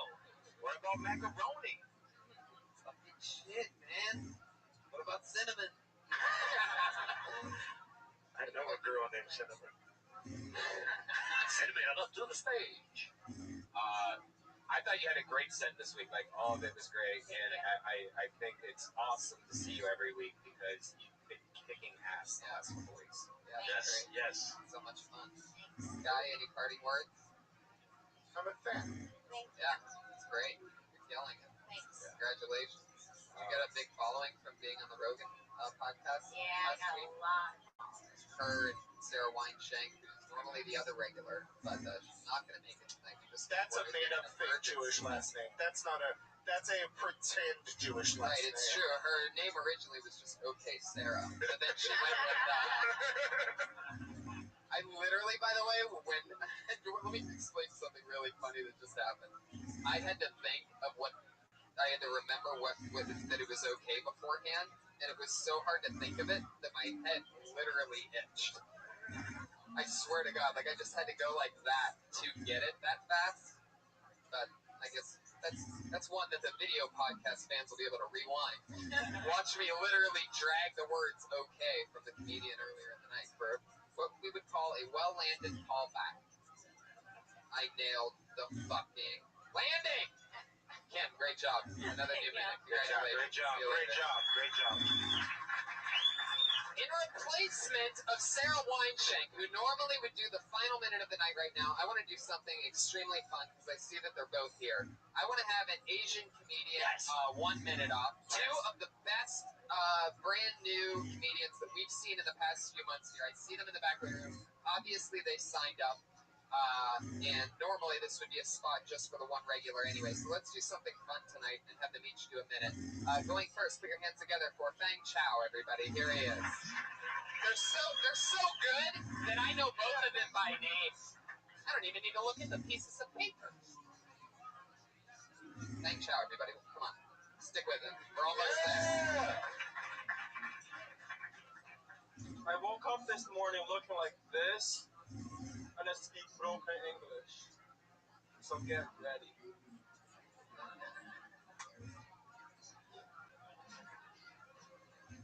I'm going back to China for the holidays.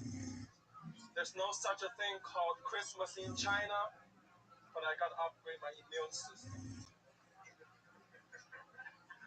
That's a thinker. That's why you assholes are afraid of Ebola. Chinese food is a problem. Let's talk about it. Chinese people will eat anything that moves.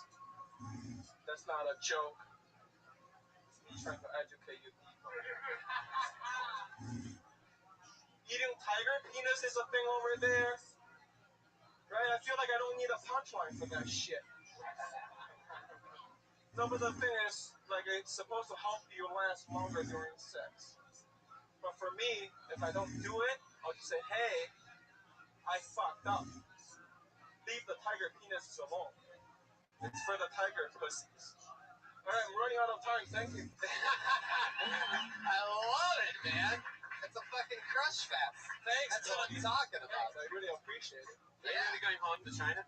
Yeah, That's awesome. Lucky. How long's that flight? It's 14 hours. Los Angeles, Beijing, 14 hours. That's pretty awesome. But it was really funny that Candy said, there's some top rounds before you go through the custom. You're going to be fun. Yeah, you gonna do it? Have you ever done that? I've never done it, but it's Kenny, though. You know? Kenny Lion. Oh, yeah, don't do it. Yeah, don't. No offense to Kenny. If you haven't done that before, I have bad news. You wouldn't make it to China. You'd make it to the first level of a TSA at LAX. And you would start to panic, and then you would just come back. I stopped eating pop brownies on airplanes when I had a bad experience where I had to sit in the bathroom and splash water on my face, and then people were knocking, and I would go back to my seat for 3 minutes, and then go back. The whole plane, I thought it was dying and splashing. Like, you know what, Brian? You look like a dude that I should take the advice from. Yeah. The pop brownies. Yeah. Don't do it. I'm pretty sure he just said that you look like the kind of guy that would eat pop brownies and know what you're talking about. Seth Rogen. No, it's long. It's 14 hours. Yeah. Be careful with the pop brownies. Yeah. I usually take a couple of jacks and then get on the plane. Oh, a couple Jack Daniels. I like whiskey. Yeah. Of course you do. Do you hack? Yeah, look at me. Of course I Are you a hacker? Am I a hacker? What kind of question is that? I was born with that kind of skills. I know. Kung Fu. I make orange chicken. Look at me. You set up, deliver orange chicken. Jokes are delivered tonight, but you know. Thank fucking Chow. I love you. I like him. I really enjoyed that you owned the Chineseness without sort of serving people up the cliches that they want. Because sometimes you have people who get up and they're racially or gay people do it sometimes where they're just making cliche jokes to the people in the audience. The thing is, Chinese people will eat anything. Yeah, and that's funny and interesting, and white people don't think about it all the time. I told them it's not a joke, it's education. Yeah, no, it was great work. You should have had a fucking tiger penis punchline.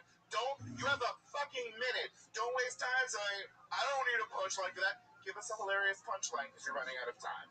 Okay. Yeah, what does it do again? The tiger penis? It makes you last longer? It's not as good as help you last longer. Yeah, it's not as good as the rhinoceros horn.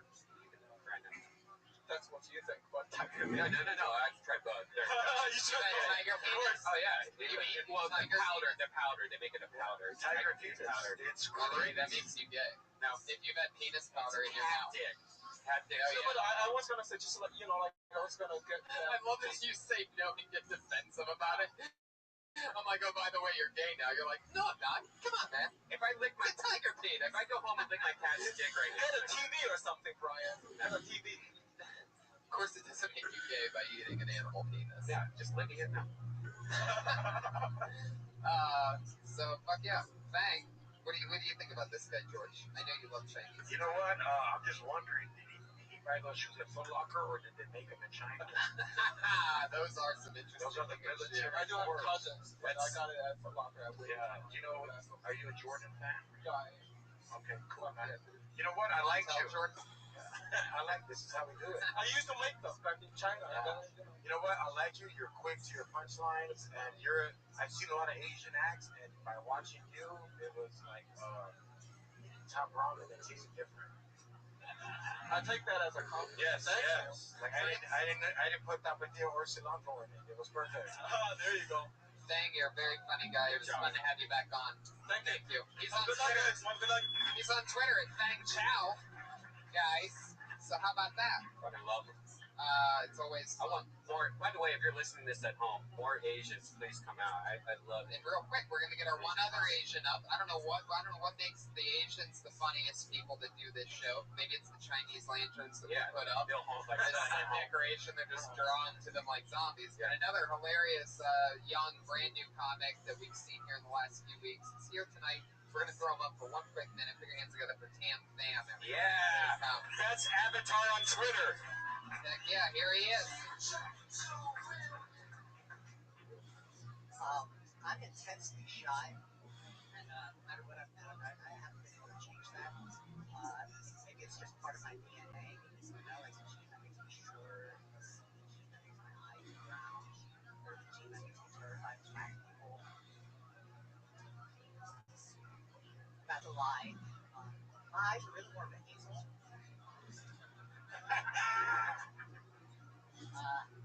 In all seriousness, I'm actually pretty progressive. Fortunately, when I was growing up, I had a lot of positive black role models on TV, and that actually has helped. I feel that modern TV could use more people like the ones that were on back then, like the barber, Julia White, Bill Cosby, the barber. Thanks, everybody. Fuck yeah, 50 seconds of thunder. That's all new shit. Tam Tham, now you're from the Vietnamese family of the Asians, right? Yeah. Oh yeah. I did a Tony. I'm learning. You're quick, dog. Dude, you are too. Look, you just shanked everybody with that knowledge. No, Ninja Star, dog. You know, it's a fun fact. It's that Chinese Asians think Vietnamese Asians are like the Mexican of Asians. Whoa. Is fucking Fang Chow still here to acknowledge that? Fang, where'd you go? He had to make this flight. Is that true? That's true, right? You got.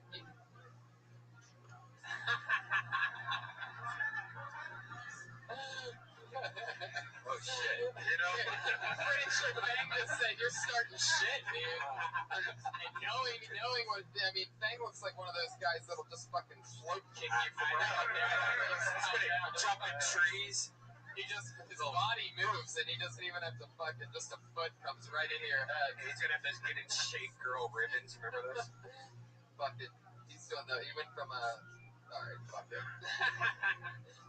Did you get any followers when I tweeted you this week? I doubled my followers. Wow. Shit. The red band push. I saw the Death Squad bump. He is the best avatar ever. Yeah. It's almost like the two hands from side. Yeah. It's a real, mall photo, right? Where'd you get that from? You just took your headshots like that? You were like, I want to do a goofy like this. That's great. I can take it seriously. Tam, speaking of taking things seriously, you got up here and you said that you were very shy while wearing a shirt that says in very gigantic print, your Twitter handle. There's some disjuncture there. I had some trouble believing that you were shy. Yeah, that is a rough one. I'm shy and I have no dignity. How about that? That was self-evident. But also, like, it's good branding your T-shirt. I don't know that I take you seriously as a comedian, and your jokes were very funny, and I would like to take you seriously as a comedian, but I do have a sense of dignity, and that T-shirt offends mine. I can understand that. I've seen him do some other minutes to where I'm like, I get it. Wear the shirt, you know.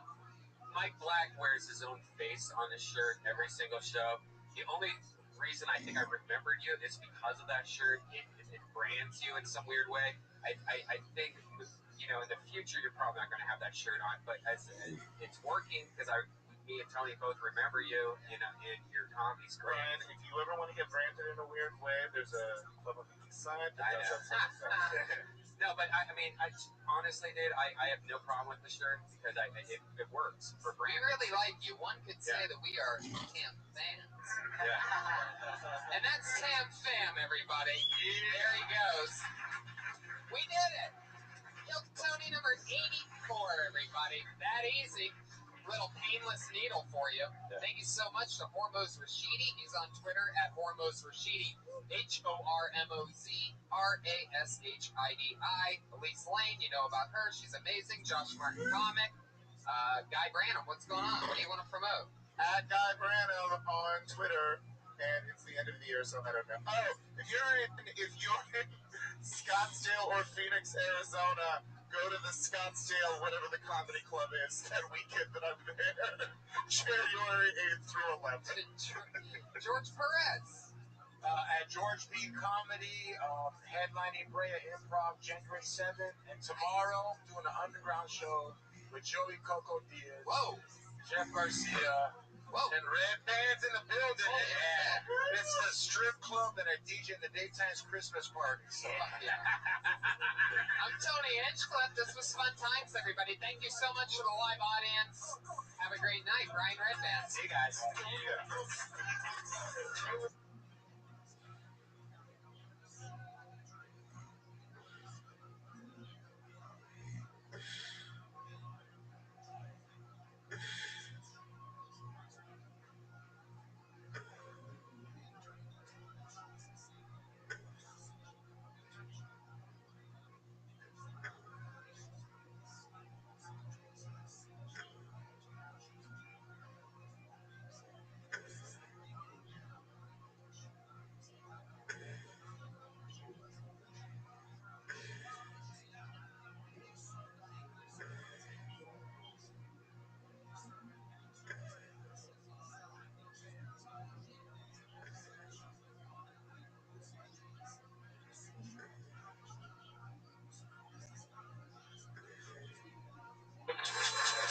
Holy moly! It's a packed Monday night at the Comedy Store. We did it again. Hi, live audience. Fuck yeah, this is so exciting. I'm glad you guys are here. We have another crazy show where us comedians and two other hilarious comedians always watch newer or recently transplanted comedians. And we talk about comedy. Are you guys excited or what? It's like our last episode of 2014, everybody. So we're doing a little New Year's blowout. Not really. I mean, nothing really changed from the original format, but We are filming in 4K now, so we're going to have crazy high definition Kill Tonys coming very soon. technology. Yeah. Everybody. Technology that North Korea can't fuck up. And we got a new sound recorder, and we had a benefit show, so we're getting a new sound system put in here for the belly room. We raised a bunch of money to put new speakers in here. How about that? Yeah. Instead of listening to it instead of listening to live shows on these two Car speakers that were stolen from somebody's car in the parking lot. take a quick look at how small those two speakers actually are There's only two.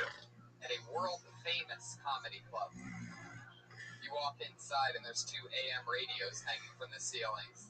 That's what they look like boom boxes. Right, it looks like it has a dial that would get scratchy in between things. Yeah. Laney, be careful. There's a new camera there. Yeah, don't touch that camera. Expensive. Laney and Jerry, pair your hands together for them. They make it to pretty much every episode. These two.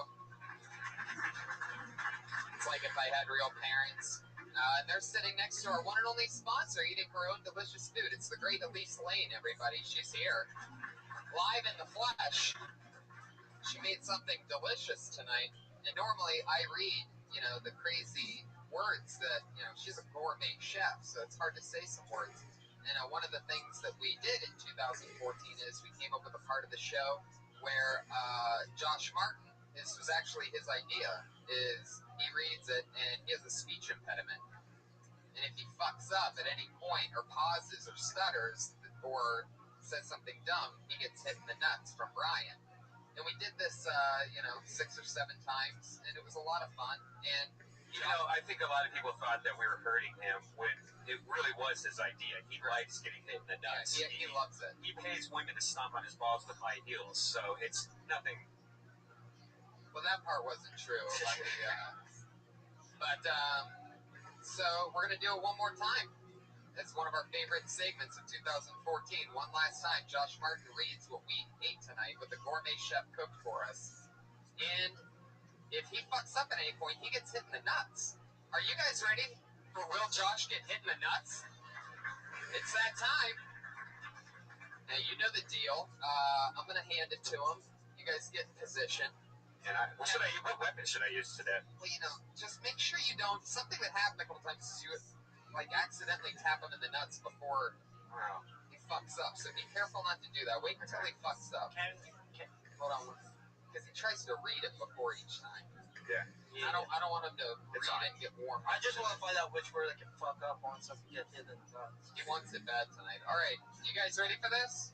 If he fucks up at any point, he gets hit in the nuts. It's pretty simple. It's Comedy 101 to get you guys warmed up. Oh, yeah. Just read it. Tonight we have roasted chicken with lemony Mediterranean orzo with cherries, tomatoes. Just hit me in the nuts. Oh! Cod, tomato, olives, feta cheese, mint, and lemon zest. Very good. 1 tap for each testicle, and he's out. It's true. It really isn't as funny as it used to be. It's completely lost its momentum. Well, he doesn't feel the pain. Like, if somebody was up in action. Yeah, the whole thing's just creepy because he likes getting hit in the nuts. One thing that does still work, and that we've been doing for the last, I think, 5 or 6 weeks in a row, is bringing up our favorite musical guest. He's so funny to us. Put your hands together for him. Put your hands together for Pat Reagan, everybody. Here he is. Here he is, live in the flesh. I'll tell you a little bit about myself. My name's Pat, and I'm a prophet. And I'm here to tell you about the end of the world. It's coming very, very soon. So enjoy this song. Oh, you still can.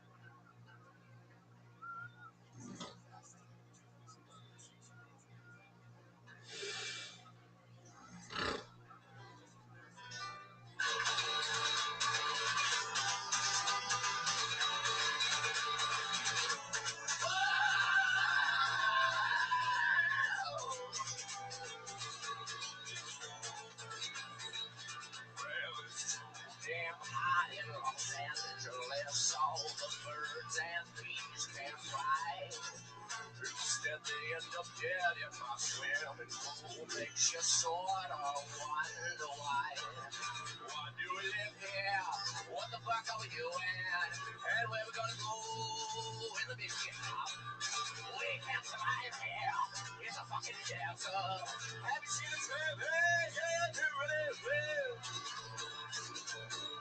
You can travel this land with your dick in your hand and your head right up your ass. But there's a record fucking drought that has a line and get it out. Let's see how long our water lasts. Why do we live here? What the fuck fuck are you at? And where we gonna go when the big shit comes? We don't belong here. Probably gonna be an earthquake, and we're all gonna die.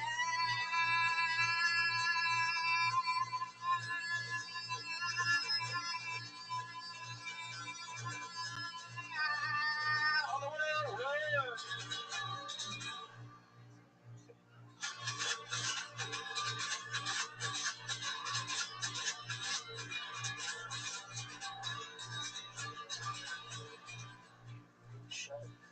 I'm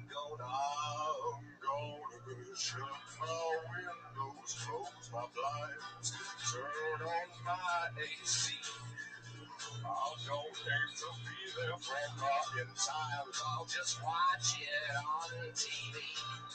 The rising waters will envelop the coast. The sun will scorch our backs. Keith Richards will be safe in a magic boat with Magic Johnson and Greg's dad. I feel a douchebag, been a scumbag, had a brass as a count. At last it was all real fake. There's no eternal variation. One day the Reagan will survive the end of days. One more time, why do you live here? What the fuck are you at? And we'll go through the big shit mounds. Why do we live here? What the fuck are you at? And we'll go through the big shit mounds. Why do we live here? What the fuck are we at? And where we gonna go when the big shit comes? Why do we live here? What the fuck are we doing? Better move to Indiana before the big shit comes. Thank you, guys. Well, yeah, Pat Reagan. I know it was weird, but thanks. That was amazing. Pat Reagan, everybody, is on Twitter at Patty Reagan, Pattyregan. One more time for Pat Reagan, everybody. I love it. So awesome. You know, every single week, we also have a head of security that stays with us during the entire show, keeps us safe. Used to be a guy in a $5,000 Iron Patriot outfit. Iron Patriot's sort of like a patriotic version of Iron Man. And there was a guy that had this amazing suit and said he was a big fan of the Death Squad podcast, and that he wanted to be on it. So we let him be on the show wearing this $5,000 Iron Patriot outfit for 20 or 30 some episodes, and the show started to get bigger and more popular, and he said that it was because of him, and he left the show and demanded that I only contact him when it gets put on TV, which the whole point of it is that it can't be put on TV because it's raw and anything can happen here. And but anyway, ever since then, to show him how replaceable he is, every single week we have a completely different person in a $15 Amazon outfit of the same kind do exactly a better job at what that guy was doing right there, standing on that stage. Our Iron Patriot this week is actually, it's this guy's second time doing it. We loved him the first time. Very funny young comic who's suited up for tonight. Put your hands together for Jerron Horton. He is a racist patriot. Very racist, we found out last time he was here. Mostly against Asians. The anti-Asian patriot, in a surprising twist. Underneath the suit, he is a light-skinned black man. And we found out you're a little bit racist against Asians, right? Not racist, I feel like they're not discriminated enough against them. Oh, there you go. So not racist at all. Just feels like they should be discriminated against more. That's like the opposite of racism. I love your style. I love his hands up. Oh, I see. Oh, yeah, I get it. It's great. Black Lives Matter. Oh, shit. I'm actually wearing a I Can't Breathe shirt under here. You can't see it. Wow. Represent. But, yeah. He also has my car stereo in his car. Boom. Well, we're glad you're back. How's everything going? Things great. You excited about tonight's guest? I am. Me too. Ready to bring him up? Yeah, let's bring them up. Let's do it. Guys, tonight, two of my funniest friends, as always. And as always, a very special one. Put your hands together for them. It's Jesus Trejo and Russell Peters, everybody. Two of the funniest people I know. No big deal. What's up, buddy? Russell Peters, Jesus Trejo. They've both been on the show one time before. Our sponsor's a chef. That's Elise Lane sitting over there. Yeah, right over there. She's a gourmet chef. And I'm excited for you to try her Probably use food. a microphone, shouldn't I? I'm excited for you to try her food because you're probably the only comedian that we've had on this show in the past 15 weeks that she's been our one sponsor. She puts for the guests. You're probably the only comedian that we've had on the show that can actually hire her for something. I actually do need a chef because I'm getting fatter than you can fucking imagine. There you go. She specializes in vegan and yeah. I didn't say I became gay. I just said that. Oh, son of a bitch. Are you vegan too? Yeah, well, I dabble in it. I You dabble. I can't have dairy. Really? Yeah. Are you from like Midwest? Yeah, it's weird. You're the weirdest. I know. And redneck. Yeah, I could eat everything. Yeah, you're like me, buddy. Yeah. And Jesus is just too poor to eat, but yeah, too. Hey, Sus, how's it going? What's going on in your life? Anything crazy? I'm chilling. I'm just excited about the Slim Patriot over here. Yeah, Look at that. he is a skinny one. Yeah, he's a skinny one. Yeah, that one either. I think he just short-circuited. Patriot, every week, everybody always has questions for the guests. What are your questions for tonight's guests? First one's for Russell. Russell, I looked you up. I see that you tour all over the world. Right. What's your favorite country to tour? I think I like South Africa quite a bit, which I'll be going back to in a couple weeks. It's an honest answer. It wasn't funny. It was just an honest answer. And, it was the first place I was ever famous, like on any level. Wow. Like 13 years ago. Really? Yeah, I literally first place I had to change my name in the hotel. That's amazing. Pistorius ever come out to see you? Wait, that's South Africa. Yeah, it's South Africa. Yeah, that's what you said, right? He bounced over a couple times. Yeah. No, I never met him. Good thing is if he doesn't like your act, he probably stays through the whole thing. You know what I mean? Yeah. That's super awkward. It's hard to sneak out. Right. It's like wearing tap shoes. Yeah. Like.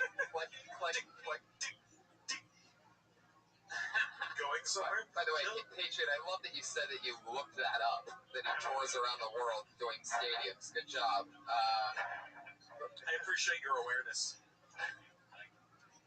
What was the Grumpy Cat like? You recently met the Grumpy Cat. The Grumpy Cat. She's actually a really sweet little cat. She's not. She just looks miserable, but she's a dwarf cat. You know that? Yeah. She's got like short legs and shit. Yeah, it's adorable. It's one of my favorite celebrities. Yeah, she really is. It's super weird. I was once actually at an event, when YouTube had the big YouTube comedy show like a year ago. I was there and helping some people write some things, and it was creepy because the red carpet had like real big celebrities. Yeah, and that were on that show. And in the middle of it, sprinkled in, were internet celebrities. And Grumpy Cat was literally on the red carpet. That's awesome. Like this. Yeah. Have you seen Dinky yet? Dinky the dog? It's just this pimp dog with sunglasses. Just sits there with like a gun sticking out of its pants. It's awesome. Wow. You gotta meet Dinky. You really go in. Yeah. I'm into the I'm not the guy. If people have to, you must have seen blah blah blah. I go, no, that means I'd have to be fucking wasting my time on YouTube all day when I could be looking at porn. Exactly. Like a gentleman. Exactly. What's your favorite kind of porn? What will we find in your search keywords? What's the top one? I'm a fucking Everything, huh? No. You just type in the word dirty. Yeah, it's like first it has to be feet. Ooh. That's right. I forgot about that. And older women's feet. No. Really? Yeah, not fucked up versions of them. Oh my god. I think you just blew something up. Fill with gas. Now, there's like a little cotton in between the toe. Is that like the biggest That's turn not on? good. That's not good. Maybe dirty. I didn't say I want fucking dirty feet. Just pretty feet. And I don't want to do anything to them. I just like looking at them. It's not like I'm like fucking the chick like, I'm just like I need to know that they're there. The feet. Yeah, there they are. Okay, we're good. Wow, I'm like the complete opposite. Like I could be with like An empty. Pistorius had a twin sister. Yeah. I don't need feet at all. Yeah, that's what is your thing? You know, Poor boys. right? You know, like No vegan boys. yeah, exactly. I like Vegan twinks. I just type in my name in Google and start jerking off. That's pretty much it. So you like lesbian porn? Yeah, it's true. Hey, Seuss, how about you? What's your favorite porn? First thing you type in usually. First thing I type in is BBW. Really? Yeah. Wow. Oh, look at this. This is a very pro BBW crowd. Holy shit, you got Apparently that you're big okay. roar. We're fucking assholes. Like everybody in the room wanted to yell it at once. You said it, everybody's like, oh, he's one of us. Just in case you're wondering, that's not big black wieners. That's big beautiful women, right? Well, I thought it was big black women. There you go. I just settled for what I saw. Big, I like that I discovered what POG meant. Pog? Used to Yeah, cardboard cutouts. POG. Wait, what is it? POG the game. Perfect ass white girls. Oh, PAWG. I know what BBBW is though. What's Big black beautiful women. So that's what I usually do. Yeah, they're usually suggested underneath the BBW. Yeah. If you like these ones, Not that I'm sure. try the other ones. Gerard, what's your question for Jesus? I also look you up. There ain't shit up there. I just said your birthday passed. It's Christmas. Yeah. No? All right. I noticed that you toured all over Texas. All over South Texas. What's your favorite city to perform in South Texas? South Texas. That's it. Corpus. I like touring Corpus. I said you know were all Trevino, 5 people right? there. Yeah, yeah. That's his own hometown. So his family's kind of up to go see me, and that's like, oh, Heck yeah, Corpus Christi. yeah. Lovely. Thank you. Great questions, Patriot. Well, you guys ready to get this thing kick-started? Over 30 comedians signed up with a chance to do 1 minute. Yes. Wow, somebody just figured out what the fucking show is. Thanks for coming out. You know, I forgot what the fuck your show was about. Yeah. Oh, wow. Oh, Yeah, I know. It's like the Kool-Aid man just came here. Oh, Yeah. Keep that star on our side. Yeah, exactly. So, you know how it works. There's comedians stacked up against that wall over there, and they signed up with a chance to do a minute. And if you get picked, wrap it up in a minute. Didn't I do You this know- TV show already? No, that's a different one. We don't judge. There's no winners and losers Okay, here. good. We just try to talk. Okay. A minute's up when you hear the sound of a kitty.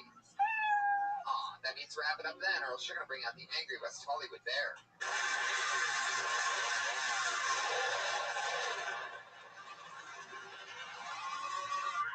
Wow. How about that one? Looks like somebody got the West Hollywood bear a little dirt bike for Christmas. He's got a heavy hoof. Yeah. Ran into a cow at the end of all that. Well, let's get it started. Here we go. Your first comedian tonight during 1 minute is Tommy Rico. Yeah.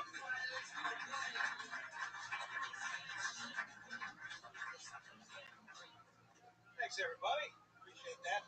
I'm a married guy. My wife is a successful attorney. I'm a stand-up comedian, a field where success is a more relative term. My wife, when one makes a little more money than you, people ask questions like, who wears the pants in your family? Hey, I wear the pants. I mean, she buys them. And I wash them.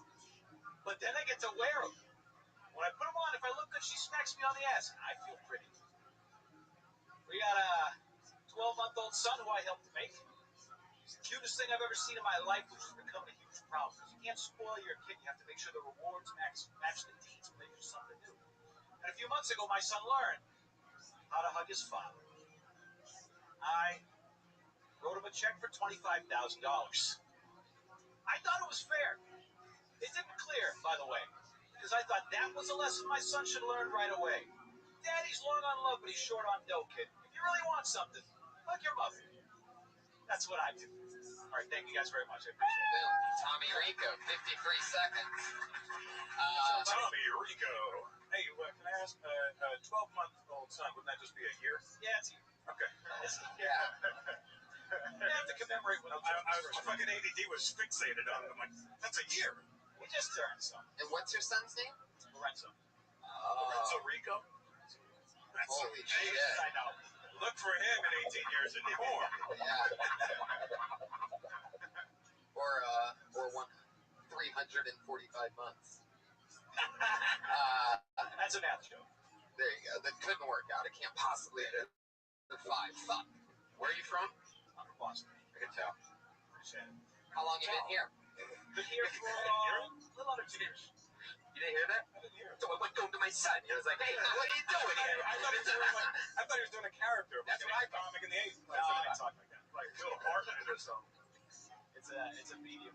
I don't have that hard an accent, but when you move out here, everybody thinks something's an accent. It sounds like a character. If you weren't going to say Boston, I thought, all right, you're playing a character. No, I'm a Boston guy. That's my affliction. So you came out here 2 years ago? 2 years ago. For stand-up? For stand-up, took a little time off for the guy who just came back. Oh, yeah, well, the guy. Moved out here and realized that no matter how many people you work with, no matter how long you've been doing it, you start over. And it's humbling.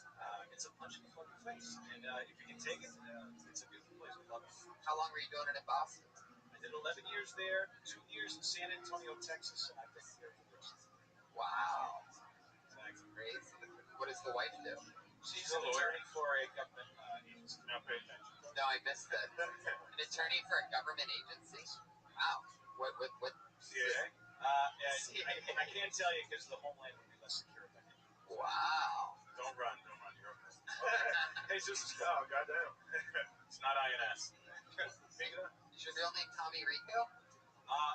It's my last name is an unusual last name. There's already a famous guy. My last name is Morello. Mom's side of the family's Cuban. Last name's Rico. Last Rico passed away. My grandmother passed away, so I took the name as kind of a tribute. My last name is holy shit. That story went 9 generations. Tom Morello. Yeah. Is your first name really Tommy? Yeah. No, he's the guitarist from Mozzarella. Yeah. Audio Slave. Yeah, when I moved out here, I didn't realize it. It was like telling people at a mic that, I'm Bruce Springsteen, can I go up? And I got shit off by the way. So your name is literally Tom Morello. Yeah. Wow. Is that the bald guy? He's like he's the night watchman, right?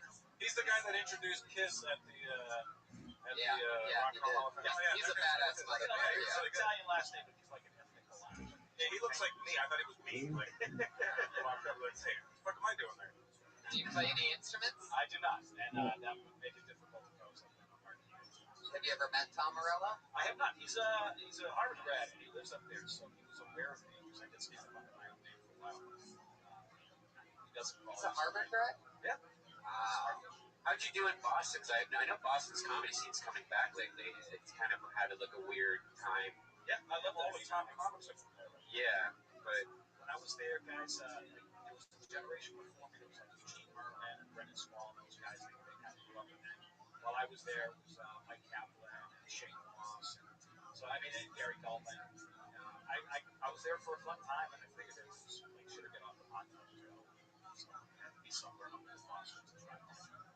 Right. And then Blumenreich closed down the club. Yeah. Well, he sold up. I mean, he's got the big club now. So you've been the stay-at-home dad pretty much for the first year. Yeah, it's been awesome. What's that like? He's great. I mean, I never wanted kids, so when I found a great wife. Yeah, I'm like you, buddy. I have one. I didn't want one. Yeah, but he's amazing. I'm glad I get to take care of it. It's the best day job. That's for sure. What's fun about it? What would you do? Like, what's exciting? What stood out to you? What surprised you about having to be a dad during the day? Wait, how old? Because I was 40. Because I was resistant to having kids. Having one, I knew how hard it was going to be, so it was about as hard as I expected. Resistant or like retarded? I think I did a little of both over the years. I didn't get married to most of so we wanted a kid. We have he's awesome every day. I wake up with him. I get to take a nap when he does, which is pretty cool. And then at the end of the night, my wife comes home. We have dinner. I tag out and I go to sleep. You watch a lot of kids TV with them? No, he will doesn't be. like it. He will. He will. Trust me. Those high voices. I fucking hate it, but it's on all the time, buddy. What's his favorite thing? He's 12 months old. He likes music.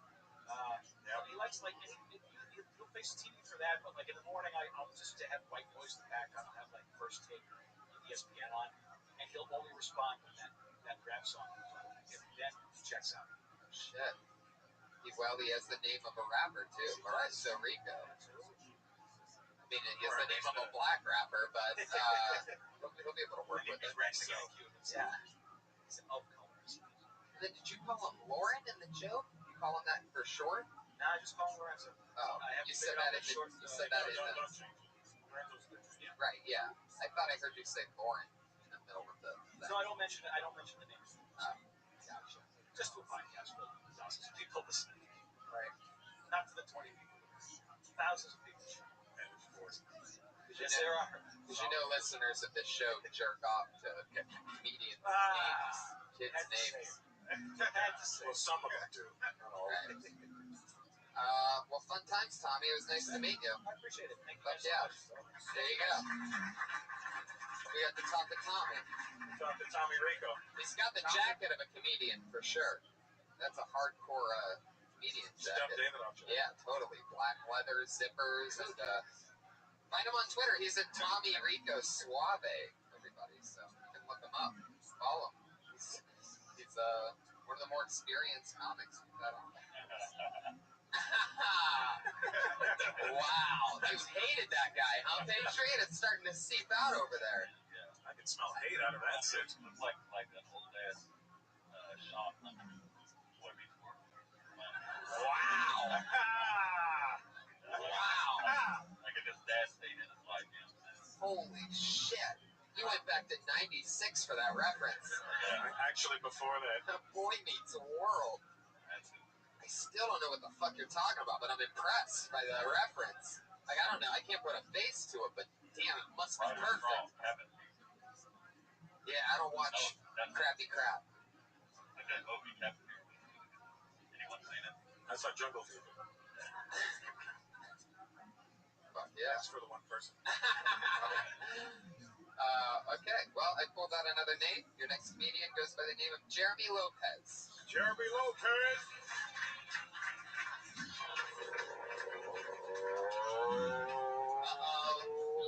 He just missed his spot. You know what that means. He just got... Is that you, Jeremy? Just taking Yeah, there he is. Fuck yeah, I had to grab his Come on, backpack. J-Lo. So, What you know about orange chicken? What you guys know about orange chicken?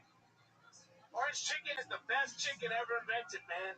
Whoever came up with orange chicken is a fucking genius, man. I love it, man.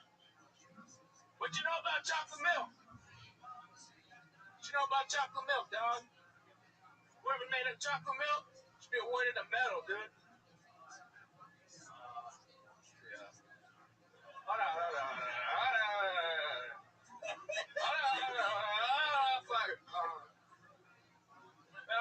don't know if black chicks got chocolate milk coming out their titties, but if they do, I'm gonna marry one. I'm gonna have one as my slave. this guy in the And front every day I'm gonna suck on her titties. All right, there you go. Yeah. Hey, what you know about stand-up comedy?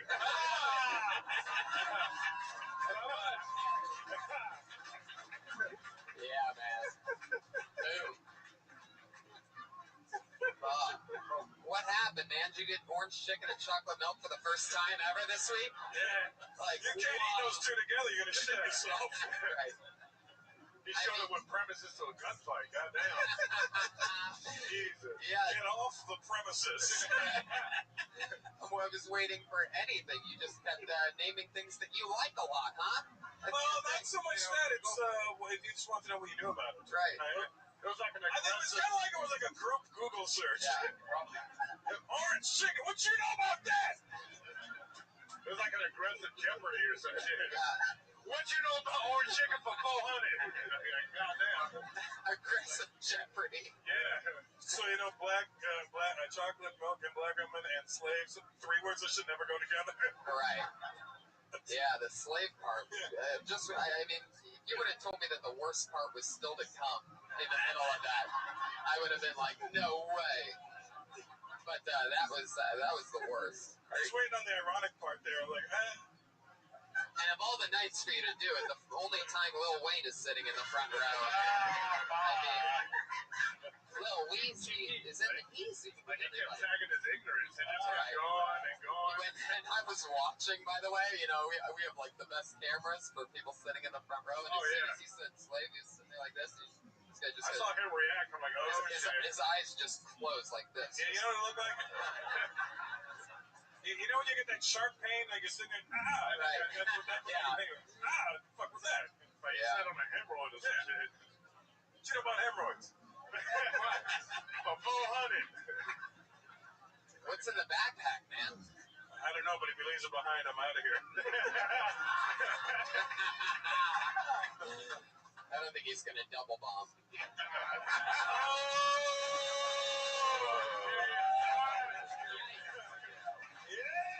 Yikes! Fatality. I mean, last time you were on, you did the kind of the same. On before? Yeah. And you did the same thing, kind of, where you're not really doing material, and if you are, it's like what? Do you really want to be a comic, like, or like the autistic alternative comedy scene, or? Like, do you watch a lot of Josh and go, I could do this? Like, nothing personal, Josh. Look like Tito Ortiz after a fight. Yeah, he does. And did something happen? Nothing. I mean, really, like, do you really like have a set, or do you just fucking around? You don't do. That's not like your thing. You're not just a premise guy, and right when people think you're about to do a joke, you just go into the next thing. Just working it out. That's a good angle. Sort of is. I mean, I don't know. Not really. Well, at least a good premise. Yeah, you do have good premises. I was certain you were going to say something about orange chicken, but you said nothing. Yeah. Like the chocolate milk, the black woman breastfeeding, like that's in the zeitgeist. That's right up with Asian girls have a slanted pussy. That's right up there with that. Yeah. Where you go? Great. Yeah. You hit all levels of bad tonight, which is hard to do. You did. You went over the line at one point with your slave reference. You went hacky with the chocolate milk. And you didn't do punchlines at all, which is the... You underachieved on the overachieving chicken. Right. Doing bad, you're the best, man. No, so Jeremy, do you eat orange chicken a lot? Yeah, I like orange chicken. You like it a lot? Yeah. Have you ever had it with chocolate milk? Yeah. I like orange chicken. Just for the sake of comedy, you should have a third item with it. Because comedy's in threes. Or zeros in your case. That was the one, everybody? Really? Everybody's starting to feel bad for him. You see that? The tides have turned. Even the black guy's like, hey, man, stop fucking with him. Hey, man, I got chocolate milk in my titties.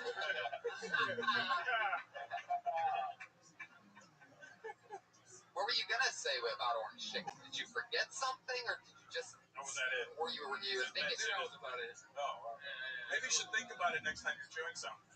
Yeah. Just really think about what it is about this chicken that makes you go, fuck, I need another line. I mean, you're Mexican, right?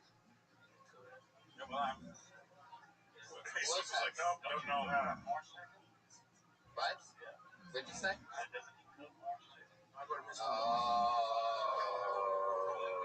Mexican joke. He's anti-Asian, so if you say orange chicken 5 times around him, he starts to flip out. What's the hand over the mouth thing? What are you doing over there, Patriot? You can take off that mask if you want to. So you literally can't breathe after all, huh? Yeah. The shirt is burning through your chest. You can take off that mask if you really want to. Yeah, if you want to. Oh yeah, just put it back on. So easy. I could never wear that thing. My nose is too fucking big. Fuck yeah. Your mustache is much more patriotic than that mask. That's amazing. You and Jesus look at each other and do each other's mustaches. We take turns doing each other's shit. He look like he's getting ready for bed and shit. Hey, Jeremy, what you know about mustaches? Not much. I can't remind it. He does look like he's getting ready for bed. Yeah, like, take your ass to bed. You got school in the morning. He got on his fucking underoos. Oh my god. Jeremy Lopez, what do you wear to bed? What do I wear to bed? Yeah. That's what I'm wearing right now. What scares you? What are you afraid of? Changing, apparently. What you know about intimacy? The dark. Dark's good. You're afraid of the dark. Oh, me too. Oh, hey, he has a name. Darkness. This guy's a serious black guy too, even as the Bluetooth around his neck right now, just waiting to take Those his are own calls. headphones. Oh shit. I think somebody just threw something. Oh, it was Lainey. Lady. She just realized there's a black guy sitting in front of her. She's from Beverly Hills. That's the sound of a white lady grabbing her purse. Oh my god, that is what it was. Holy shit. She held it so tight it broke the strap. She's like, oh shit. She snaps her own purse. I'm gonna steal it first. Okay, Jeremy, fun times. All right, have a good day. Good job, Jeremy. Yeah. I mean, for us. Right. He'll come. I think we just helped him. I don't think he'll ever go on stage. I think he'll do the exact same thing. We help him or them. Seems like there's a good Mexican joke in Orange Chicken. I think Joe probably did that already. Oh, really? That's why as soon as it started, it was Joe Coy's joke. Holy shit. This young lady made her debut on this show 2 weeks ago, her LA comedy scene debut, and she blew our minds. We've been starstruck ever since. This is her second time ever on the show. I'm excited to have her back. Sometimes this bucket pays off. You know, it's rough. But it's fun to have somebody back who I'm excited to see again. Her name is Jessica Wellington, everybody.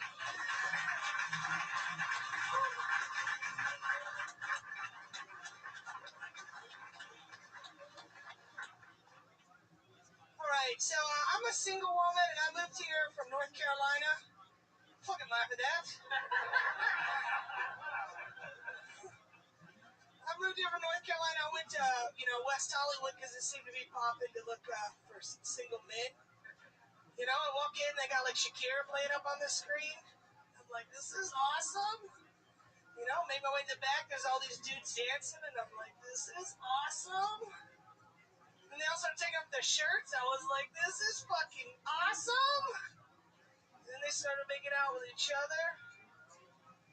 And I was like, this is awesome.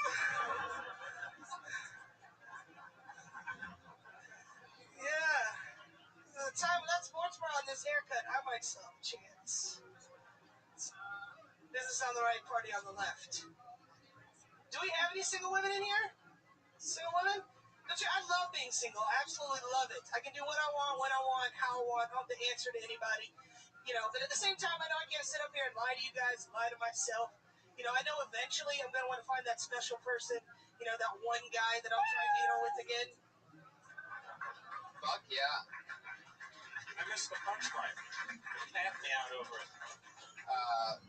It was the one guy that I missed the punchline. Oh, the one guy that I'll try with again. There you go. See that? I'm mad that I missed that. Yeah. So fun. You crushed. Great times. So how long have you been in LA now? 3 months. 3 months. Yes. Having fun? Yeah, I love it here. It's great. I mean, all the shows you can see, all the talent, you guys. Right. All the talent, you guys. What's that? What the fuck is that? And you're from North Dakota? North Carolina. Carolina. Tony. You need dairy in your life. Yeah, right? Just a little bit off. Heck yeah. So. Which part of North Carolina? Mount Olive, Goldsboro. Silver Johnson. That's what you want. Boom. You are on fire. Come on, son. I've been on stage in a while. I love it. A lot of build-up in here. Yeah. So tell us more. How long have you been telling jokes? 3 years this January. What was your home club? Comedy Spot in Sacramento. Oh, you started up there. Yeah, and I just moved down there. So. Right. No, and I was in the airport Force for 6 years, so I left. Back in the Air Force. Yeah. Boom. So I did there. Spinaroonie. This is good hair. And how long were you in Sacramento for? 3.5 years. Yeah. Interesting. I'm going there tomorrow night. It'll be a good time. Stop bragging. No, I Where are know. you? I'm doing Doug Loves Movies at the Punchline. Oh, yeah. Just one night and then coming back. You might see my roommate, Gaio. Usually on that. Who? Gaio Beelam. That's a hell of a name. Yeah. He's Wow. usually on that podcast. Does he run marathons? No, but he juggles, he does comedy, he sings, he's like... Throwback What scares to the you? early 90s. Yeah. What are you afraid of? You seem like such a tough person. No, I saw through it. No, I'm really She's actually... a sensitive soul. Right. But She you were in doesn't the have a Air shitty Force. edge. I guess the hardest part has been like just making friends here because people expect you to be on all the time and to be funny. It's like I'm not that way all the time. Right. And you always like when you meet new people here, you have to be the creep. And you have to be okay with that. It's like you just have to enter a conversation with like, hey, what you guys talking about? You know? Yeah. It's so true. When I started here, I stood around silent, completely silent for like the first year. Just listening to I everything. honestly did the same thing. Finding out exactly how everybody communicated and just, Yeah, I felt like an alien. Yeah. Right. That's what it feels I like. came from Canada, so it was twice as bad. Oh man, yeah. Yeah. Because then I'd watch somebody have to go to the hospital and call me John. Oh, no, those kids. Oh, Americans. Did you start in Toronto? Yeah, 25 years ago. Wow. Amazing. Here we are. Here you are. Kill Tony podcast 25 That's years right. later. For free, Monday at 8 p.m. That's right. See, Jessica, so good things can happen if you wait. That's true. I love it. So, what scares you, though? Just that? Having to communicate with people? Like social anxiety a little bit? Yeah, a little bit. What really scares you? I'm confused with this scare. Yeah, once he's getting into like this like Dr. Phil shit. What scares you? It's my favorite question. It's the Ron Funches question. He famously asked it to people when he was on the show, and it's always an intriguing thing to find. What's your favorite new material that's not right on the surface? What's your favorite porn is a better question. Oh, porn. I said corn. I think Corn. You like the Indian guy? Roasted pop. What do you like? It's true. What search word would we find for you? I like black men, but Yeah. I don't like. I'm not just. Yeah, he's angry. Just black men. It's gonna be great. It's gonna be like You don't have to have a sour. I'm not fucking hitting on you. I'm sour. It's all mad, right? Yeah. We need to have. You act like you don't like blue-haired bitches. What's wrong with you? I'd watch you guys fight and fuck. I'd pay for both of those. Double feature. And Jeremy Lopez would be sitting around eating orange chicken and jerking. Not writing jokes. What you two know about fucking? We should have a new character on the show where he just sits there like underneath like an umbrella in the corner, just doing faces. The lounging, like P. Diddy umbrella. I love it. I like any man that can piss my dad off. So. Oh, Works. That guy is. Yeah. Works every time. Or Puerto Rican. I dated Puerto Rican. He hated him. Anything. Yeah. Your dad's a good old boy. Oh yeah, he sent me into my priest when I was a kid because my first crush was on a black boy. I don't know, like exercise the demons out of me. I don't know. I don't get it. But he sent me to my priest, and I told the priest, I was like, I thought Jesus loved everybody, like red, yellow, black, and white. Yeah, and he's like, but you gotta honor your mother and father. This is fucked up. So I left. Do you talk about that on stage? A little bit, yeah, because I have like a tie back to What does your dad do for work? Burns crosses. Yeah. Well, he's 65 now, so he used to do carpentry. Is he missing any fingers? No, almost, because he did work at an explosive plant. And it went and blew up in his hand. Yeah. Wow. I do know that. I've had my shit blown up in my hand, but just left a mess. Do you ever get to see him? When's the last time you saw him? Long time. Like 2 3 years ago. If he's listening to this podcast right now, is there anything you'd like him to hear you say? Tell him you're pregnant. Did he ever lose any fingers inside of it? And when oh damn, whoa, you went a You're different treading the line. I am white trash, so. And it wasn't your dad, it was her uncle, Jesus. And he's Not in Uncle North. Jesus, I mean. He's in North Carolina. Yes. Yes. Wishing you could from South Carolina. Right. Yeah, but you know, like I guess. I love it. Well, it was fun times having you on again. Thank you for having me. I really appreciate Yeah. it. Jessica Wellington is on Twitter. She's the Duchess _101. The Duchess _101. It's like a webcam name. Might be. Well, hey, she was right up Jesus' alley. Yeah, not bad. BBW. Yeah. Heck yeah. Big blue white girl. She got good.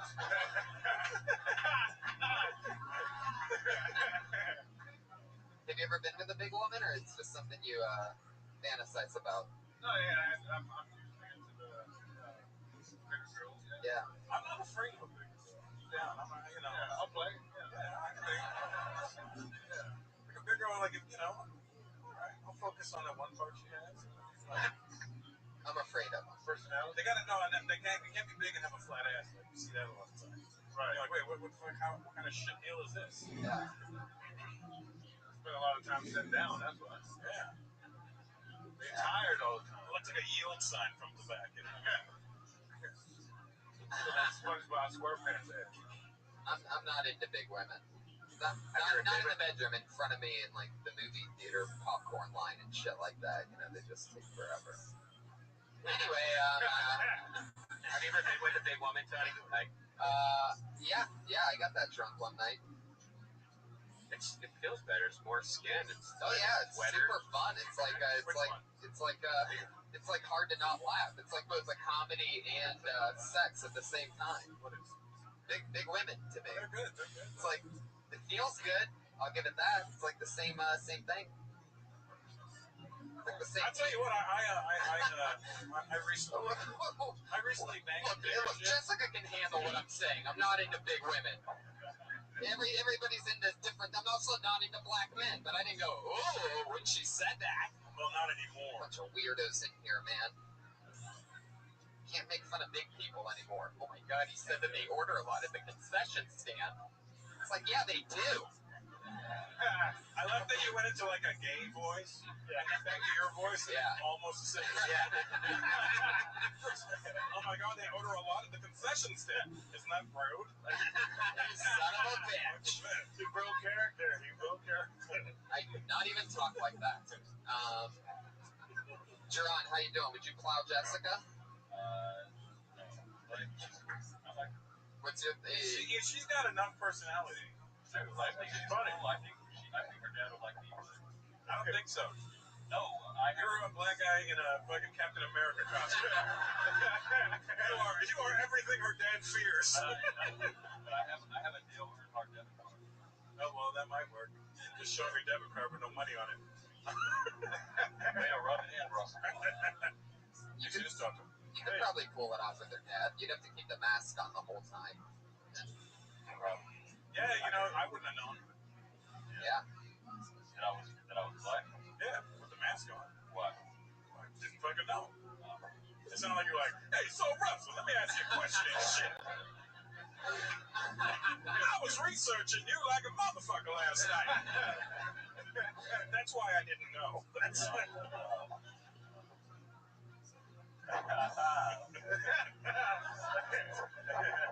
Have you been with a big woman before? Almost, until she took her thing off my stuff. What? Wow, now that's crazy. It's not my fault. I wouldn't have been able to have sex with her. I'm not saying that big women are bad or anything. He's just saying I that just your wouldn't shirt have been off. able to fuck her. It wouldn't have been awesome. How old are you? 25. That's the problem. Yeah. Well, no, I'm 44. At this age, you're like, all right, I'll take that. Sure, why not? Yeah, I'm fucking big bitch. I don't care. You gotta do them all. Find him up, find out. Yeah, I don't know. You don't even know sometimes. Like I did this big chick, and she was gas on her. She was good. But there's like skinny chicks with big ass. No, yeah, but those are fake. This is real. You can tell by the ankles and legs. And from the knees down, if it's skinny like that ass, it ain't real. Yeah, you're gonna get into big women. About 26, 27. I mean 35. Beers in one night, and you'll totally end up. But no, you made it better. You played right into it. 35. They just didn't hear it. So they're not ready for shit that's smart to happen in the middle of nowhere. Anyway, your next comedian is Robin Ryan. Oh, snap. Sounds like a new name to me. Oh, shit.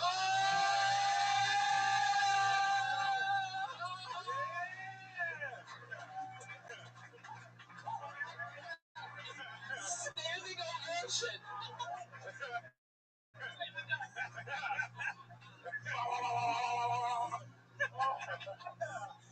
Hey, this is like your second coming. Guys, one more time. Give it up for Robin Ryan. See? Fuck yeah. I really wanted to be like my mom when I was a kid, and the problem with that is my mom is just a really butch lesbian. She taught me to be like her, so I'm not very good at being a girl. I didn't know that bras had cup sizes until I was like in my 20s, and I just had like one move down here for years. We'd go to Target, and she'd be like, "You can pick any of the sports bras you want." So I did. I had a mullet until I was in 8th grade, because lesbians have mullets. And I would say, "Mom, I think I want a different hairstyle." She'd say, "That's the way our hair grows, Robin." My mom still has a mullet. She lives in Palm Springs, because that's where lesbians go to die. I wanted to be just like her. I don't know how to put on makeup. Oh, that's it. We're done. Good. Okay. You can finish it. Finish that one. Finish it, Robin. Finish You it. know how to put on makeup? I don't know how to put on makeup, so I put it on like it's sunscreen, just like this. Wow. And it was worth finishing. Hell yeah, totally. It's nice to meet you, Robin. Where are you from? I'm from Napa. Napa. Wow. How long have you been doing stand-up? About a little bit more than a year. You do it up there, or you come down here? I live down here now. Oh, cool. So you've lived down here for the past year? No, I've lived down here for 4 months. Awesome. It's so much fun. How are you enjoying it? I love it. If you ever miss your mom, you can go to Santa Monica. No, they live in Palm Springs. Yeah, it's awesome. Just like an hour and a half away from me. I liked your bra cup size, but I think you had it a little bit, like, you need to reword it, because it's a little backwards. Like, I think the idea of where you can buy any size, just your whole bra, I think that's what you're saying, right? Like if you put on it. Change it to tank top, or like wife beater. Okay. That'd be funny. Lesbians wear those too. So. Is that what you were saying? Like you put on like a sports bra, and it would just be one big boob down. One boob. Yeah, maybe. However you said it, I think maybe you should say like this. Like I got the sports bra, and then it would make it one boob, because you said the one boob first, and then you'd go. I had to go to the store and get a sports bra. Like I think you should say that first. Yeah. You know what I mean? Okay. Yeah. Just because I was kind of confused what you were saying, and then once. Thanks, Red Band. Yeah, I have no idea what the. Now you gotta go wash it. That makes sense. Then you gotta go wash your bra because you shit all over it. What do you do for work? I'm an elementary school special ed teacher. Wow. Elementary school special ed. That's. So what are you teaching, like 35-year-olds? I teach 7, 8, 9-year-olds that are. Did Jeremy Lopez come with you, or did you? That's why he had his backpack on. He came from school today. Is this an outreach program? Right, and when does writing class start?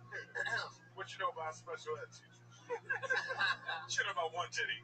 How long you been teaching special ed? This is my 10th year. Wow. How old are you? You look young as shit. 32. Oh, wow. I thought you were like 21 when you walked. Yeah. Well, you don't have to wish you're looking, so that's good. Yeah, so you. Generally, white people age terribly. I know. So, you're already beating the odds. What's some Black, crazy? I love that joke. See? What's some crazy stuff that you've seen go on in the class? I had a parent one time who gave her kid a laxative, like special ed kid? Right. Special ed kid. Oh. He was in first. He was in first grade and been potty trained halfway through kindergarten, so he'd only been using like the toilet for about a year, and he came running out of the bathroom with just a t-shirt on, running out onto the playground during recess, sobbing. And I walked into the bathroom and there was just shit spread all over one of the walls, Oh my and he god. couldn't figure out what to do because he just shit so much. Wow. Did you videotape it? I did not. No. Why'd she give him I'm a gonna lot? get Instagram pic. Because he had princess for a week. Oh my god. Over a week. Well, yeah, Wow. that's a week's worth of shit on the wall. Yeah. That's a Was there critical a fan in there? Because it would have been amazing. You know, if they did that. I just called the janitor. I don't know shit. Wow. What kind of, like, do you work with autistic kids? Or Yeah, mostly? the students that I work with have autism and a lot of ADHD and like specific. So you're an ABA instructor too? I am not. Oh, you're not? No, I don't know ABA. Are you gonna hire him or something? What do you, you're also a comedian and a principal? So was I. Yeah. Yeah, so was I. But back in the 80s, there was no diagnosis. Yeah. Right. ADHD. They just Yeah, I thought it was was in special class for a long time. Oh, me too. Yeah, I'm with you, Tits. I had regular school, but they made me take Ritalin every day. They didn't have a color Teachers book. appreciated that. Yeah. Thank God they didn't have that shit in the 80s. They used to call me down to the office, like, after lunch, if you forgot to go take your pill, they just go over the entire school intercom and rattle off all the kids with ADD that are so ADD that they forget to take their medicine. Like, looking back on it, I'm like, how the fuck did this go on? And it bothered me then, big time, because it's like totally embarrassing back then. But, Still taking it. yeah. The hardest. Well, I just smoke it all away. I just remember reading books. Like, I remember reading books with those big ass headphones and whatever cool. I want to go outside. Like me. Like, I was, like, the book would be done and stop turning pages, but the audio kept going. I'm like, shit, this is too fast. Yeah. I can't even find this. Yeah. It's like being in church and the priest like, what page? Yeah. And you look like, what fucking page are we on here? God did what? Yeah, you know. Pretty cool.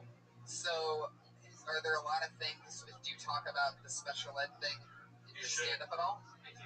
Yeah.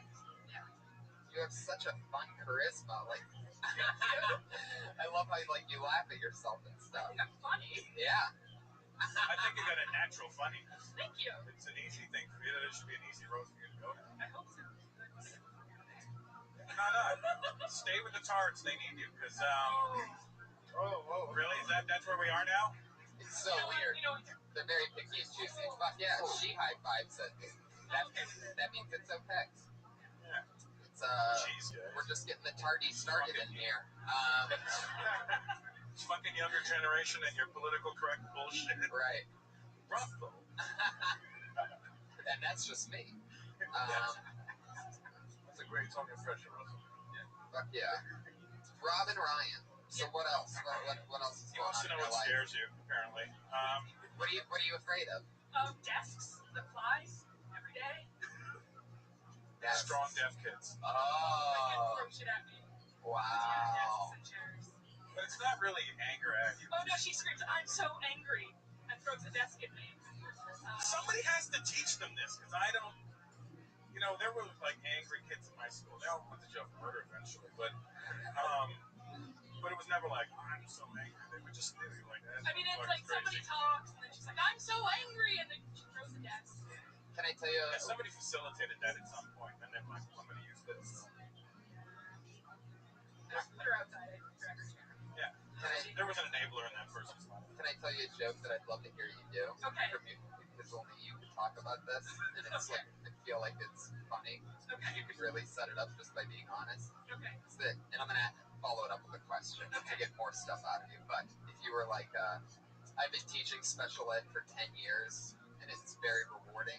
I had a student that I taught 10 years ago come up to me the other day, and he told me just like that.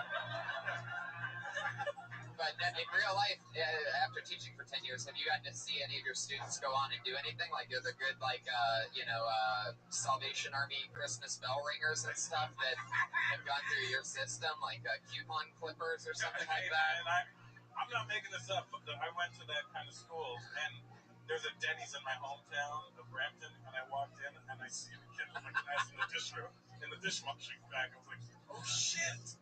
I go, David. He goes,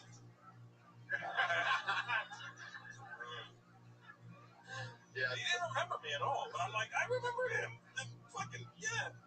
Some have it worse than others, I guess. He had it bad. It's so funny. You guys are in the same class. He's a dishwasher at Denny's. He can't even afford to buy the Forbes magazine that you're in for making money.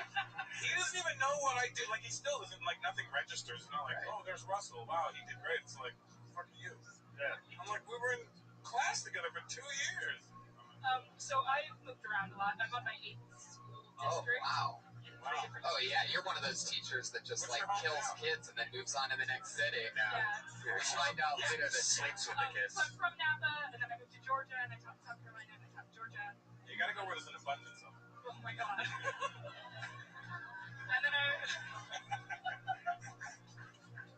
and then I went back to Napa, then I moved to Sacramento, and then I moved here. Wow. I think Jessica didn't like that. The reason I asked you if you were an NBA instructor, because that was my first job right out of college. And I did that for a whole year. When you said desk fly, like, I can totally relate, because there were times where you show up and they were upset. There was, like, something had set them off, and, I mean, you just see pencils fly. Like, I remember this teacher got clotheslined by the student for no reason, you know, because he didn't have a sticker on his desk. So it's like, it's hard. Like, I got my ass kicked every morning. So yeah. Like, I know. Yeah. I had him throw a book at me, and it just left like a bruise, like on my chest to the point where I was like, Man, if I had to do this, are you allowed to do things like I would just keep a dead bird in a box and show them? They're like, look, if anyone does anything fucked up, I'm gonna throw this dead bird at you. Yeah. I think that would work. It's like, I wouldn't even do it. You know, even in my school, it'd be like a bird. Okay, like really gross. It wouldn't even register that thing's dead. Birdie. Right. No, because then I would just have people like all day long being like, did you see the dead bird? There's a dead bird. Did you go see the dead bird? There's a dead bird. Well, then poop. Big turd. It's some cow turd. Or just have the laxative kids shit on Yeah. people. You should have taken the whole class and gone, see this? This is what you're gonna get. He's actually the favorite kid I've ever had. What's it? I guess it's because he's the shit.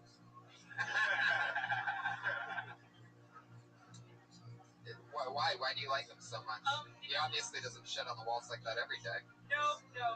He's one that I get updates about. My friend is the vice principal at the school that he's at now. When I had him, he was mute, and he like would just sit there, and then like he was like a super sweet kid, like, and we got him to like play with the other kids, and he was so now he's like reading and he's talking and he has friends, so he's kind of great now. No. He's a sweet kid. You look like you love sweets. See what I'm talking? This is a very like. She's laughing at that. All right, fuck it. She's right in front of you. At least the tards aren't here. God damn it. And they're never going to find this. Robin, so did you know Jessica from Sacramento? Yeah. Oh, that's awesome. Yeah. So you guys made friends there. Yes. Where'd you guys meet at? I'm guessing a Wendy's. Fuck you. Fuck you, Robin. It was Taco Bell. I love it. Robin, it was so nice to meet you. Please come back soon. Awesome. Robin Ryan, I love it. She's on Twitter at Robin Ryan. R-O-B-I-N. Ryan. Numbers? Those numbers? What are they? She's Robin Ryan 200 on Twitter. So don't go to 199. You're in the wrong one. I hope you're not teaching those retards handwriting because yours is wicked retarded. Right. Maybe she's a doctor. Fuck yeah. All right. Now. What's that? Okay, this guy actually works here. He's a young employee of the Comedy Store, which grooms and builds many comedians. I used to work here. Put your hands together for him. It's Jared Levin. Jared Levin! I'm guessing he's getting stoned behind the Comedy Store. This is about his third time missing a spot here on the show. So he just got blacklisted. Make noises. He's probably Jared Levin. There he goes. He just got blacklisted. Somebody else will get a spot. The actual comic page who just tweeted me was such a crazy thought. Just tweet stuff at me like movie fun facts. Did you know that Samuel L. Jackson was in the movie Coming to America? What? a gunman at McDowell's. Is that true? Yeah. Oh, wow. Did you know Jeff Garlin was working at a donut shop in RoboCop 2? I did not know that, but apparently he stayed there. I love it. Put your hands together for your next comedian, Joey Crudo.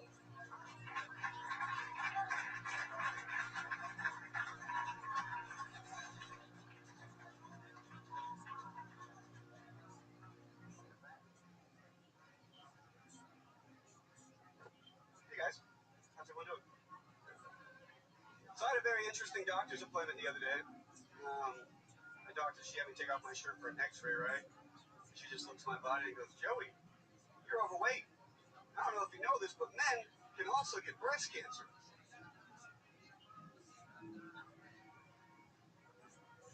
Like, excuse me, but did you just say that I have man boobs?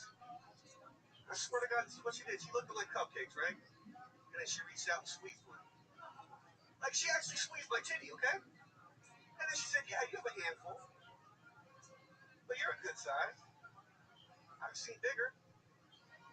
And she left the room, right? And I'm looking at myself in the mirror. And I noticed that one nipple was hard, the one that she touched. But my other nipple was soft. Kind of looked like Forrest Whitaker's lazy eye. I guess all I'm saying is that we're all Picasso beautiful guys. That's my time. There you go. Exactly 1 minute. Joey Crudo. Joey Crudo. Fuck yeah, so you're talking about having tits, huh? Yeah, it's a theme tonight, isn't it? Were you there for a mammogram or? Back pains. And believe it or not, it's posture because I'm trying to hide my man boobs. Man with big boobs. So your titties are pulling you forward. Yeah. So it's true what they say, ladies. Your tits won't get you ahead. Has anybody ever told you that you sort of look like a real-life version of one of the South Park kids? You know what's funny is I was looking at it and I was like, you know when they do like an artist rendition? Yeah. Like if somebody, like, and he had kind of Asian eyes and sort of an afro, and then he was kind of white, but he was tall and he was big, and he childlike features, but he was a man. I don't know what the fuck was going on. And then fucking Joey Crudo shows up. Yeah. Whoa. The goats. An earthquake or? Whoa. Hey, all the lanterns are moving. That never happens. Oh. I thought I'd just blink fast. Is it shaking? I don't feel it. Oh, it's the big one. I guess Pat Reagan was right. Wouldn't that be fucked up if the podcast made it through? And I think that's just the reverb of this podcast crushing. It could be Joey Crudo's tits. Right. Yeah, I'm just. Joey. Yes, sir.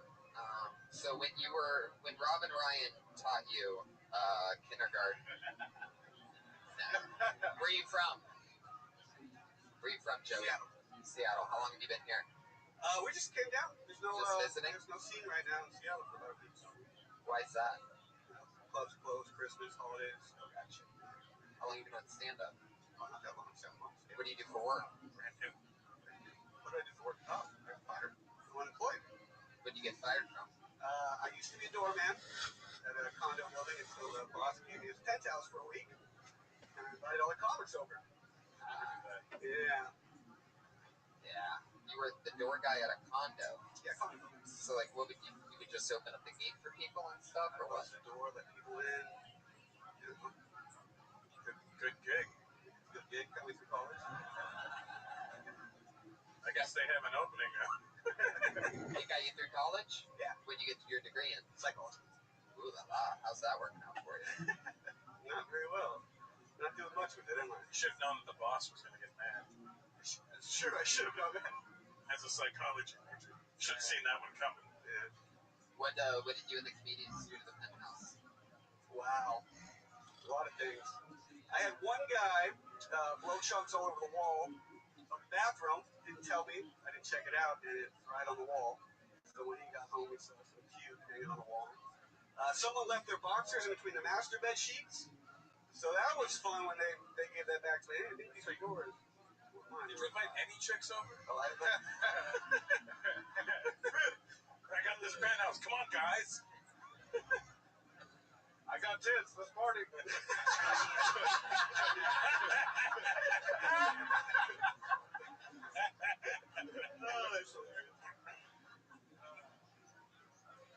like about Seattle? I fucking love Seattle. What do you love about it? Marijuana. Marijuana, it's legal, and we smoke it all the time. The coffee's great. I don't like the women as much. The word feminist is like faggot out there. Can't use that very well. The word what? Feminist. But yeah, that's, you say feminist twice, and the Lucky Crow comes out. The North Hollywood Eagle. So when your grandma bought you that shirt for Christmas, did you promise her that you'd wear it this week, or like, is that part of the deal, or what? Big and Tall had a sale, and there was only Ralph Lauren Champ shirt. Big and tall, more like short and wide. All right, he's actually pretty tall. What are you saying? That'll fool some of those podcast 6'3", listeners for a second, though. They'll half laugh at that. Then they'll really laugh at this part because they're thinking, "Wow, I did half laugh at that." Anyway, it's weird because it's a podcast. Anyway, Joey. Now we're doing visual jokes on a podcast. Exactly. What scares you? Bras. Obviously, the barber. Oh, obviously nothing. Maybe only I can. All right, forget it. I mean, you could. I mean, I do what I can with what I have left. Yeah. And I got hair in me, so I look at that. What do you recommend I do with it? I don't know, maybe Jib blade on the side, lightly blended up the top. Yeah, you can't just have one length all the way around. You're shaped like a You do lollipop. have like a white guy afro thing. What's going on? Yeah, it's a Jewish thing. Oh, it's Jew. It's a Jew. You're like if Blake Griffin had Down syndrome. Yeah, you're like Joe Griffin. Okay. So you got fired for being a doorman. Yeah. But yeah. So you're unemployed now. I'm unemployed. And doing comedy. He wrote himself the door. Where'd you get the shirt? That was awesome. I just wanted to let that one fucking marinate in the ether. Well, Robin, it was fun meeting you. That's not Robin. Fuck. Sometimes the pieces of paper get Same mixed size up. titties, different gender. All right, There we go. Okay. Joey Crudo. Thank you guys very much. He's on Twitter at Joe Crudo. Fuck yeah, all the way from Seattle. I thought I smelled something fishy. But it was just Robin and Jessica's vaginas, everybody. See, I just keep going back to them. You know I love you too. Fuck. You're not getting to go up. Yeah, too late Welcome now. to show business, bro. See you later. You got blacklisted. You're booing that? You're booing people not showing up on time for their... He was working. You were working?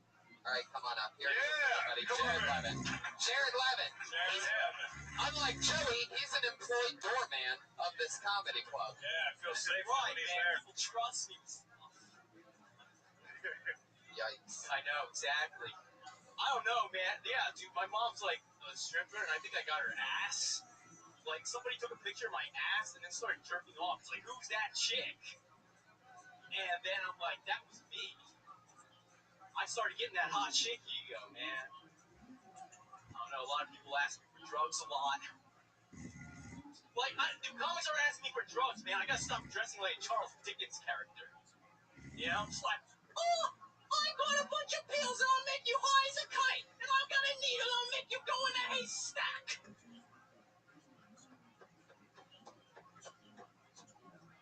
That's right. It's weird, man. I'm a cop magnet. I get pulled over a lot, you know? Cops ask me weird questions like, I don't know, why are you nervous? I don't know, maybe because I'm being handcuffed, you donut brain. Yikes. You should have just kept working. Yeah, he should have let this set just go away. I get better downstairs. Yeah, it must have been. Last time you were on, you were flipping on the floor. It looked like you were hurting yourself. Freaked out the whole audience because the audience was freaked. This time you started punching yourself way too hard for no reason. Oh, I mean, you are. What is up with you, man? Why? Very physical. Yeah, you just smack yourself at night. I mean, what do you do? Oh, dude, man, I don't know what I'm doing. I don't think he needed to tell us that. Right. He commits to it. I mean, you gotta give him that, man. committing is something that's necessary. What was the first thing you talked about? Yeah, suicide, by the way. I think I had my mom's ass. Did you hear that? I fucking stepped on a great joke. You said it's definitely important to commit. I go, yeah, suicide. Oh, yeah, it's good. It's good. But go on. No, like I had his mom's ass. my mom's sister. Is she really? Yeah. Still? No, 7 years ago. Oh yeah, about the guy jerking off. Like it's not clear what you're saying at all. You just go, somebody took a picture of my ass and then just started jerking How off. people just take pictures of your ass? I did like a performance art show, and someone took a picture of my ass and it was a guy. You're naked in the performance art? Yeah. Right. Bare ass. All right, Jared, we got to move along. Thank you. Hey, buddy. Jared Levin, there he goes. He's on Twitter. Jared Levin. Your final comedian tonight. Normally we have two young ladies that do a brand new minute every single week. One of them is on Christmas break in Florida. So that's Kimberly Congdon, exactly. And our other comedian is here. Put your hands together for it. Sarah Weinshank. Does a brand new minute every single week on this show. What's up?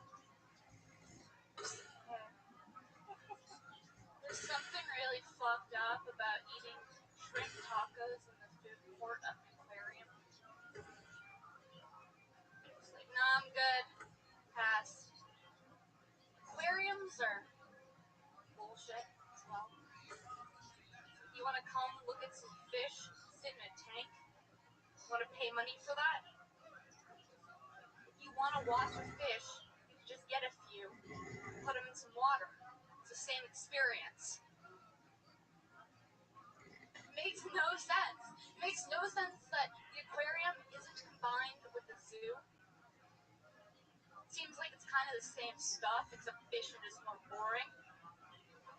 Like, yeah, let's look at what's going on in these tanks, and then go upstairs to the food court. I'm getting hungry. I hear they have shrimp here. I'm in the mood for some shrimp tacos.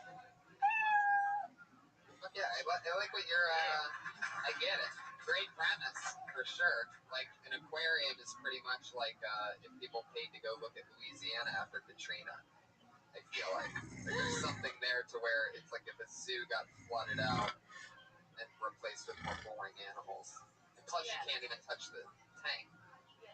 Aquariums are fucked up. You can't? Touch some. Yeah, but what are you going to touch? Just fucking glass. Might as well go to the check cashing place and do the same thing. That's funny. Right. It's weird that they do that because I was at SeaWorld and they had like shrimp and Like Seaman World. And but they had like you go to a restaurant, they had like all the different regular fish choices. You're like, isn't this weird that we're here to celebrate They fish? sell hamburgers at San Diego Zoo. It's true. It's great. They got fucking license and shit. They got whatever, man. That's fucking evil. So did you go to an aquarium this week? Is that what happened? No, I just was thinking about it. Thinking How a I'm little, glad I haven't been to one in a while. thinking a little inside the box. Yeah. Aquarium jokes, everybody. Not often brought up in the comedy world, but when in Rome. Yeah. There's a commercial for aquarium on the No, I was just thinking about, the end of 2 relationships ago. And I remember the part of that end was an aquarium visit. And I feel like that was like the end, Because then he went down on you after looking at all those like, fish. no, because I was oh, I got it. You missed that guy? You missed that one that you went to the aquarium with? No, I was saying that I don't. Is he like the one that got away? No. that swam away.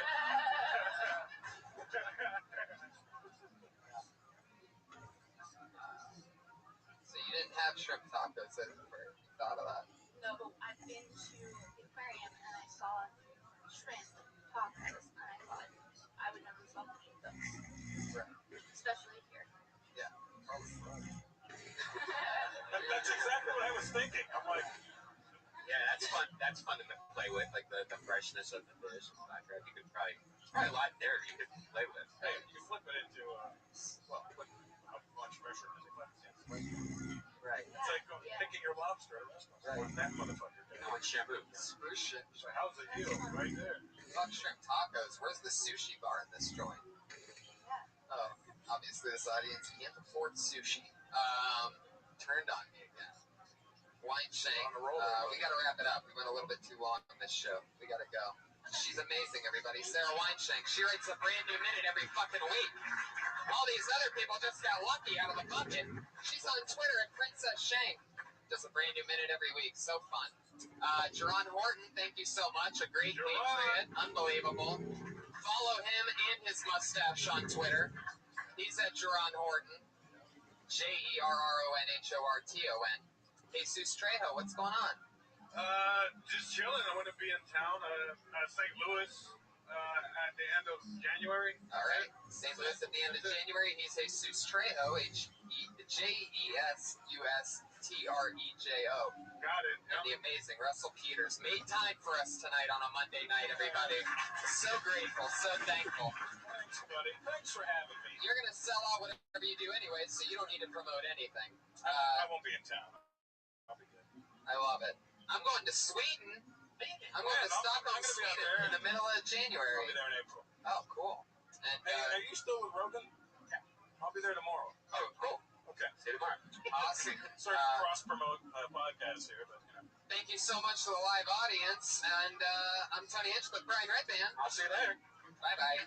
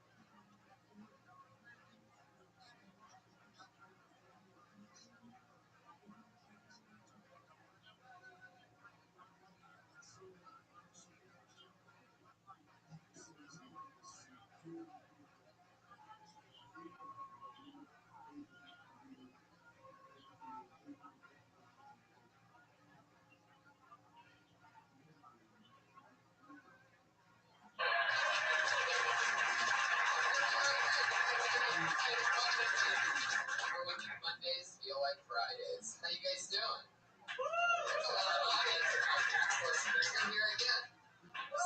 Almost 90 something. What you got there?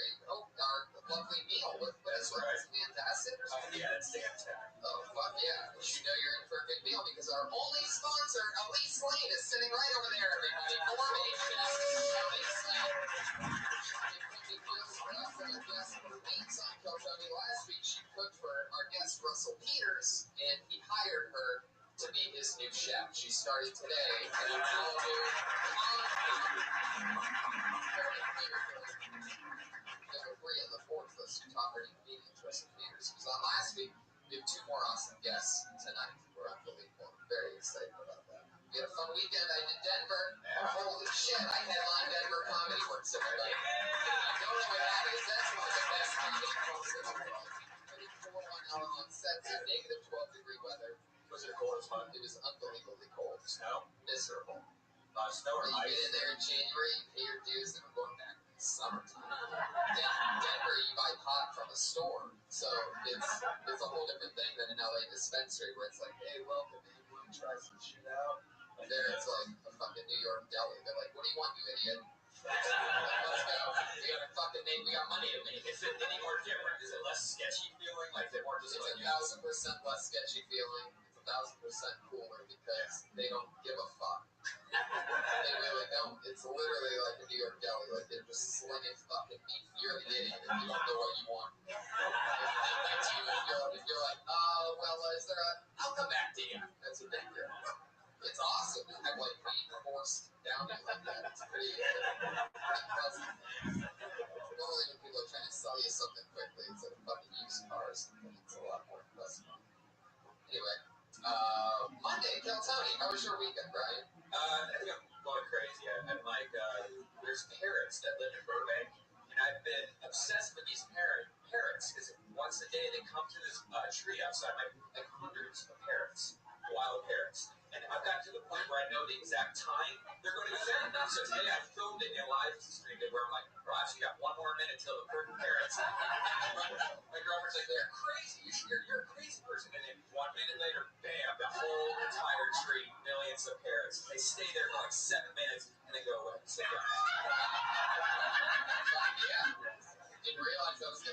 work with Birdman. Yeah. It's about No, it has nothing to do with that.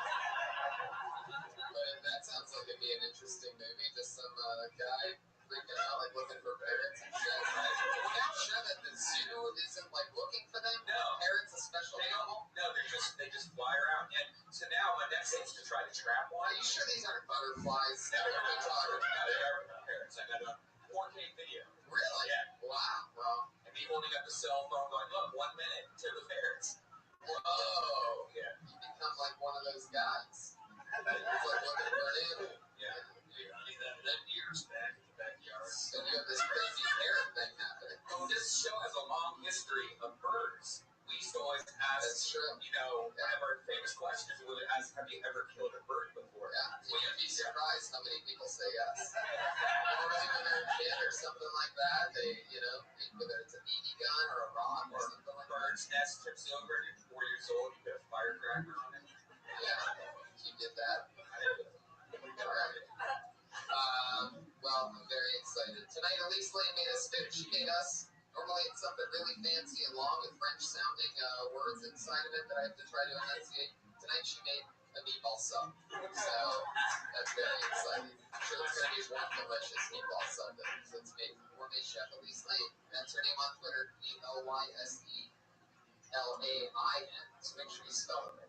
She's on Instagram and Facebook at the Girl with a Pan. So hire her for your next private event. She cooks us in the guest meals. So thank you, everybody. That's a part we have to do. It's delicious. Next week she's going to be on Let There Be Talk. That's right. And we have our musical guest, everybody, doing a brand new song that he hasn't done before. Bring your hands together for Pat Reagan, everybody. There he is.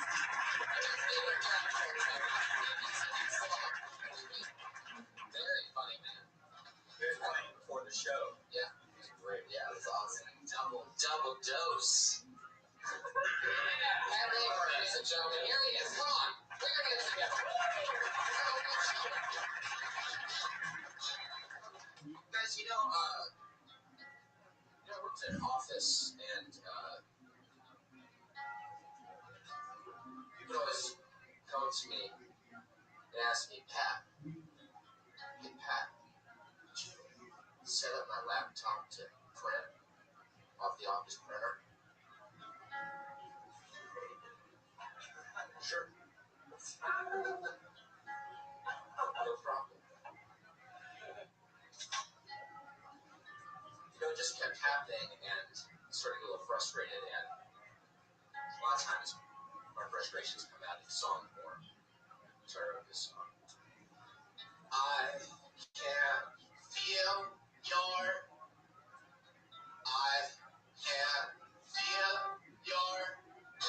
pain. I can only watch you fall apart.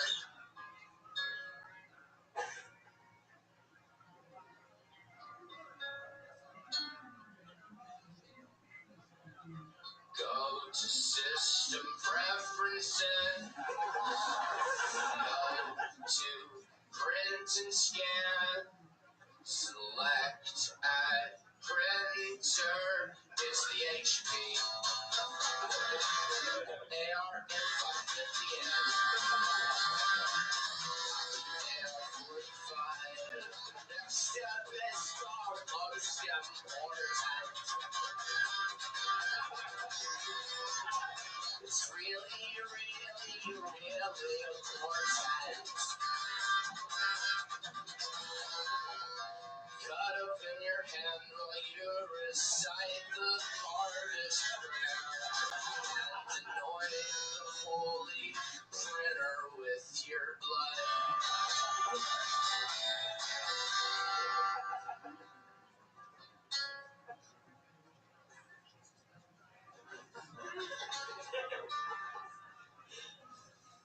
Select IP at the pop-up window.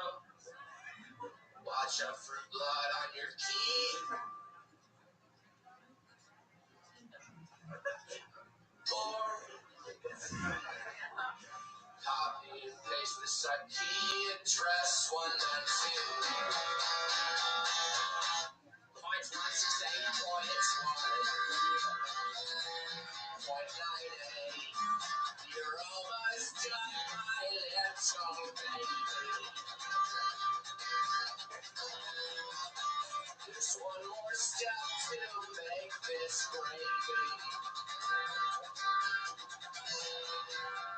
Scared of blood all over your face, but you sing these sacred words. If I got on you, little baby, wait, boy.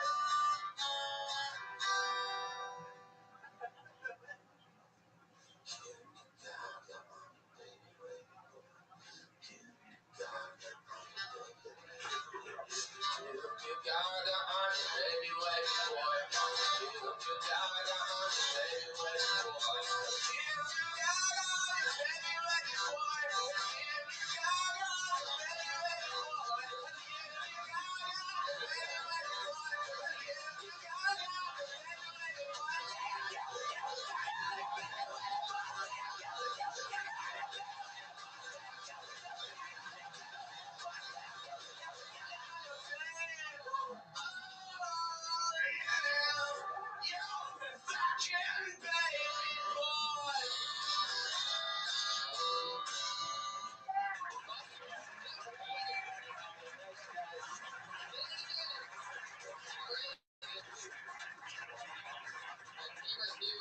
my favorite new comedian of 2014, Pat Reagan. There he is, a monster. He's on Twitter at Patty Reagan, Pattyregan. So follow him, check out his new album, Pat Reagan Smells Like Shit. Available on Spotify and other forms on the internet. So much fun. I love him. With no further ado, let's bring up our Patreon for tonight, the guy that always keeps us safe. Used to be a guy in a $4,000 suit. He got too big for the show. He said that it was only because of him that it worked. So to show him how replaceable he is, we've replaced him with a brand new person every single week since he left the show. Dressed up in a much cheaper version of the costume that he wore. Went from a $4,000 custom-made suit from Sweden to a $40 suit on Amazon Prime.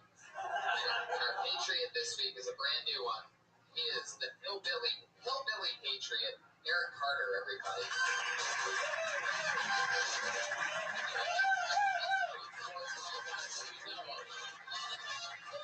He's a real hillbilly underneath that suit. But yeah, hi Eric. How you doing, Tom? Great. Glad to have you on the show. You have a very distinct Southern voice, a very distinct accent.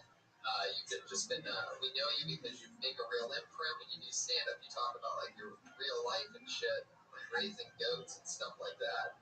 And it's hilarious. Anything happened in the farm lately? You just spent some time on an oil rig, right? Yeah, I've been up in North Dakota working on oil rigs, roughnecking for a few months. Before that, I unloaded semis and 18-wheelers. But now I'm here to protect the world from injustice and jabronis. From injustice and jabronis? That's what you came up with, huh? All right. You tell that was a line that he came up with as a green room before the show. It's like, all right, I'm going to do this. I'm going to go for it.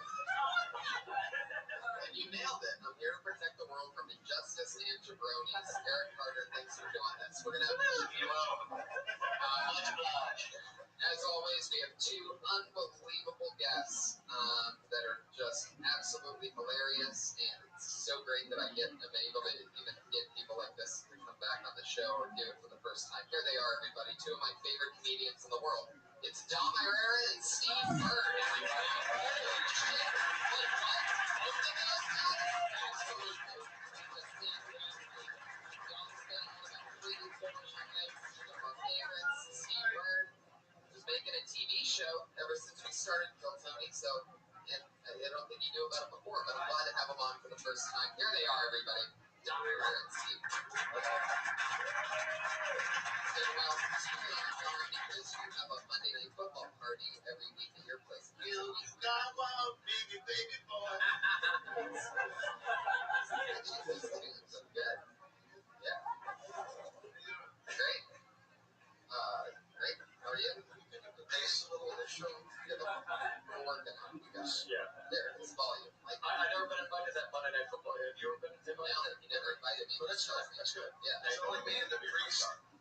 It's only me and the priest that I go up with. You just can't stay at the oil. Yeah. Hell, let's talk about it. Steve, 14 inches, does he get a butter? what's a butter? What's a taste? a tough way to start. Everybody, great to meet you. Steve Burke. Yeah. Every week, instead of me asking you a question, I let whoever the Patriot is, because they're always such big comedy fans, and I always have great guests on. So this week, Eric Carter gets to ask you guys a question that he came up with earlier in the evening, or perhaps even sooner. Eric, go ahead. Steve, I got a question for you. Okay. I'm a big Sullivan and Sons fan. Right. I was really pissed off when they canceled that. Yes. What do I have to do as an American hero to get that back on the air? There's nothing you can do, but look, I am as pissed about Sullivan being canceled as you are about not getting the night shift at Hot Topic. Fair enough. We all do what we can. Thank you for watching it. You look amazing. Thank you. I got a question for you. All right. I don't have that kind of time. Okay, you're on the Big Lebowski 20 years ago in the Golf Classic. You said you had a rash on your ass. Has it healed? No questions there. You needed to. They put down a Smithsonian Institute this week. They know you're fucking out. You looked at himself when he said that. Big Lebowski in it? Yeah, they put the movie in. Wow. I love that. I watched Kingpin today for the first time in forever. I forgot how funny that movie is. Woody Harrelson and Bill Murray. Holy I started shit. working with John Goodman because he's big. Like, what was John Goodman? It was Jeff Daniels. Yeah, what is Jeff Daniels? Yeah. Bridges. Jeff Bridges. One of the greatest actors ever. Yeah. Anyway, thanks for the question. Great questions there. Really, really good. He's really taking it like he has the pose down. He's really when he talks to you, he's very pointing and like he's gonna blast you. How about a question for you? He's one of the few guys that actually fits in the suit properly. It's interesting. You actually fill that out, Eric. You have the same body as an 8th grader. So I'm a vegetarian. Awesome. I didn't know that, but thank you. Appreciate that. I have no idea what a vegetarian is. There's no way. Fuck yeah, well, let's get this party started, guys. Over 25 comedians signed up for the opportunity to do a minute of stage time, and then we talk to them afterwards. Dom, you've done this a few times. You're one of my favorites. You're always so honest with everybody. So I'm here for Steve, welcome to the party. I'll be the Paul Abdul. I'll be the nice one. Well, just before we start, I just want to know most of you people will probably never make it. Enjoy yourselves. Enjoy You get piled in the back. You guys know how it works. You get 60 seconds of uninterrupted stage time. You know your 60 seconds is up. You get the sound of a kitty. That means wrap it up then, or else you're going to bring out the angry West Hollywood bear.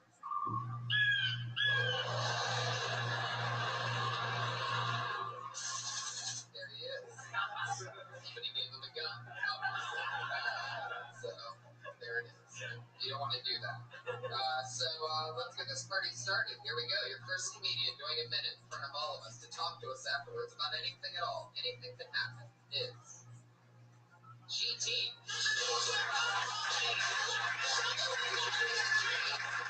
Alright, no GT. You know what that means, GT? You just got blacklisted. Big noises. That's what the Patriots are supposed to do if somebody doesn't show up to their spot. Shocking. GT's always. Can I ask real quick, was GT black? They are Romanian. Okay, good, because I thought GT, we're starting off with a black comedy. That's what I thought. I thought you knew because he was late.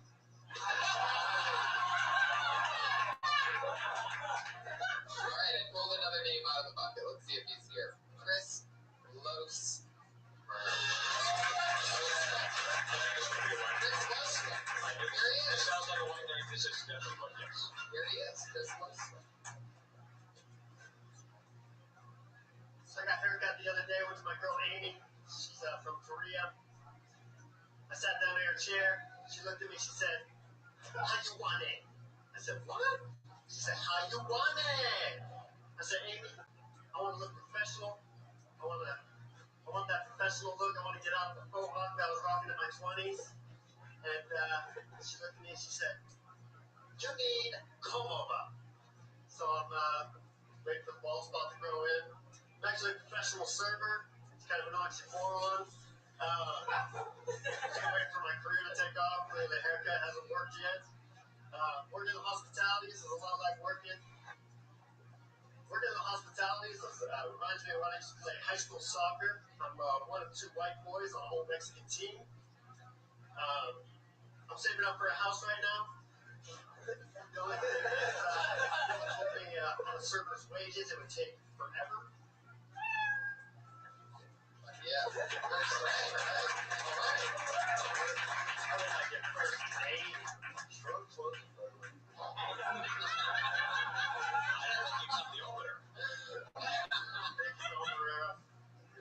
Chris, how long have you been doing stand-up comedy? This is my first night out. Whoa!